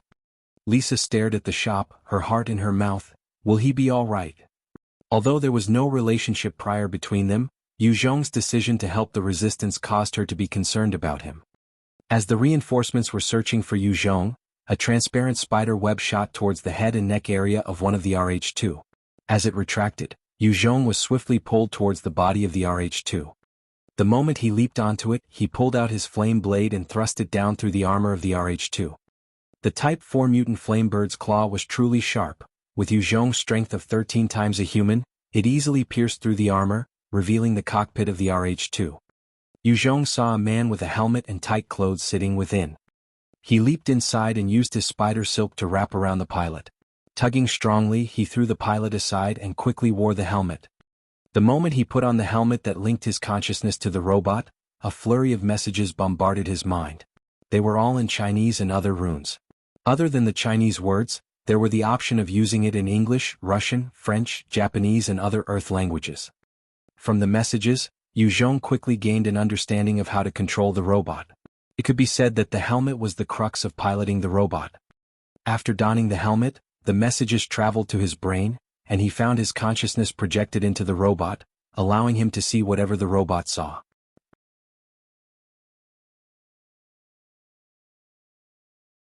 This technology is too advanced. Fortunately, I've learned vehicle manipulation before, otherwise today would have been troublesome. Yu Zhong could feel the sensation of being a robot, and the corners of his mouth turned up in a smile. He controlled the RH-2 to aim at the cockpit of the other RH-2 and fired. A laser beam shot directly through the cockpit of the other RH-2, piercing the pilot, turning him into vapor. When everyone saw this, the whole battlefield was stunned.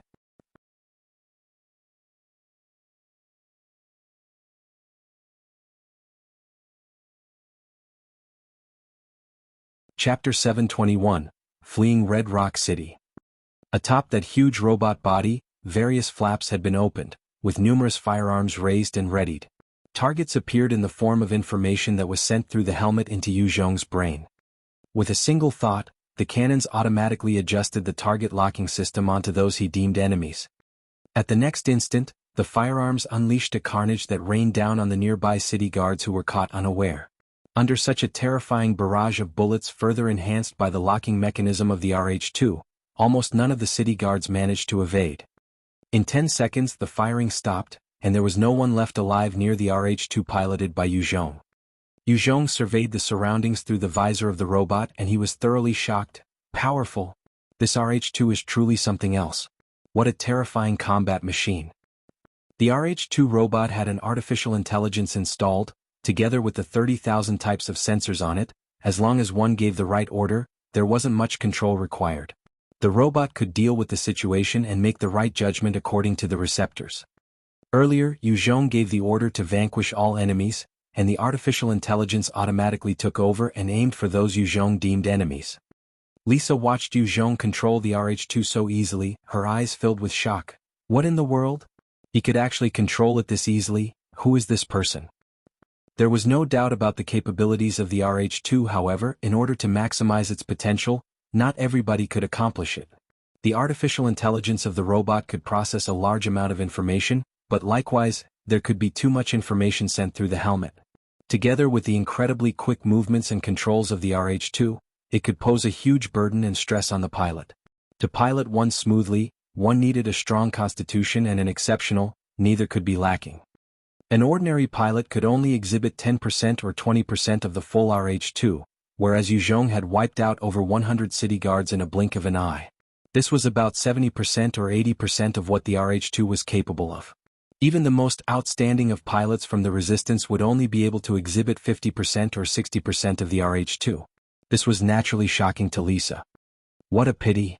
Yu Zhong looked to the corpses of the city guards and his eyes flashed with regret, before controlling the RH-2 to run towards the distance. Get on. As he passed Lisa and Rooney, he reached out with his robot hand. Lisa and Rooney quickly jumped up. The 8 thrusters of the RH-2 roared alive with the powerful winds blowing around it. Its speed became faster and rushed out of Red Rock City in a flash. Not long after that, a troop arrived at the scene, consisting of 50 black uniformed soldiers with 1 star, 20 with 2 stars, led by one with 3 stars. The leader with the 3 stars had a 3M sword strapped to his back. He had a cigarette in his mouth with his brows furrowed. Did they escape? Who spoiled our plan? According to our plan, the resistance should have been wiped out here. I should be enjoying the innards of the resistance leader Lisa. His eyes flashed with a savage look as he suddenly whisked out his sword and pierced it into the heart of one 1-star soldier beside him. He dug it out and bit down on it while growling, "That damn human trash dare to foil my plans. I must have his head cleaved open with hot oil poured on it, and while he's suffering, I will eat him alive." Seeing that gruesome scene, fear flashed in the eyes of the 1-star soldiers, yet none of them dared to make a move. The moment they showed any displeasure, they were sure to end up as food for the Saint clan. One particular male with shifty eyes, face full of pimples, a head of golden spiky hair and a thick, golden necklace came up to the leader with an excited smile. "Don't be hasty. Santana, the more our prey struggle, the more delicious they would be. Such thrill of the hunt. If we can vanquish their hope at the moment when they start to believe there's hope, it would be such a delight to watch their dreams crumble. This time, those who died are just some lowly humans. Even if they died, it wouldn't mean much.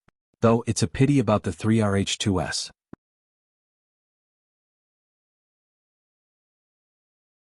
However, we'll let Annette deal with that." Santana licked his lips as he laughed out grimly. "Jack, you're still as sick. Let me warn you, Lisa is my prey. You can't kill her. The rest can be up to you. Otherwise, I'll tear off your head." Jack revealed a sinister smile. "Fine. However, Aloya is my prey. You can't kill her. Otherwise, I'll dig your heart out to feed the dogs." Santana snorted coldly. However, he had no intention of arguing further. Santana and Jack were both experts of the Saint clan. Both of them had no confidence in overcoming the other. They did not want to go all out just because of a silly dispute as well. The people of the Saint clan might possess terrifying power, but they were likewise as prone to violence and slaughter, thus there would be frequent clashes between members of the Saint clan. Yu Zhong brought Lisa and Rooney towards a small hill before placing them down. With a thought, the cockpit opened up and he grabbed the corpse of the original pilot and leaped down. Yu Zhong threw the body aside before asking Lisa, "According to our agreement, I've helped you eliminate a part of Red Rock City's firepower. Are you able to provide any intelligence now?" Lisa looked at him coyly while twirling her long silvery hair. "Shoot." Yu Zhong asked, "What is the Saint clan? Are they humans at all?" Saint clan. They can be considered humans yet not humans. The Saint clan is a highly evolved intelligent life form from a lineage of zombies. According to the legends 200 years ago, our planet became subject to the will of the entity called God. In the span of one night, 90% of the humans turned into flesh-eating zombies. During the process of defending, humans fought constantly and managed to open the second stage. However, since then, our chosen leader of this planet, the selected seed of hope, died in combat. We failed the game and our planet became an abandoned one, and the zombies began to evolve. Those intelligent ones then began to slaughter humans on a large scale. In the aftermath, humans used their final trump card, nuclear weapons. Under the terrifying effects, many zombies were killed, and the intelligent ones were eliminated. However, that was when the real nightmare began. With the continuous usage of nuclear weapons, many zombies were wiped out. However, those evolved life forms not only possessed human intelligence, they had monstrous strength as well. A single Type 5 intelligent evolved zombies could wipe out an entire army. Under their schemes, many nuclear bases were seized. The zombies engaged in a large-scale nuclear warfare with humans, in the end, turning this planet into an irradiated hell. In this hell there was radiation everywhere. Due to that, many humans began to mutate, turning into those violent savages, or mutants who have lost all reason, or grotesque carriers. Wild beasts also transformed into mutant beasts, irradiated beasts, some turning into demonic beings as well. The zombies were also mutating due to the radiation. Some turned into living corpses with no minds or rationality. Some evolved into beings with appearances of humans, yet they possessed terrifying combat strength. They had powerful recovery abilities and superhuman intelligence. Some didn't feast on human meat, yet it was unbearable, so they chose to drink blood, whereas the others indulged in their cravings.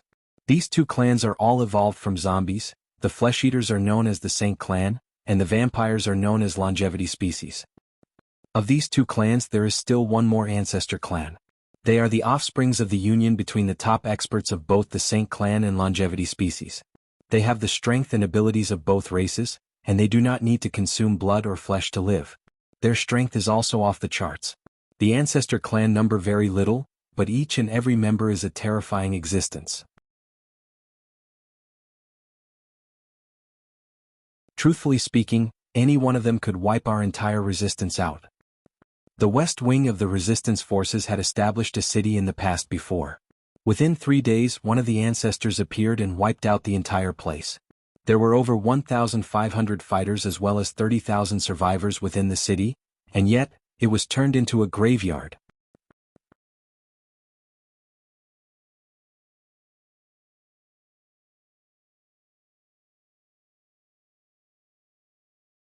Chapter 722, Luo Chen.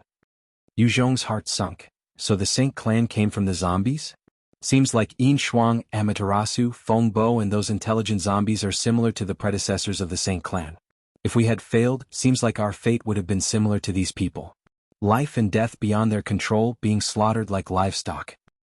Although Earth was still crawling with zombies and mutant beasts, under the efforts of the humans, territory was still being reclaimed and recovered every day. If Yu Zhong and the other factions were to fail, then Earth would likely become like this hell. Lisa looked at Yu Zhong, her eyes glinting. Yu Zhong, I see that you possess some ability. Do you want to join us, the resistance force?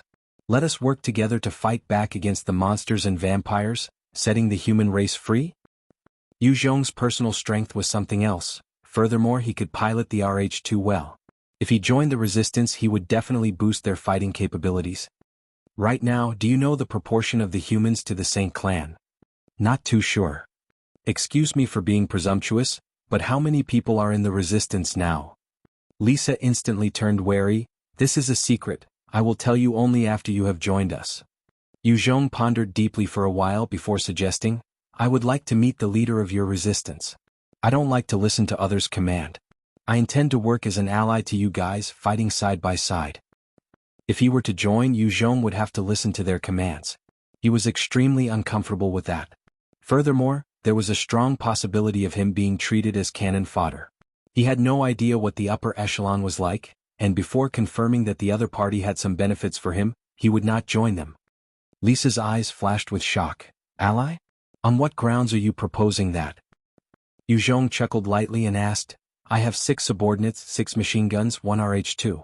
I can easily wipe out an armored unit of the Red Rock City.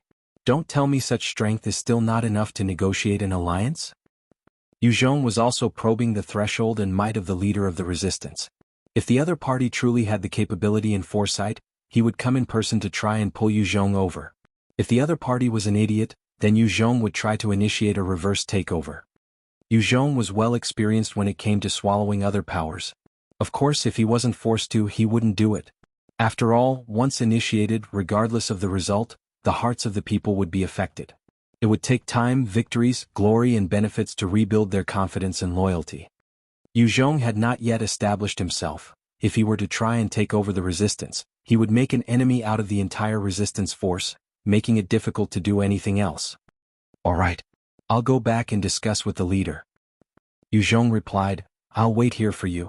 If there's no news after 24 hours, I'll leave. Lisa looked deeply at Yu Zhong. Wait for me, before turning to run towards the distance like an agile leopard. Is she what she said true? After Lisa left, Yu Zhong tried to confirm with Rooney. Rooney hesitated for a while before replying, Sir. Red Rock City forbids all rumors or discussions about the things from hundreds of years ago. I don't know much about that, however. The Saint clan is indeed referred to as flesh-eating monsters by the residents secretly. Many pretty young girls would disappear for no reason all the time. Some people say those girls had been whisked off to the inner city, becoming food for the monsters. The Saint clan truly does not view us from the outer city as people. If they're angry, they would just slaughter us as they like.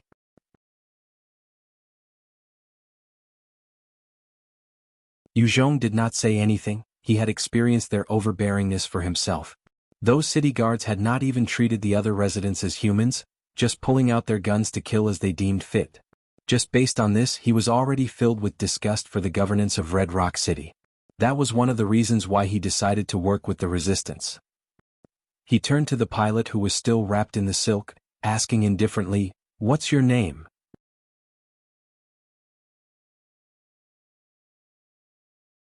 The pilot replied, It's Lin Guang. Work with me or die here, your choice. Lin Guang quickly made the choice, I'm willing to work with you. Lin Guang was human. After all, the Saint clan had treated the humans as though they were slaves. He was also unwilling to work for them. To a human like him, his life was most important. After Lisa had left Yu Zhong, she ran towards a desolate hill and routed it a few times, observing the surroundings carefully. After ensuring that no one had followed her, she made her way towards some rocks, moving a few of the bigger ones aside to reveal a tunnel. She entered it with nimble ease. Lisa, you're back. Awesome. It's Lisa. She's back. Inside the tunnel, there were a few elite soldiers guarding the place. The moment they saw Lisa, they erupted in cheers. Lisa was beautiful and sexy. Furthermore, she had skills that were not inferior to many men. This gave her an aura and raised morale among the resistance fighters. Many of the males, being bored underground, had termed her as the leader of the Three Flowers. She was the dream lover and object of affection for many. A woman dressed in tights, with a similar voluptuous body and short black hair, came running and hugging Lisa. Her features were exquisite and she had a valiant charm about her. Lisa, you're back. That's great. I was so worried that I might not get to see you again.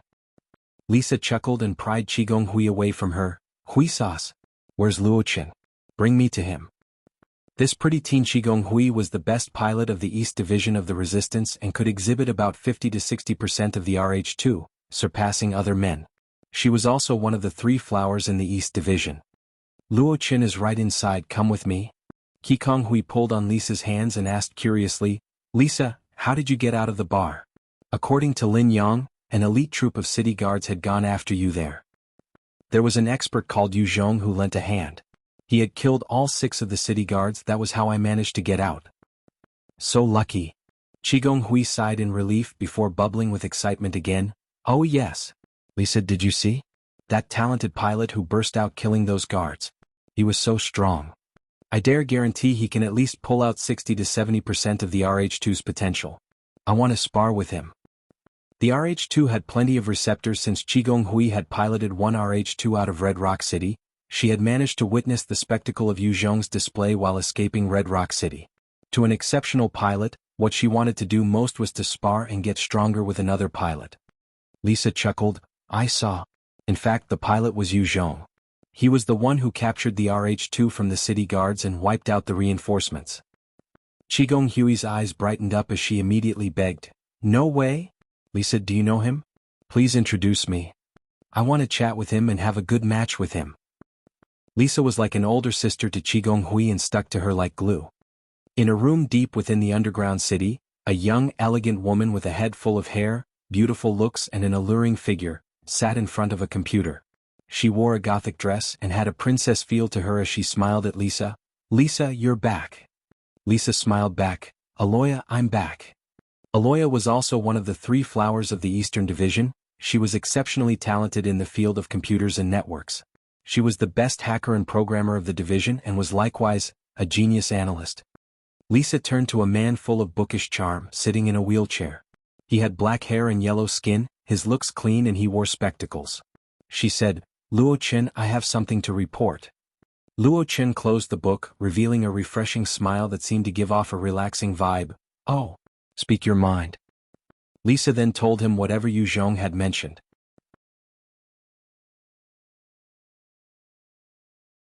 Luo Chen closed his eyes for a while before reopening and smiling. An alliance, eh? Interesting. Lisa, go back and tell him, I'm willing to work together with him. Invite him over as a guest. Delight could be seen in Lisa's eyes as she hurried out. Great. I'll go let him know. When she left, Aloya suddenly piped in, would it be a trap? Luo Chen replied mildly, it's highly unlikely. There's no reason for Red Rock City to risk losing 2 RH2 just for such a trap. If Yu Zhong didn't appear, our operation this time might have a 70% of failing. We would have lost 100 people. Anyway, there's a spy among us.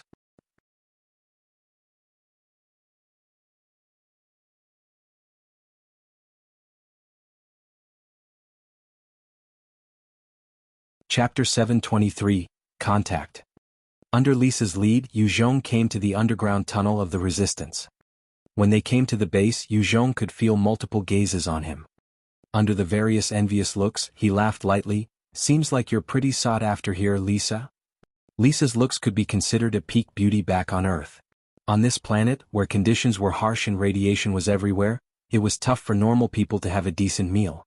Under such circumstances, the number of beauties that could exist was even lower than on Earth. Someone like Lisa was truly rare among the Resistance. She frowned. Rooney and the rest did not come with you, do you not trust me? He chuckled and brushed it off. Of course I trust you. You're thinking too much. But before we get started, I need to meet your leader first. Lisa eyed him and snorted. 6 men and women came over from a distance, the leader a burly warrior decked in a black jacket. He had a blind eye, and his expression was slightly savage as he laughed coldly at Yu Zhong. You must be Yu Zhong? Yu Zhong replied, that's me.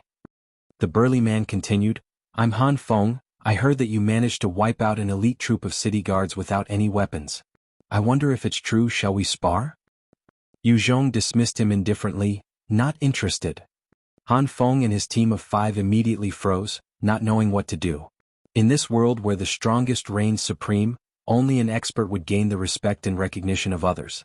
Many people would choose to fight regardless of the result. They knew that a man that could gain Lisa's recognition was definitely strong, but they didn't expect that he would not battle them. Let's go. Yu Zhong did not spare Han Feng and the rest another glance as he continued on his way. Han Feng immediately threw a vicious punch in a fit of anger. Damned brat, are you looking down on me? In the next moment, his entire body froze, not daring to make another move. A dagger had appeared out of nowhere and was pressed right against his forehead. It was the first time he felt so close to death. Yu Zhong kept the dagger back and continued walking. You're already dead. Strong. That man is truly strong. The 5 men and women saw how Han Feng was subdued and their eyes flashed with shock. Han Feng was the strongest expert among them with a body constitution of 8 times a normal person. He was well versed in all sorts of combat styles, and few could defend against him in close combat. Yet, such a fighter was overcome so easily by Yu Zhong, thus they were filled with respect. Lisa glanced at Han Feng with pity and continued down the tunnel. Yu Zhong could easily eliminate an elite troop of city guards. Han Feng was at most comparable to an elite city guard. How was it possible to contend against Yu Zhong? After defeating Han Feng, the gazes of the rest of the warriors towards Yu Zhong was different. In this world, the humans revered the strong more so than on Earth. Qigong Hui bounced over, full of youth and vitality as she assessed Yu Zhong curiously, her gaze fervent as she asked, "You must be Yu Zhong. Are you the one who controlled that RH2 in Red Rock City?" Yu Zhong did not deny, "That's me." Qigong Hui's gaze turned heated, "Have a match with me. Let's use the RH2 to determine the victor. I want to exchange pointers with you." From young, Qigong Hui had loved robots. After joining the resistance, she had been searching for a pilot stronger than her to challenge. In the course of her experiments and battles, she had grown to become one of the best pilots of the resistance. Yu Zhong turned her down, continuing towards the center of the base, not interested. The controlling of the RH2 require energy. In the course of a battle, both machines would be damaged.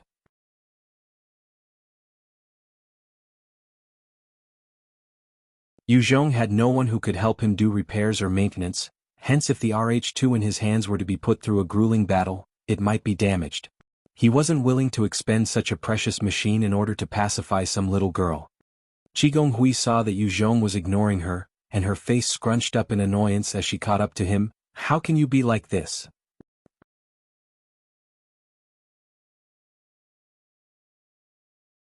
After passing through many protective defenses, Yu Zhong came to the deepest part of the tunnel and saw the bookish yet handsome man. This fellow doesn't possess combat ability, he must be the brains behind the scenes. Yu Zhong observed Luo Chen carefully, coming to a conclusion from the muscles and movements of his. This caused him to be even warier. The fact that such a man could gain respect and prestige in a world where the strong was revered, his intelligence had to be something else. Luo Chen also assessed Yu Zhong in front of him. After a long while, he smiled lightly and raised his hands towards Yu Zhong. "How do you do, Yu Zhong? I'm Luo Chen, the director of the Eastern Division 3rd Unit. Pleased to meet you." Yu Zhong shook his hands and could tell Luo Chen was really without strength. He was just a normal person. "How do you do, I'm Yu Zhong." Aloya gave a curious glance at Yu Zhong as well before introducing herself, Programming and Safety Engineer for the Eastern Division 3rd Unit, Aloya. "Hello." Luo Chen smiled faintly and beckoned to Yu Zhong. "Yu Zhong, are you interested in joining our Eastern Division 3rd Unit and work together against the flesh-eating monsters and vampires, freeing the humans?" Yu Zhong naturally rejected his proposal. "Sorry, I'm not used to being commanded. I think it's still better to be allies." Luo Chen laughed lightly and handed him a document. "That's fine. Let's work as allies then. Take a look and see if the conditions are fine." Yu Zhong received the document over and saw that there weren't too many conditions. It just required the allies not to attack each other, and to trade and share information. Once an ally was attacked by the monsters and vampires, the other party had to immediately send help. Yu Zhong saw that the conditions were reasonable and signed below, sealing the alliance. He handed the document back to Luo Chen and asked, "I want to know of the combat strength in Red Rock City." Luo Chen laughed lightly. "Aloya." Aloya revealed a self-confident smile and immediately pulled up a file on her computer. Red Rock City has 3 battalions of ordinary soldiers, consisting of 1,500 people. These ordinary soldiers are made up of humans, their strength comparable to us. Above them there are 500 city guards, they're the main force of Red Rock City, each and everyone having been injected with a Type 3 enhancement drug. Above them there are 100 elite troops directly controlled by the city Lord Annette, who are human experts, enhanced by Type 4 and above drugs. These are all the human troops. Besides them, Red Rock City also has 200 flesh-eaters that form the Red Rock Guard. Every one of them has a strength that is beyond those enhanced by a Type 4 drug. They're on par with Type 2 divine warriors. At the same time, there are about 1,000 flesh-eaters inside the city. They might not be part of the army but they all possess incredible might. Not too long ago, Annette had summoned 7 experts of Type 3 Divine Warriors' strength. They are all flesh-eaters and their names are Knight, Luther, Santana, Jack, Zhanglan, Casey and Abu Bakar. Type 3 Divine Warriors Yu Zhong felt a chill in his heart and was somewhat wary against the might of Red Rock City. Based on his own conjecture, his strength was roughly about the same as the Type 3 Divine Warriors. One Red Rock City already had 8 Type 3 Divine Warriors. If he were to be surrounded by them, he would not survive. Honk, honk, honk. All of a sudden, there were multiple explosions that rocked the entire underground base. Underground, multiple alarms rang out. Yu Zhong was shocked as he looked towards the calm Luo Chen. "What's going on?" Luo Chen replied without skipping a beat, his expression unfazed. "Our base is compromised. Aloya, pull out the image for me." "Yes."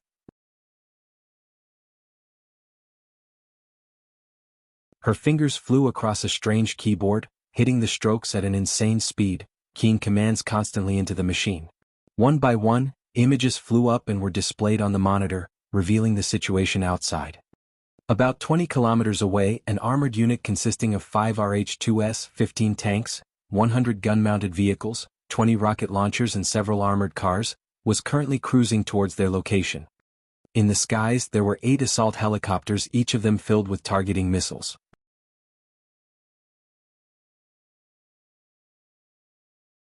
When they flew over the base, they would release the missiles, bombing the place and causing multiple areas to be destroyed. "Qigong Hui." Luo Chen's voice sounded out solemnly. "Yes." The girl, who had been staring blankly, immediately recovered her senses and leaped out the room. Her target was the RH-2 kept within their own hangar.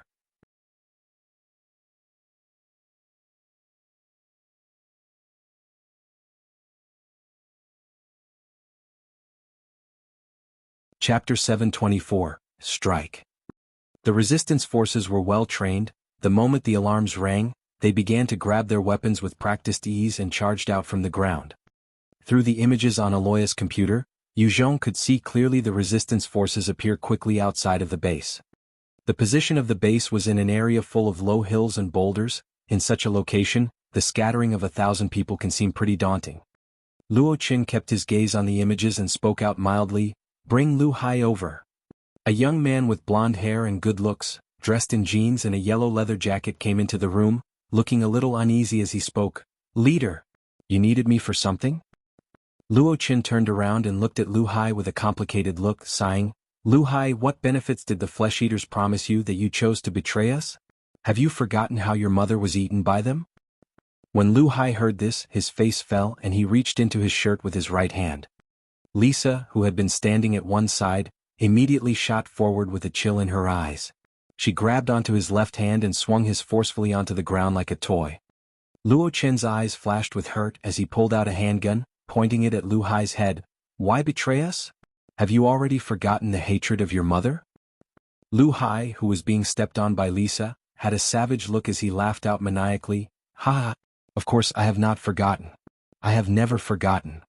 However, I hate this life even more. Living like rats beneath the surface, not having a full meal, no water and no food, no women, and our fates are basically uncertain." After Lu Hai laughed out in his madness, he closed his eyes. "I did betray you guys. I betrayed you, purely for the sake of eating my fill, drinking clean water, fucking beautiful women, and allowing my future generations a better life. I've had enough of this rat life. Just kill me. Luo Chen, I followed you for so long, I know your character, you'll not let me go. Kill me if you want. Let me have a quick death. Go in peace." Luo Chen sighed before pulling the trigger. Pum. A gunshot hole appeared in Lu Hai's forehead, his body shuddered once and ceased moving. Luo Chen looked at Lu Hai's corpse, his eyes filled with pain and bitterness before he spoke solemnly. "He's called Lu Hai. Before he betrayed us, he was our good brother and a hero.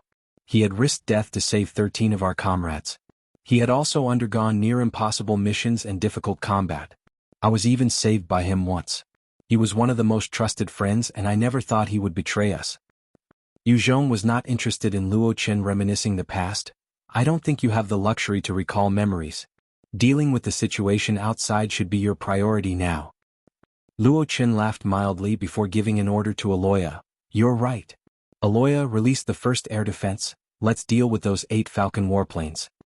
As the 8 assault aircrafts were about to launch another round of missiles, a patch of ground opened up a few kilometers away, and huge beams fired out towards the 8 aircrafts, hitting them accurately.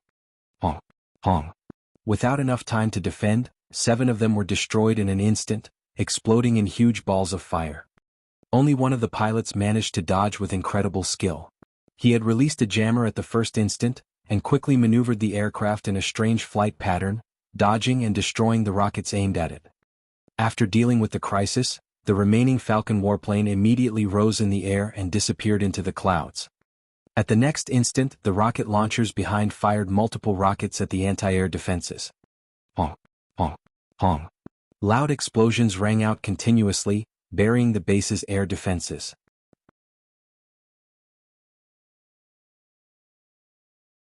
Underground, Aloya reported with an impassive face, "The first air defense is out." The moment she was immersed in her work, all sorts of thoughts would be forced out of Aloya's mind, and she would remain focused and listen to all of Luo Chen's orders without question. As the anti-air defenses were destroyed, the forces of Red Rock City were already starting to blanket the area of boulders and rocks with countless firepower.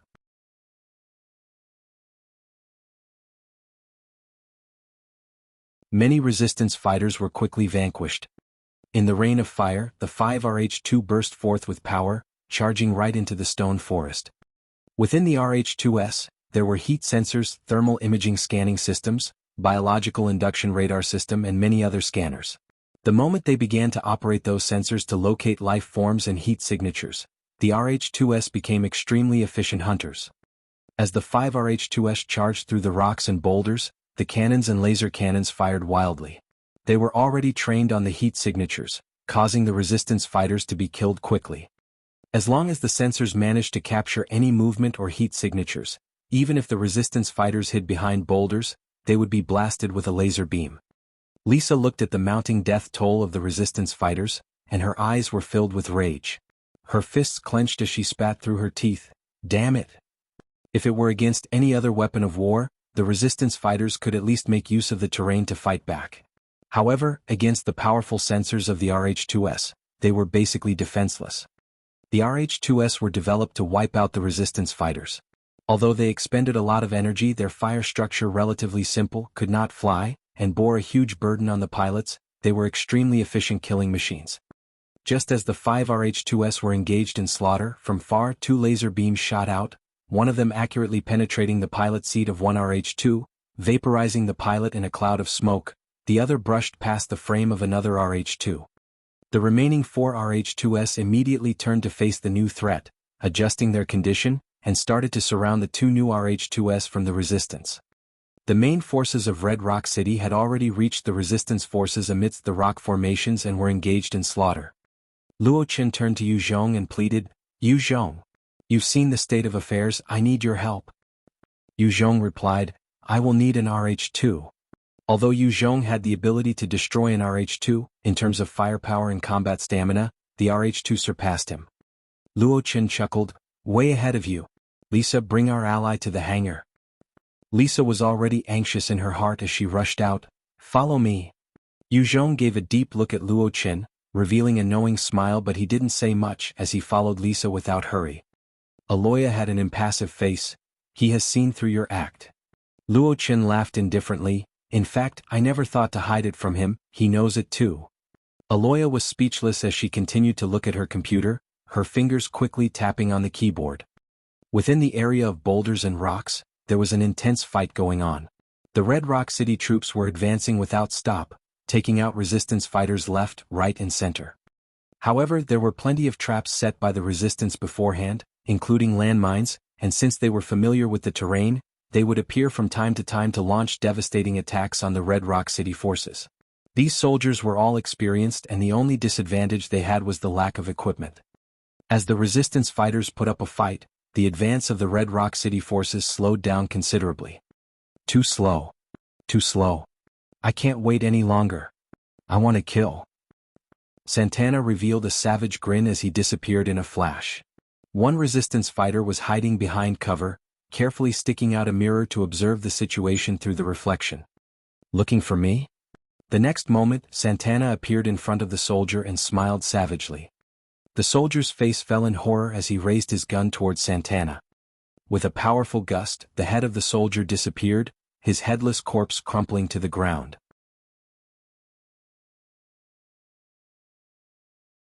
Behind him, Santana was grabbing his head and bit down viciously, breaking the skull like it was nothing, enjoying the white and red brain matter.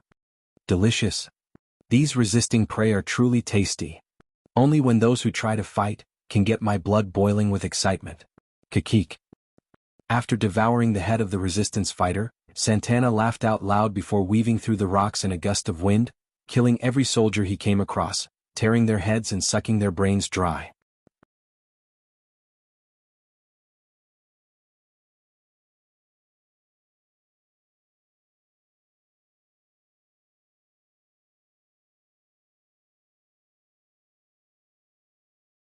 In a life-and-death situation, on the other hand, most pilots would then operate the sensors at full capacity, while overburdening their brains, it would also limit their ability.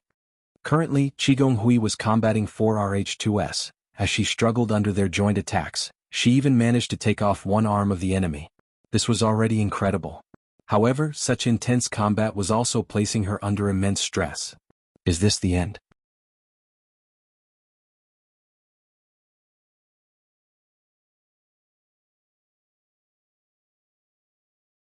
The powerful alloy armor of the RH-2 from Red Rock City was strong enough to block the fist, only causing the armor around the cockpit to dent a little. However, the terrifying impact and resulting shockwave vibrated through, causing the pilot to spit out a blood, dying immediately.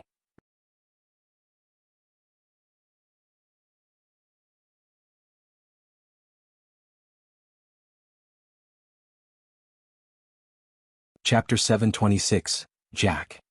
Yuzhong controlled his RH-2 to send the enemy flying with a punch. Without pausing, he darted towards the last RH-2 in a blur. The last RH-2 had completely handed the firing systems over to the computer, allowing it to unleash a massacre without the limitations of humans. The downside was that the moment the pilot handed the firing systems over, the response of the RH-2 would be affected by 30%. Yuzhong braced himself through the flurry of bullets, appearing in front of the last RH-2 in a breath's time. His right arm swung the alloy blade directly into the cockpit, turning the pilot into a meat paste. Qigong watched as Yuzhong's RH-2 became increasingly injured, shock filling her heart. Strong. In barely 30 seconds, Yuzhong had controlled his single RH-2 to take out 3 equivalent RH-2s. That tyrannical and vicious way of combat had left a deep impression on Qigong. She asked herself if she could replicate what Yuzhong did, and realized that she was filled with respect. The most was sniping that first RH-2. Go provide support. After destroying the 4 RH-2, Yuzhong did not even glance at Qigong, quickly charging towards the stony area with Mach 1 speed. Qigong followed closely behind him. In a few breaths, Yuzhong arrived at the place. He discovered the 2 battalions from Red Rock City, which had also noticed the single RH-2 suddenly storming over, and their eyes were filled with shock. Kill them all. Yuzhong eyed the 2 battalions coldly and handed the firing systems over to the central computer. The moment the thought flashed across his mind, 10 cannons appeared from the RH-2's frame, and unleashed a rain of death on the soldiers of Red Rock City. The cannons and guns continued to whir noisily, under the targeting system of the central computer. Each soldier exploded like an ant that was stepped on. The bullets even tore apart the armored vehicles, together with their drivers and riders within. The elite soldiers of Red Rock City had been the hunters. Now the situation flipped around. Without any preparation for it, they were forced to scramble for life. Originally, the weapons of the elite soldiers of Red Rock City could engage the RH-2s. As long as they had sufficient cover, they could even injure RH-2s. However, in the wilderness where there were no structures, these soldiers were just like sheep awaiting slaughter. At this time, Qigong also charged over, handing over the control of the firing systems as well. The remaining 5 cannons on her also fired out wildly. Ayaya. This bunch of trash seems like they still need me to act. At this time, among the scattered and devastated troops of Red Rock City, a wild and frenzied laugh sounded out. Jack lifted his head to eye the 2 RH-2s, his eyes flashing with a mad desire.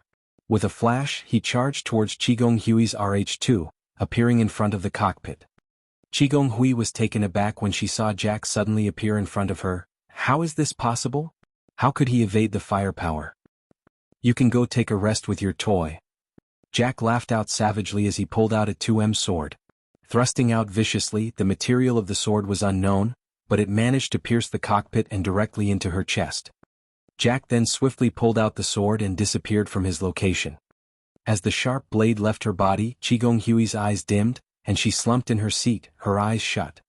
Yu Zhong saw what happened through the sensors of the RH2 and his heart was rocked. What a terrifying fellow. This guy must be one of the experts of the flesh eaters. After killing Qigonhui, Jack's face wore a slight smile as he introduced himself. Hi. I'm Jack, one of the Saint Clan members in Red Rock City. I'm interested in you. What's your name? Yu Zhong stared at Jack before sending a vicious punch towards him.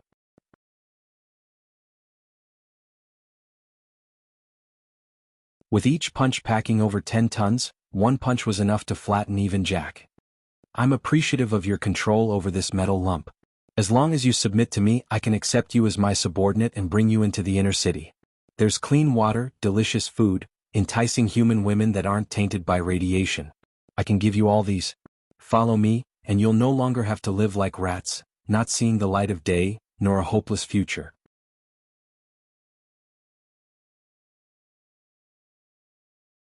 Jack was still smiling as he appeared at a distance of 10 m away in a flash. Yu Zhong's pupils constricted. The speed of this Jack was truly quick, surpassing even the strongest lowly Yin Shuang. In fact, it seemed to be even faster by at least 20%. Jack continued to smile arrogantly. This metal lump might seem a precious treasure to us, but to me it actually is nothing. As long as I wish it, I can easily kill all you pilots easily. There's no way for these stupid metal lumps to catch my movements. This is the difference between us Saint Clan and you humans. Or the distance between gods and humans. We are the gods, you are just pathetic humans. With a flesh body that could surpass the sound barrier, easily killing an RH2 pilot, it was truly a monstrous strength. The flesh eaters were able to hold Red Rock City tightly in their grasp, to the point that they could care less that one RH2 had been stolen. A single RH2 could flip the tides of a battle in a human war, but a single flesh eater with a Type 3 divine warrior strength could easily eliminate an RH2 pilot. God? What a joke. Just based on you freaks and you want to be gods? Let me take you out as so-called God. Jack, bear this in mind today, this human that's about to kill you.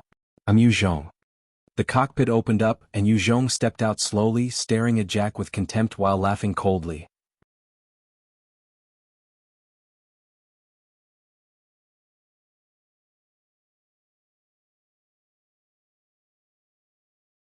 Chapter 727. Victory at a Cost. The RH2 had a powerful defensive ability, top-notch firing system, an incredible AI. Against ordinary soldiers, these were all powerful weapons. On the battlefield, a single RH2 was basically a machine of slaughter. However, to deal with Jack, it was still lacking. In terms of agility, the RH2's mainframe could not compare to Jack, and while Yu Zhong could pull out 80 to 90% of the RH2's combat ability, it was not enough to deal with Jack. I have seen many human experts, and those who dare talk to me the way you did have died. You won't be an exception. Such a lowly piece of trash, you dare rebuke me. When I consume your delicious innards, I'll keep you alive. That'll be pretty interesting. Jack licked his lips with an excited look. His body turned tense, and with a flash, he immediately leaped forward with a speed surpassing the sound barrier. In less than a breath of time, his sharp blade had pierced towards Yu Zhong. Fast. Pure speed, that was Jack's style, surpassing even the strongest lowly Yin Shuang under Yu Zhong. His speed was way faster than even the RH2. Yu Zhong's gaze turned solemn, as wisps of dark energy poured out of his body, pushing his constitution to a terrifying extent. Under the enhancement of Dark Do Qi, he managed to follow Jack's movement. Without any intention to dodge, he sent a blade towards Jack as well. Jack flicked the blade in his hand slightly, penetrating through the Type 4 giant sea snake hide on Yu Zhong, as well as the Type 5 defense vest, even through his body of steel. When the blade pierced through all the defenses, a surge of vibration traveled through, causing a huge hole to burst open in Yu Zhong's chest, fresh blood splattering everywhere. At the same instant, the flame blade in Yu Zhong's hand slashed down with a speed far surpassing sound, slicing through Jack's shoulder, slicing his heart in two. Shock was written all over Jack's face while he hung sliced in two. He had not expected this human in front of him to be so vicious to himself. The flesh-eaters had vitality surpassing ordinary humans. Even though Jack had his body and heart sliced in half, he did not die. He laughed out in an unbridled fashion. What a ruthless fellow. However, even if I die, I want you to accompany me in death. Ha ha ha. Even though Jack had been sliced in two by Yu Zhong had also suffered a sword through his chest, his intestines injured by the vibrations Jack sent out. Such a wound was enough to claim a human's life. Jack was truly powerful. If Yu Zhong had not decided to take on that blow to deal an equally lethal blow to him, it would be hard to determine the victor between them. After all, they were of similar levels. The one who will die is you. Yu Zhong's eyes flashed with cold as he waved his hands, and devil flame burst into life, engulfing Jack, incinerating him in a second. He died howling. At that same instant, strands of life energy was absorbed by the god and devil imprint, nourishing his soul and body, enhancing them further. Congratulations on gaining +10 in agility. Yu Zhong heaved a sigh of relief when he heard that. Killing such a high-level expert had actually enhanced him. The moment Jack died, Yu Zhong's tense nerves relaxed. He began to feel the pain in his chest and his brows furrowed. He turned around to enter the RH2 again. Taking a can of Type 3 beast meat, he gobbled it up, pushing the regeneration ability as his wounds began to heal at an insane speed. The level 4 regeneration ability began to work its wonders, healing Yu Zhong's heavily body. If it wasn't for this skill, Yu Zhong might have perished a dozen times over. He took a deep breath and wore the helmet, instantly receiving a flurry of notifications. With a thought, he restarted the RH2 and turned into a flash as he headed for the rocky area once again.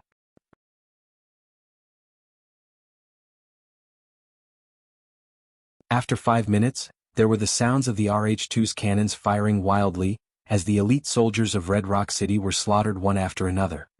There were 10 cannons, a laser gun and an alloy blade on each RH2. The rest were sensors and heat scanners. They were mainly for scouting and searching. Within that rocky area, it was practically the best terrain for the RH2 to unleash a carnage no one could defend against. I surrender.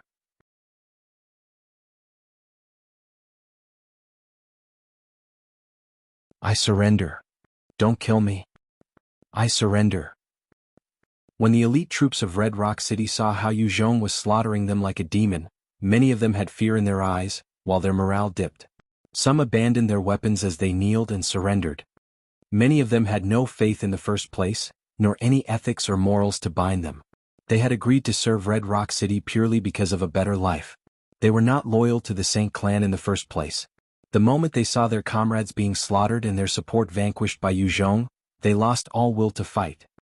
The resistance soldiers that had been forced back began to counterattack, capturing those who surrendered. Seems like lowly humans are unreliable after all. Forget it, treat it as our loss this time. However, you guys need to pay a price too. Let me deal with your trump card. Santana looked at the incoming RH2 and laughed savagely, grabbing a random soldier's head and crushing it. He sucked up the juices, revealing a drunk expression before leaping up on top of the RH2. The moment Santana moved, Yu Zhong felt a sense of danger.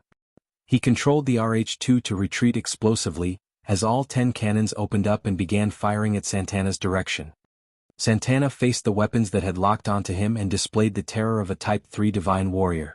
His speed instantly broke past the sound barrier. As the cannons moved slightly, he had already gone out of its range. The bullets brushed past his body, not causing any harm. Even the powerful AI of the RH2 could not harm Santana, thus showcasing the true might of a Type 3 divine warrior. Yu Zhong was extremely calm as he controlled the RH2 to retreat while pulling up the laser cannon to fire at Santana. As the laser beam shot out, some directly pierced through boulders but did not manage to hit Santana. The distance between the two was also closing rapidly. Are you the trump card of the resistance? You can die for me. Santana wore a savage grin as he appeared on top of Yu Zhong's RH2, sending a powerful fist towards the cockpit. Yu Zhong's eyes flashed with a cold look as he continued to push the RH2 backward. As the massive frame landed, rocks were destroyed. At the same time, he controlled the RH2 to swing out with its foot to kick at Santana viciously. Santana did not expect Yu Zhong to execute such a difficult maneuver, and he could not dodge in midair. The kick carried a dangerous force behind it. If the kick were to connect with Santana, even the Saint clan member would be heavily injured. Santana's gaze turned cold, and he immediately spat out a breath with strength. The strong push actually pushed him backward a few meters. The RH2's leg brushed past his body. He then landed and charged right back at the RH2 like a meteor, sending a powerful punch on the weak part of the armor. Hong. With a single punch, a new hole appeared in the RH2, the strong alloy was pretty much paper against his fist. He then sent out a few punches as fast as the wind, and in a few breaths, the entire leg had been devastated by him. Yu Zhong controlled the RH2 to send a fist down towards Santana. A cold look of ridicule flashed in Santana's eyes, and with a flash, he easily evaded that slap. Santana then appeared right in front of the cockpit and laughed cruelly. He punched out once at the cockpit, his powerful fist instantly destroying the armor, landing on Yu Zhong's body. The blow instantly went through his chest, causing bits of metal to enter the body as well. At the next instant, a bright flash blasted Santana's head apart, turning it into bloody matter. Within the cockpit, Yu Zhong's chest was still pierced by the deformed alloy metal pieces from the cockpit. He had blood flowing down his lips, and in his hands was the electromagnetic gun. He looked positively terrible. Congratulations on gaining +10 in strength.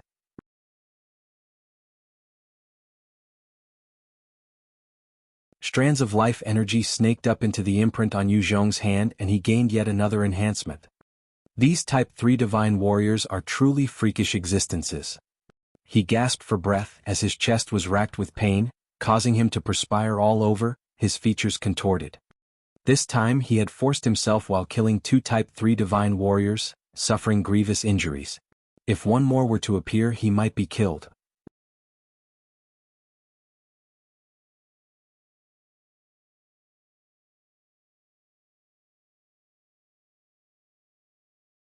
Chapter 728, Prophecy. With a thought, Yu Zhong controlled the RH2 to rip out the cockpit door with force. With a little light, he began to pull out the alloy parts pierced in his chest. The sharp pains caused his face to contort. After pulling out all the alloy pieces, his entire body was drenched in perspiration. He gasped for air, suppressing the pain as he quickly consumed his Type 3 beast meat. As a few cans were consumed, the contents quickly transformed into energy that accelerated the healing process. Yu Zhong's face turned dark as he thought, this world truly contains some strong experts. Just the forces of this Red Rock City is enough to devastate my Central Plains army. Furthermore, this world actually contained such terrifying battle robots. They had the support of powerful AI, and the biometric scanning systems were so advanced. Such a robot was practically an unstoppable killing machine back on Earth. Other than these RH2s, there were the Type 3 Divine Warriors, and the even stronger Type 4 ones that had not yet appeared. Yu Zhong could not imagine what it would take to even threaten such existences. As he sat there enduring the pain and letting his body heal, the forces of the resistance were already launching their counterattack against the elite forces of Red Rock City. During the counterattack, many Red Rock City soldiers quickly handed over their weapons and allowed themselves to be captured. Underground, Luo Chen's eyes were fixed on Yu Zhong's RH2, his gaze filled with awe. Truly amazing. He could control a single RH2 to fight for, and he even took out 2 Type 3 Divine Warriors himself. Incredible. If only such a person was part of our resistance. Aloya looked at the serious wound on Yu Zhong's chest, her eyes filled with pity. What a pity. He's going to die. Luo Chen laughed lightly in response, pointing to Yu Zhong's right hand on the monitor. No. He won't die. Look at his right hand. Aloya looked at the God and Devil imprint and her face changed immediately. Is that the imprint of God? How is that possible? What if the legend was for real? Impossible. This doesn't make sense scientifically. Luo Chen's eyes were fixed on the imprint, his gaze complicated as well. The imprint of God. Hundreds of years ago, the leader of the resistance had left behind a prophecy, that after 100 years or even 1,000 years, a human with God's imprint on his right hand would appear, and he would be the hope of humankind. He would be the last hope that could possibly contend with the other races. The one who has that God imprint on his right hand will be our savior. I've always treated it as a joke, or it could have been something that the upper echelons in the past used to convince people to join our resistance. Who would have thought? Aloya looked at the man in the seat and asked mildly, what do we do now? According to the prophecy, we need to become his subordinates. Luo Chen, what are your plans? The prophecy from so long ago had a huge influence on the resistance. However, there were also many who did not believe or care about it. Even if the leader then was capable and had foresight, their influence could not compare to those currently alive and wielding the authority. Aloya, the genius programmer, was one of those that did not really care about the prophecy. She just listened to Luo Chen's orders. It was because he had saved her life before. Her talent was discovered and nurtured by him. Without him, she might have become of those pitiful women struggling to survive in hell. In the past, I didn't believe in it either. However, the gates of hell from the legends have appeared. According to legend, the god imprint has also shown itself. I cannot ignore these. Furthermore, our strength is truly too minuscule compared to those flesh-eaters and vampires.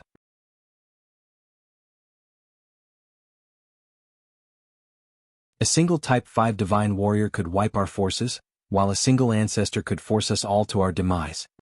If it weren't for those monsters wanting food and toys for entertainment, our human race might have already been wiped out long ago. Our resistance is merely a little nuisance to them. Luo Chen sighed gently.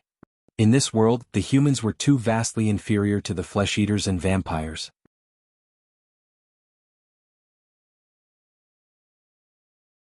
What was worse, there were humans who were willing to work for the monsters, becoming their teeth and claws. Although Luo Chen had outstanding intelligence, his strength was truly lacking. He could not see a sliver of hope for the human race.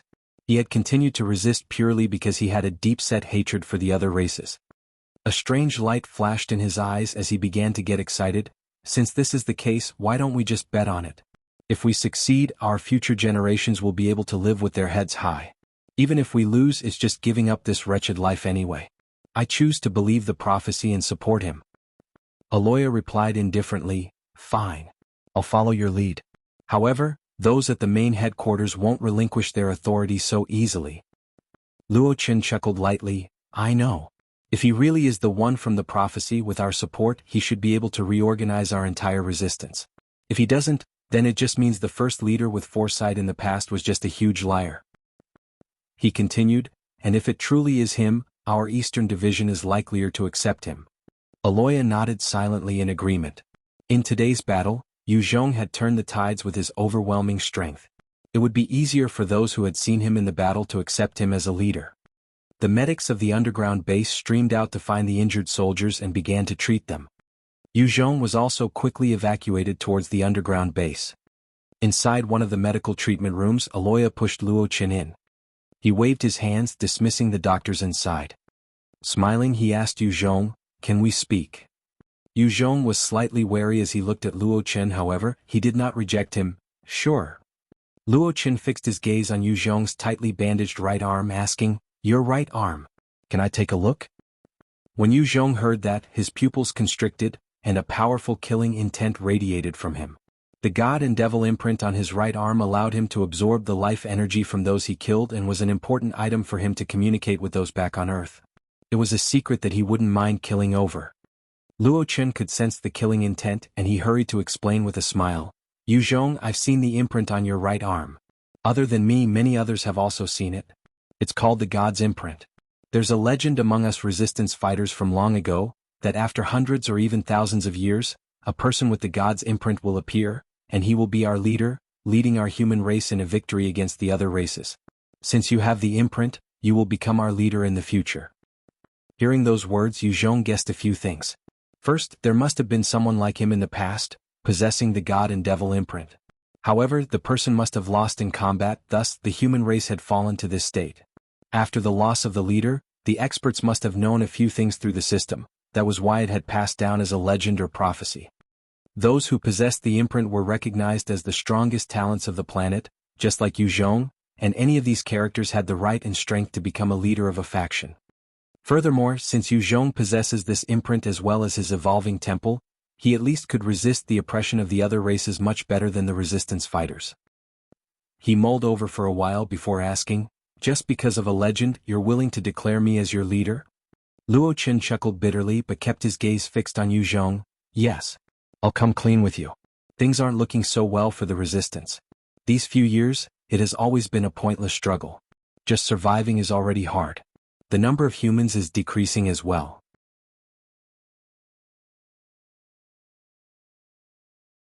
As for the slavery and harm that the other races have brought against us, we might be able to get something in return, but in order to overthrow all of that, I can only make a gamble on you.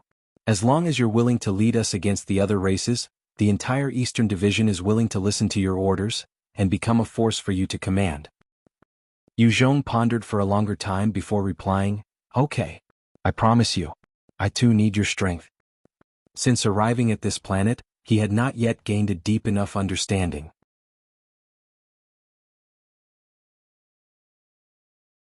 He needed the eyes and ears on the ground, and since the Eastern Division was the underground head here, and that they were willing to submit to him, then he naturally would take them up on that offer. With a wave of his hands he took out 8 evolving liquids from his storage ring, handing them to Luo Chen. These are evolving liquids that could help humans become evolvers. There are 8 of them here, treated as a gift. Luo Chen received them with respect and thanked him. Many thanks.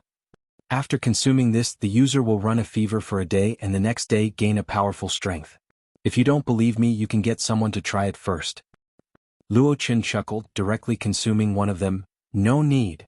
I trust you.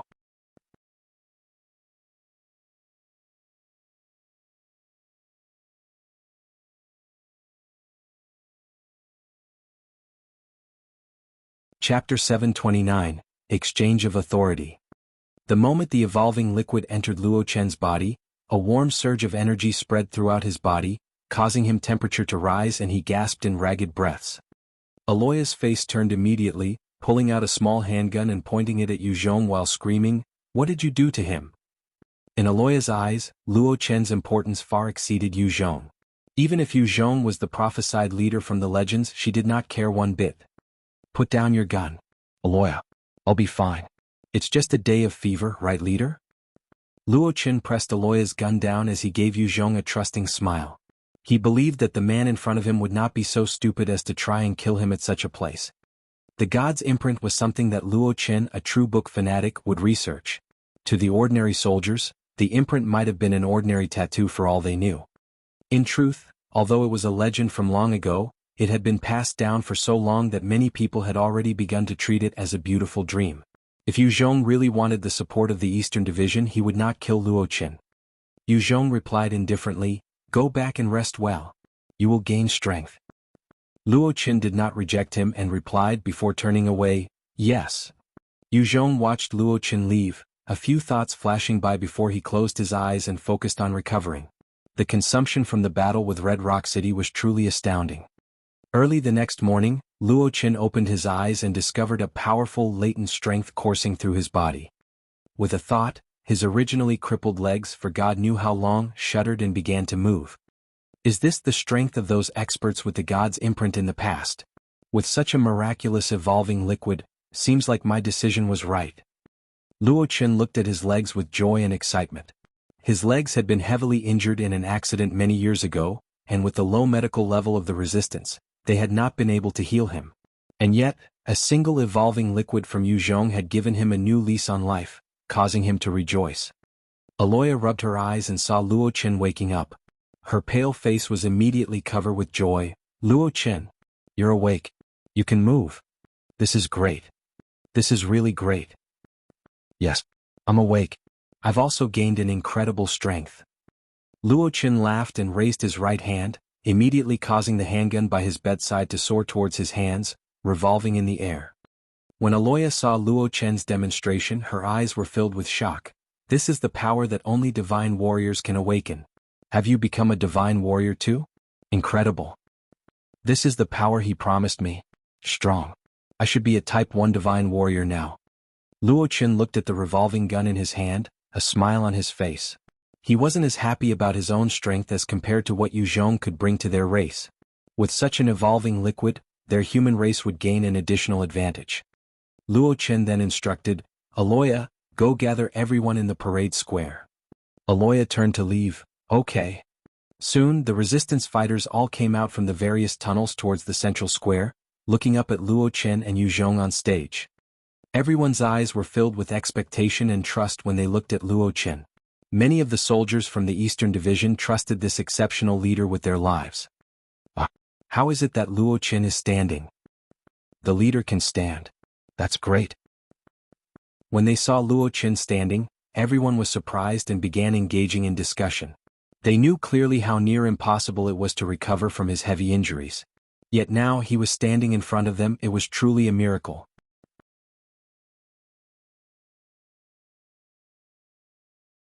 Luo Chen swept his gaze across everyone, calling out, "Everyone quieten down." When his words landed, everyone's discussion came to a halt, their gazes falling upon him again. Luo Chen then spoke out with fervor, "Let me first introduce, this person beside me is called Yu Zhong. Yesterday he had piloted an RH-2 to take down 4 RH-2s and even 2 Type 3 flesh eaters. He alone managed to turn the tides around, saving many of our comrades.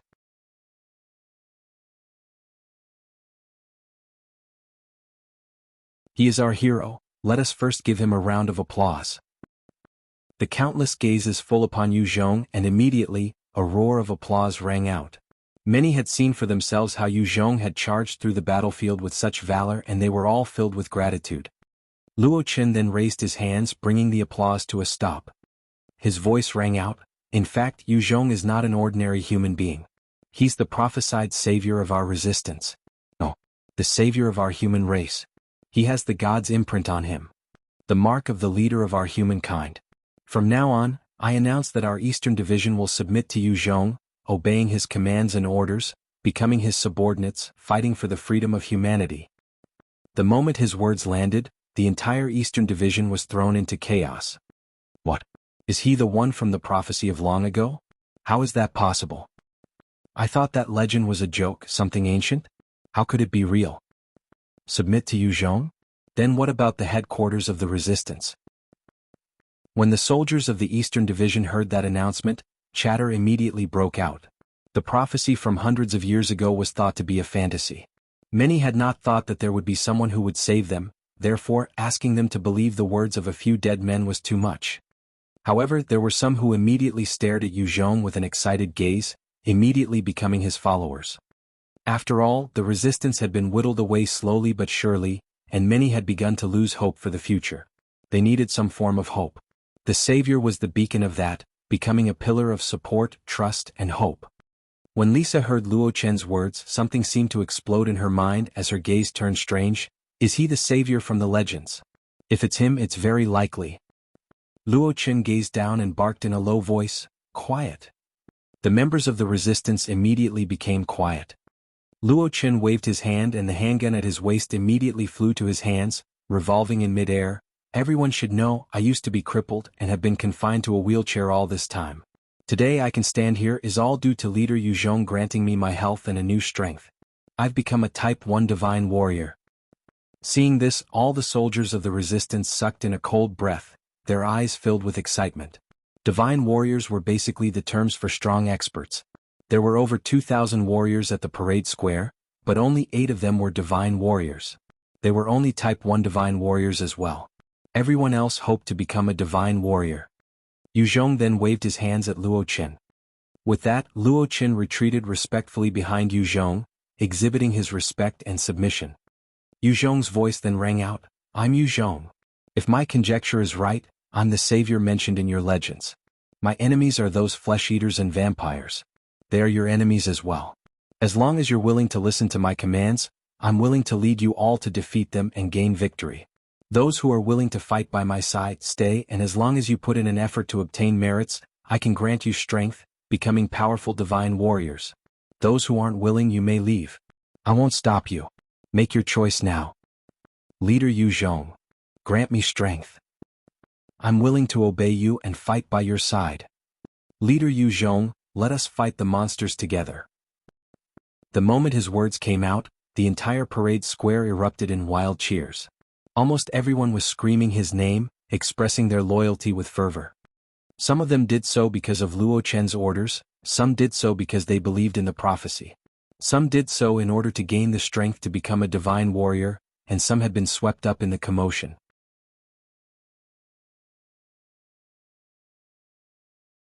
Some others had nowhere else to go, thus they chose to stay. However, amidst the cheers and excitement, 30 resistance soldiers turned around quietly to leave. They did not believe that Yu Zhong was the savior, and only trusted in the upper echelons of the resistance army. Luo Chen watched them leave and his eyes flashed with a dark look.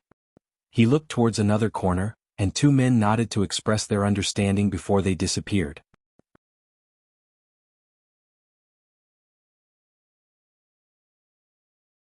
The 30-odd men had not left long when they were dragged into the dark to be silenced forever. Although Yu Zhong did not wish to kill, Luo Chen was not willing to let these people go. After this meeting, the entire Eastern Division was handed over to Yu Zhong, with Kong Chui Yun and the rest summoned by Yu Zhong into the base. The entire force then quickly left to relocate to another base. In this world where there were no satellites, the response of Red Rock City was much slower. After Yu Zhong and his people had left, another larger force deployed by Red Rock City came across where the base used to be, sweeping around but not finding anything.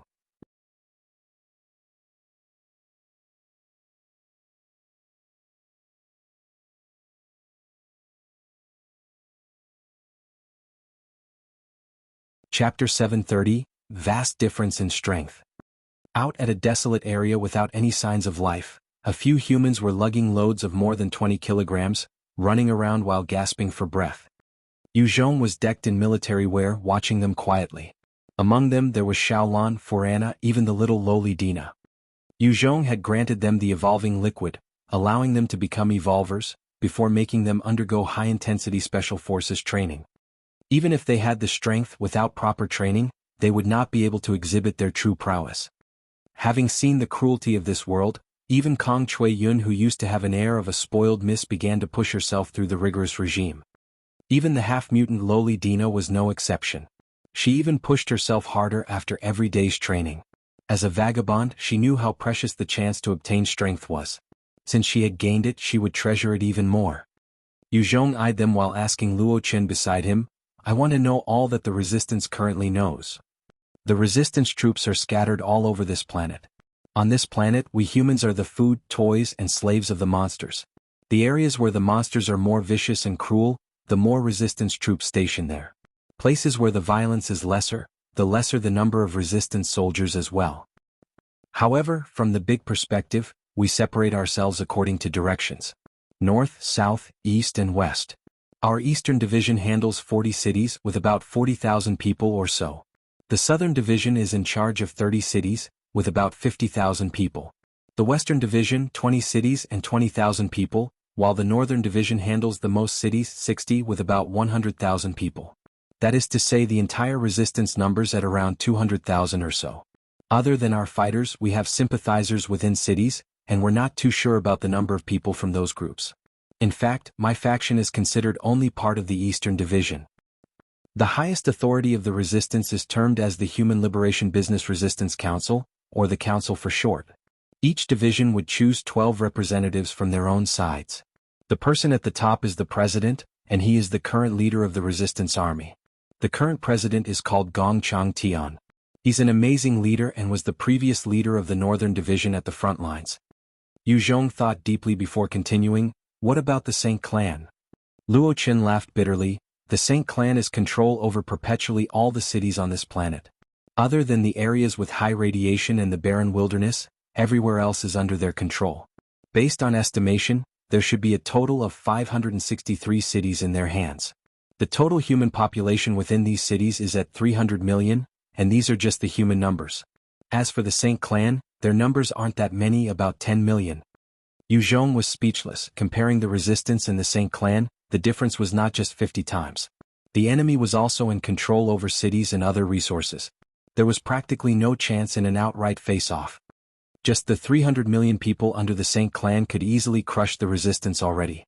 There was no contest between both sides in terms of numbers.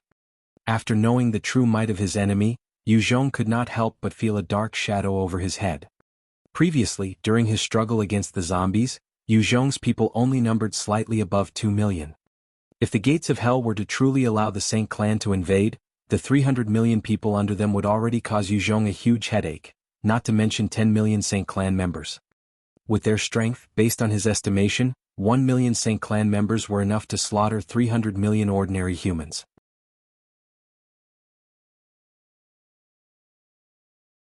Furthermore, China still had seas of zombies and mutant beasts and other strange races to contend with. If there was a war, the little bit of capital he had struggled to build up was not even worth shit. He sighed lightly. "Thankfully, I chose to enter this world."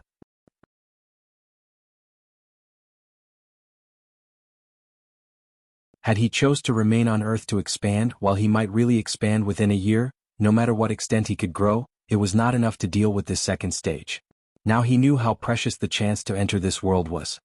If they didn't do anything by the time the Saint Clan invaded, then all the powers and factions on Earth would succumb and crumble under the absolute might.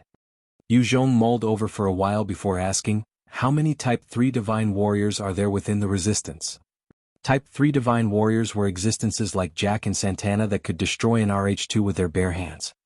Luo Chen replied, there are a total of 7 outstanding Type 3 Divine Warriors in the Resistance. There's Snowstorm Sima Bing, Blazing Flames Wang Yen, Human Tank Ken, Great Earth Bear To Amu, Steel King Lance, Light Beast Jess, and finally Overlord Gong Chang Tian. Our Resistance only has Type 3 Divine Warriors, no one of Type 4 and above.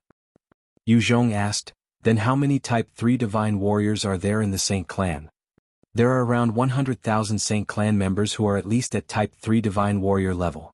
About 1,000 are rumored to be at Type 4, while Type 5 Divine Warriors are rarer, maybe about 30 at most. Those at the Type 5 level are usually from the Ancestor clan. As for the legendary Type 6 Divine Warriors, according to legends, there might only be 3 or 2 from the initial Ancestor clan members that were left behind during Era of Blight. As to the truth of these rumors, no one has tested or verified before. Normally, those who head out to suppress any rebellion or chaos would be the Type 3 Divine Warriors of the Saint Clan. The moment any Type 4 Divine Warriors were to make an appearance, the source of the chaos or commotion would be eliminated. Type 5 Divine Warriors are considered important characters, and to them, our Resistance fighters are just like ants, hence they would not bother unless they are in a bad mood. However, it's rare to see any Type 5 Divine Warriors making a move. Luo Chen spoke with a dark expression. Yu Zhong was speechless for some time, as he finally understood why Luo Chen was so willing to hand over his authority. Yu Zhong was considered a peak expert back on Earth, but among the Saint Clan he was just an ordinary fighter. Any Type 4 Divine Warrior could easily crush him. If a Type 5 Divine Warrior were to act, he would be wiped out in barely an instant. The level of might on this planet was truly unfathomable. Yu Zhong sunk into deep thought. What's the situation on the food and water supplies for our forces? Out in the wilderness, the most terrifying killer was not the Saint Clan, but the lack of food and water. The places fit for living had plenty of pools and water catchment places, whereas the regions outside of the cities were hard for survival, since most of those places were heavily irradiated and had no water or food sources. Food and clean water was an important resource, and they were the main reason why the Resistance could not expand. There were sources of clean water within the cities that the Saint Clan resided in. They could even plant vegetation, and that was how they controlled humans. Luo Chen looked at the warriors undergoing training and spoke, our current supplies can last us for a month, while our water can last for about 20 days. The current conditions are under the assumption that these soldiers you're training up cannot use our rations or water. Luo Chen was clear that through Yu Zhong's methods he could raise a powerful force, but the warriors would require water and food to replenish their energy. Such squandering of resources was a nightmare to the Resistance.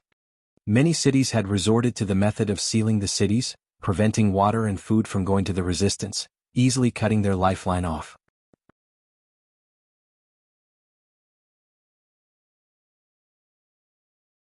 Yu Zhong asked curiously, how did you guys get water and food from the cities previously? Luo Chen laughed in a self-deprecating manner. Out in the wilderness, you can discover ores, hunt the savages, trade slaves, gain the blood, flesh and nuclei of mutant beasts or high-level mutants. There are also rare and precious mutant plants. All these are resources that cities need. As long as the cities do not undergo a lockdown, we can trade these items for Eagle Yuan, exchanging for food and water.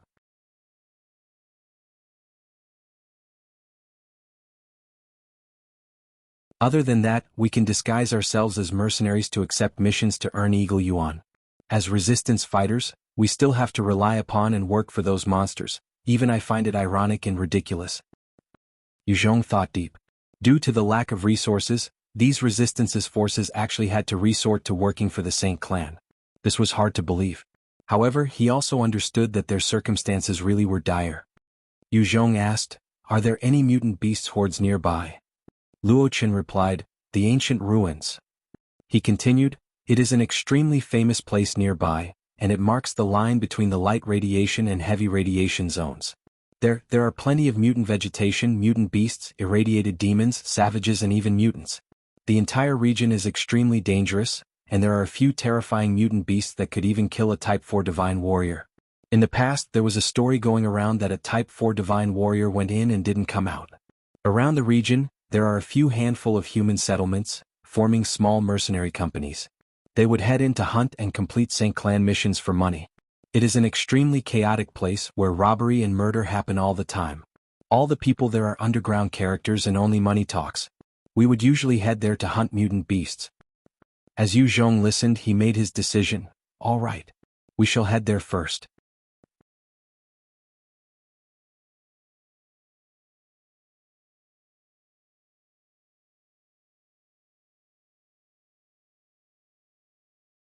Chapter 731, The Ancient Ruins. Black Blood Town was a small town that was situated right in front of the ancient ruins. The ancient ruins actually covered a wide, vast area, with plenty of mutant plants, mutant beasts and other life forms that lived within. Terrifying biological creatures could be encountered when inside, and even a Type 4 divine warrior could fall if not careful. However, there were plenty of resources that could be found within, even clean water, other legacies left behind prior to the apocalypse. Hence, many were willing to risk their lives to explore the ruins. Black Blood Town was a sort of a stop that humans had established right outside of the ruins. The town came about because there were 5 wells in the town, each of them containing water of radiation level 2. Because of the water sources, this Black Blood Town quickly flourished. Yu Zhong looked at the town that was covered with lush greenery and his eyes flashed with a strange glint. This is Black Blood Town? The town was entirely different from what he expected, full of vibrant life and wild vegetation. Yu Zhong could see many women and kids digging for wild vegetables. Along the way, all he had seen besides Desolate Barren was Desolate Barren. Yu Zhong looked at the town and asked Luo Chen, "Since there is water here, why didn't the Saint Clan lay claim to this location?" Luo Chen explained, "Although Black Blood Town has water, it is too close to the ancient ruins. In the past, there were many mutant armies that raided here, causing over 100 members of the Saint Clan to perish here. Furthermore, the water in this small town cannot sustain tens of thousands of lives, that's why a city can't be built here. Hence, the Saint Clan had just ignored this location. However, 40% of the profits here must be handed over to Red Rock City." Yu Zhong asked, "How many people can the water sources support?" Luo Chen had obviously done his research before and replied, "At most 2,000. Had the Eastern Division been forced into a dire situation, Luo Chen had considered forcefully claiming Black Blood Town and its water source. However, he knew that if he did that, sooner or later Red Rock City's forces would come, and he would be helpless again. Furthermore, the terrain was too open around Black Blood Town. Should the armored forces of Red Rock City arrive, then their resistance would be out in the open for slaughter." Yu Zhong nodded lightly and continued towards Black Blood Town. The moment their group entered the town, a number of gazes fell upon them, including those from murderers, rapists, perverts, mercenaries, thieves. None of them were filled with good intentions. However, the moment they saw the rifles and firearms on the members of Yu Zhong's group, and the strong killing intent emitting from every single one of them, every single gaze quickly retracted, not daring to linger on. In this town where laws and codes of conduct were absent, fights and killings could happen in the blink of an eye. Those outlaws were not willing to antagonize a troop that was well equipped and had such an obvious scent of blood and killing on them. Yu Zhong kicked the door of a bar wide open, as a strong smell of perspiration and stench wafted out, together with the sounds of loud rock music. Inside the bar, there were dozens of mercenaries and prostitutes, whose gazes immediately swiveled over. A big burly white man roared out and stood up, "Damn it! Which bastard wants to cause trouble?" In an instant, 10 assault rifles were pointed at the man, as 10 resistant soldiers fixed their cold glares on him. As long as Yu Zhong gave the order, they would open fire, turning the guy into a sieve. The white man looked at the guns and his back broke out in cold sweat, raising his hands, not daring to move.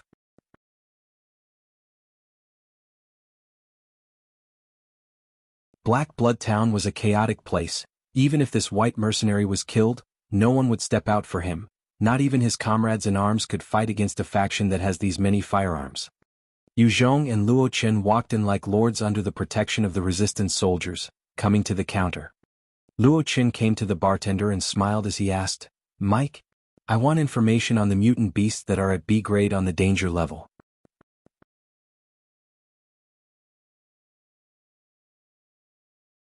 The bartender replied with an impassive face, 10,000 eagle yuan. Luo Chen took out a chest and handed it over. The bartender opened to take a look, before closing and bending below the counter to pull out a stack of documents to give Luo Chen. Luo Chen then handed another envelope over to Mike. Thanks. Other than that, I need a large amount of food and water. Mike coldly replied, payment. Luo Chen chuckled. That was the deposit. When the goods arrive, I will pay the rest. Mike nodded coldly, N. After achieving their objectives, Yu Zhong and Luo Chen turned around and left. Mike watched them leave, his eyes flashing with a cold look. He waved his hands and another bartender appeared to take over, while he left the back end of the bar. Inside the deeper recesses of the bar, there was a lavish room. Two men decked in exquisite and lavish clothes, their collars with 3 golden suns, sat on a sofa enjoying wine. Mike kneeled in front of the two, speaking respectfully, Knights, sir, as you expected, those despicable resistance soldiers had come here. Your subject has handed them the information. Knight looked at him with a condescending gaze. Got it? You may go back. Do your job well. Since you've contributed some merit, I'll bring you to the inner city soon. Mike immediately kowtowed in glee before retreating out the room. Thank you, sir. Knight laughed coldly. These humans are really stupid. Black Blood Town is so important, how could our Saint clan not be in control of it? They actually ran here to buy information from us. What a joke. Luther chomped down on an arm of a young girl while sipping red wine, his eyes flashing with a violent light. Shall we wipe them out now? Knight responded coldly, it's not time yet.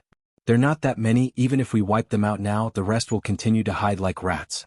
Furthermore, they're not so easy to deal with, otherwise Jack and Santana wouldn't have died at their hands. Wait till they organize a troop to go hunt mutant beasts, then we will make our move. Luther nodded silently, continuing to enjoy his bloody meal. Not long after leaving Black Blood Town, Luo Chen suddenly spoke up. Leader, I think that the bar is dodgy. That Mike should be someone from Red Rock City. Yu Zhong asked without any major reaction. Then how much of this intelligence do you think is true? Luo Chen replied, should be all of it. They need the bar, thus they wouldn't lie. Yu Zhong chuckled. Since that's the case, let's just take a look. Luo Chen's mind jolted as he replied, yes. After that, Yu Zhong and his group continued towards the ancient ruins. Beyond Black Blood Town, there were many rocks that were black and red in color, and there did not seem to be any signs of life. However, the ancient ruins were different. The moment they stepped into the area, they could see all sorts of grass and vegetation growing everywhere, with some strange mutant plants within. The ancient ruins might be called that, but in fact, it was the largest modern city on this planet, and one could see countless modern structures and architectures. However, the state of disrepair and dilapidation allowed strange mutant plants and life to flourish, giving it a strange yet mystical feel. Amidst the ruins and structures, there were many items that surpassed the current level of technology on this desolate planet. According to rumors, the powerful computers and systems of the RH-2S were dug out from the ruins. Not long after Yu Zhong brought his troops into the ruins, a few green lights flashed past in some of the buildings, and a number of gazes filled with ill intent fell upon them. Everyone felt a chill in their hearts as they gripped their weapons tightly. Watch out. Yu Zhong's pupils narrowed.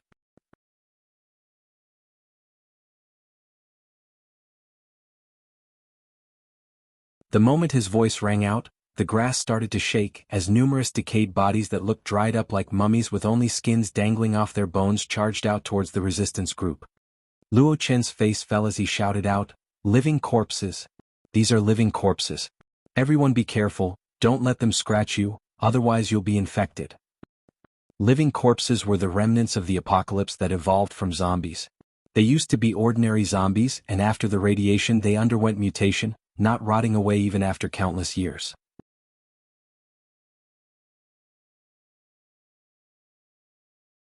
There was not much difference between them and zombies. The only thing was that after radiation their eyes mutated, and they could finally see, becoming stronger than ordinary zombies. Seeing the zombies appear, the expressions of the soldiers changed as they raised their guns and fired at the living corpses. The bullets riddled the bodies of the living corpses, some of their heads blasted apart, and their bodies slumped to the ground. Yu Zhong had only brought along 11 elite soldiers. The firepower of the 11 could not withstand the onslaught of over hundreds of living corpses. Just as the living corpses had surrounded the 11 warriors, Yu Zhong waved his hands, and his 2M-long black-toothed blade appeared. He charged forth, swinging his massive blade and sliced the zombies up, preventing them from approaching the soldiers. Within a single minute, the 200 over living dead had been slaughtered cleanly, leaving only a bunch of broken bones and mangled flesh. Strong. The 11 soldiers watched the scene with awe and shock in their hearts.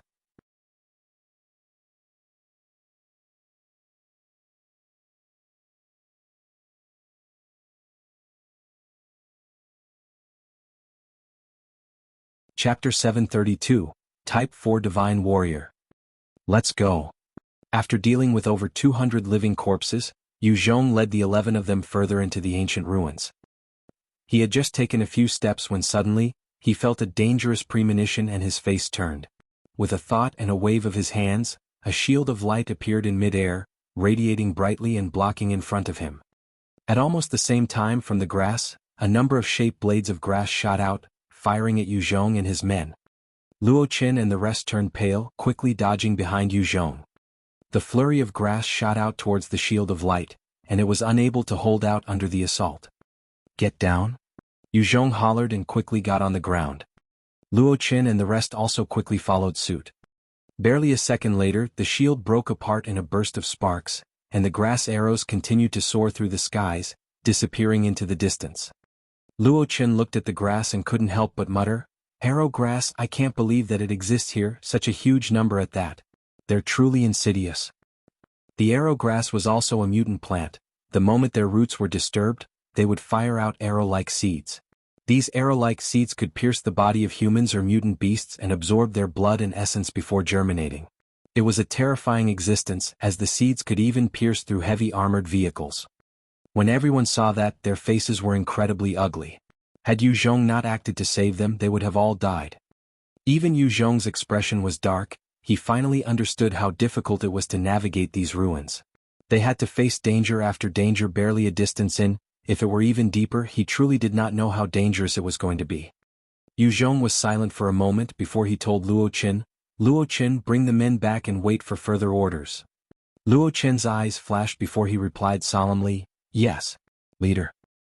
Luo Chen was clear that he and the other 10 warriors were not only unable to assist Yu Zhong, but they would likely be burdens when they head further into the dangerous ruins. Retreating was the best option for them. Yu Zhong watched them leave and sighed in his heart. Luo Chen was knowledgeable. With him around, he would feel a whole lot more relaxed while navigating these ruins. However, Luo Chen was still not strong enough and might die anytime. He could not afford to be distracted in order to protect him. After readjusting his composure, Yu Zhong continued deeper towards the ruins. The moment Luo Chen and the rest left, Yu Zhong felt a lot more eased. With a flash of his body, he quickly darted through the ruins, easily killing 4 groups of low-level mutant beasts, dodging the assault of the living corpses. What is that?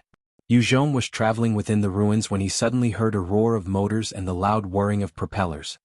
He looked up, only to discover 48 assault helicopters and 100 large air carriers flying for the deeper parts of the ruins. Yu Zhong watched the incredible fleet and he felt shocked, quickly following one particular fleet of 12 helicopters. These are the Saint Clan people. Why are they here? They actually activated such a huge fleet. Seems like I need to follow them. Only the Saint Clan could possibly deploy 48 assault helicopters and 100 large aircraft carriers. The resistance could barely even pull out 30 carriers. He quickly activated his second-order stealth, his entire being blending in with the surroundings, not emitting any biosignatures. Even an RH-2 would not be able to detect him now. Among the fleet, there was a heavy-duty helicopter that was even larger than the Thunder fighters back on Earth, just that it didn't have any weapons. Inside, the decoration was extremely beautiful, looking like a 5-star hotel.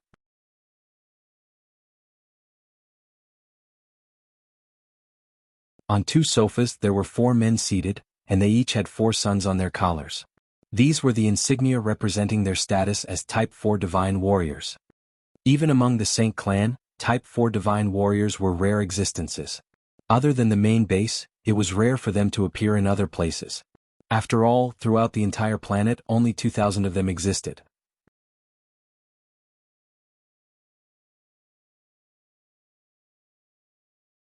One of them was incredibly good-looking with blue eyes and jade eyes, his aura elegant and charismatic.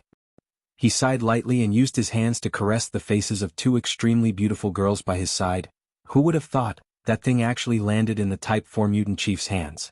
Every time I think about those ugly freaks, my appetite suffers. The two beautiful young girls were looking at the handsome man with a look of adoration and fascination, as though they would die for him without hesitation if he were to ask them to. Another man, whose skin was black, was holding a knife as he sliced up the human eyeball on his plate, while he laughed lightly. "Antonio, are you afraid? The Type 4 mutant chief isn't someone easy to deal with. Diney had died in that freak's hands. Otherwise, the higher-ups wouldn't have sent the four of us to deal with him. Just somewhat slightly. But I'm unwilling to die at this godforsaken place. I still want to live on and taste the fresh blood of beautiful virgins everywhere. Man's hid, before I've tasted the blood of at least 10 million different girls, I will not die." He then grabbed the neck of one of the beautiful teens in an incredibly elegant fashion, before revealing his sharp canines that punctured into the neck of the girl, as he started to suck with huge gulps.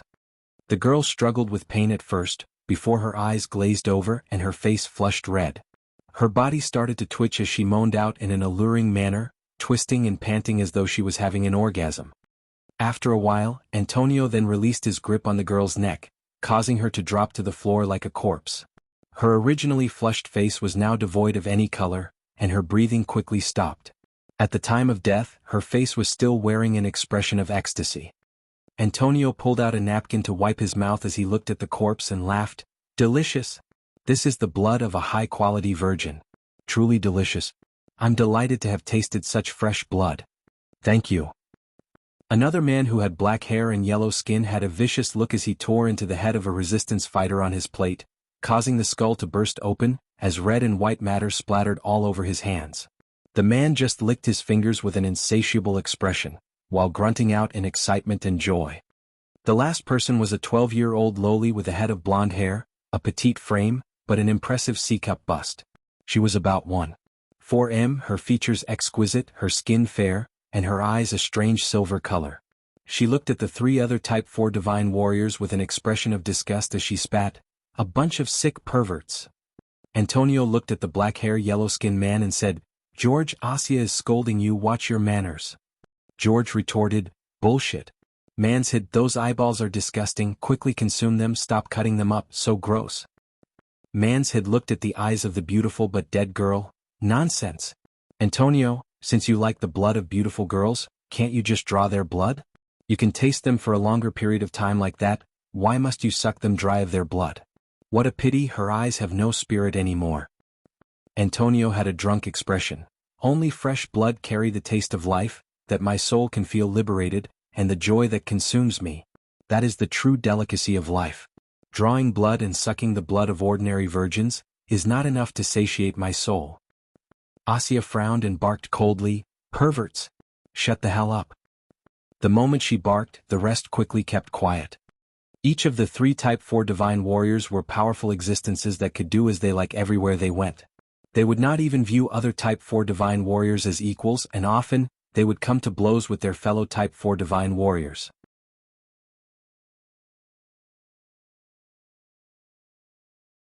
However, being scolded by the lowly with huge breasts, they could not help but shiver and retracted their unbridled behavior a little. It was apparent that they were somewhat apprehensive and fearful of her. Asia looked down and ordered with a cold look, "We have reached our destination, prepare to invade." The huge fleet was now over an area where huge buildings over dozens of meters tall were scattered around. With her order, under the protection of the assault helicopters, the large transport carriers began to descend.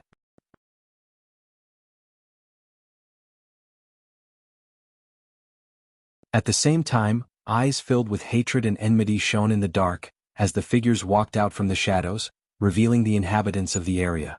Mutants began to pour out from every nook and cranny of the buildings, charging towards the carriers. Honk, honk, honk. The 48 assault helicopters responsible for escort began to open fire, their powerful firearms tearing the mutants to shreds. A number of fireballs, bone spikes, corroding poison, huge stones and all sorts of other abilities were cast and flung towards the sky. Some of the attacks managed to land on the powerful assault helicopters but were deflected by the tough armor, not causing any damage. At this time, an entire half-building shot out like a shooting star from below, slamming towards one of the heavy assault helicopters. You're tuning in to the Han Lee's Wuxia Adventures YouTube channel. We're so grateful for your support and don't forget to subscribe to join us on this incredible journey through captivating stories. Your generosity through donations truly makes a world of difference, as it's the primary source of revenue that allows me to expand and enhance this channel for you. Thank you from the bottom of my heart for being a part of this adventure.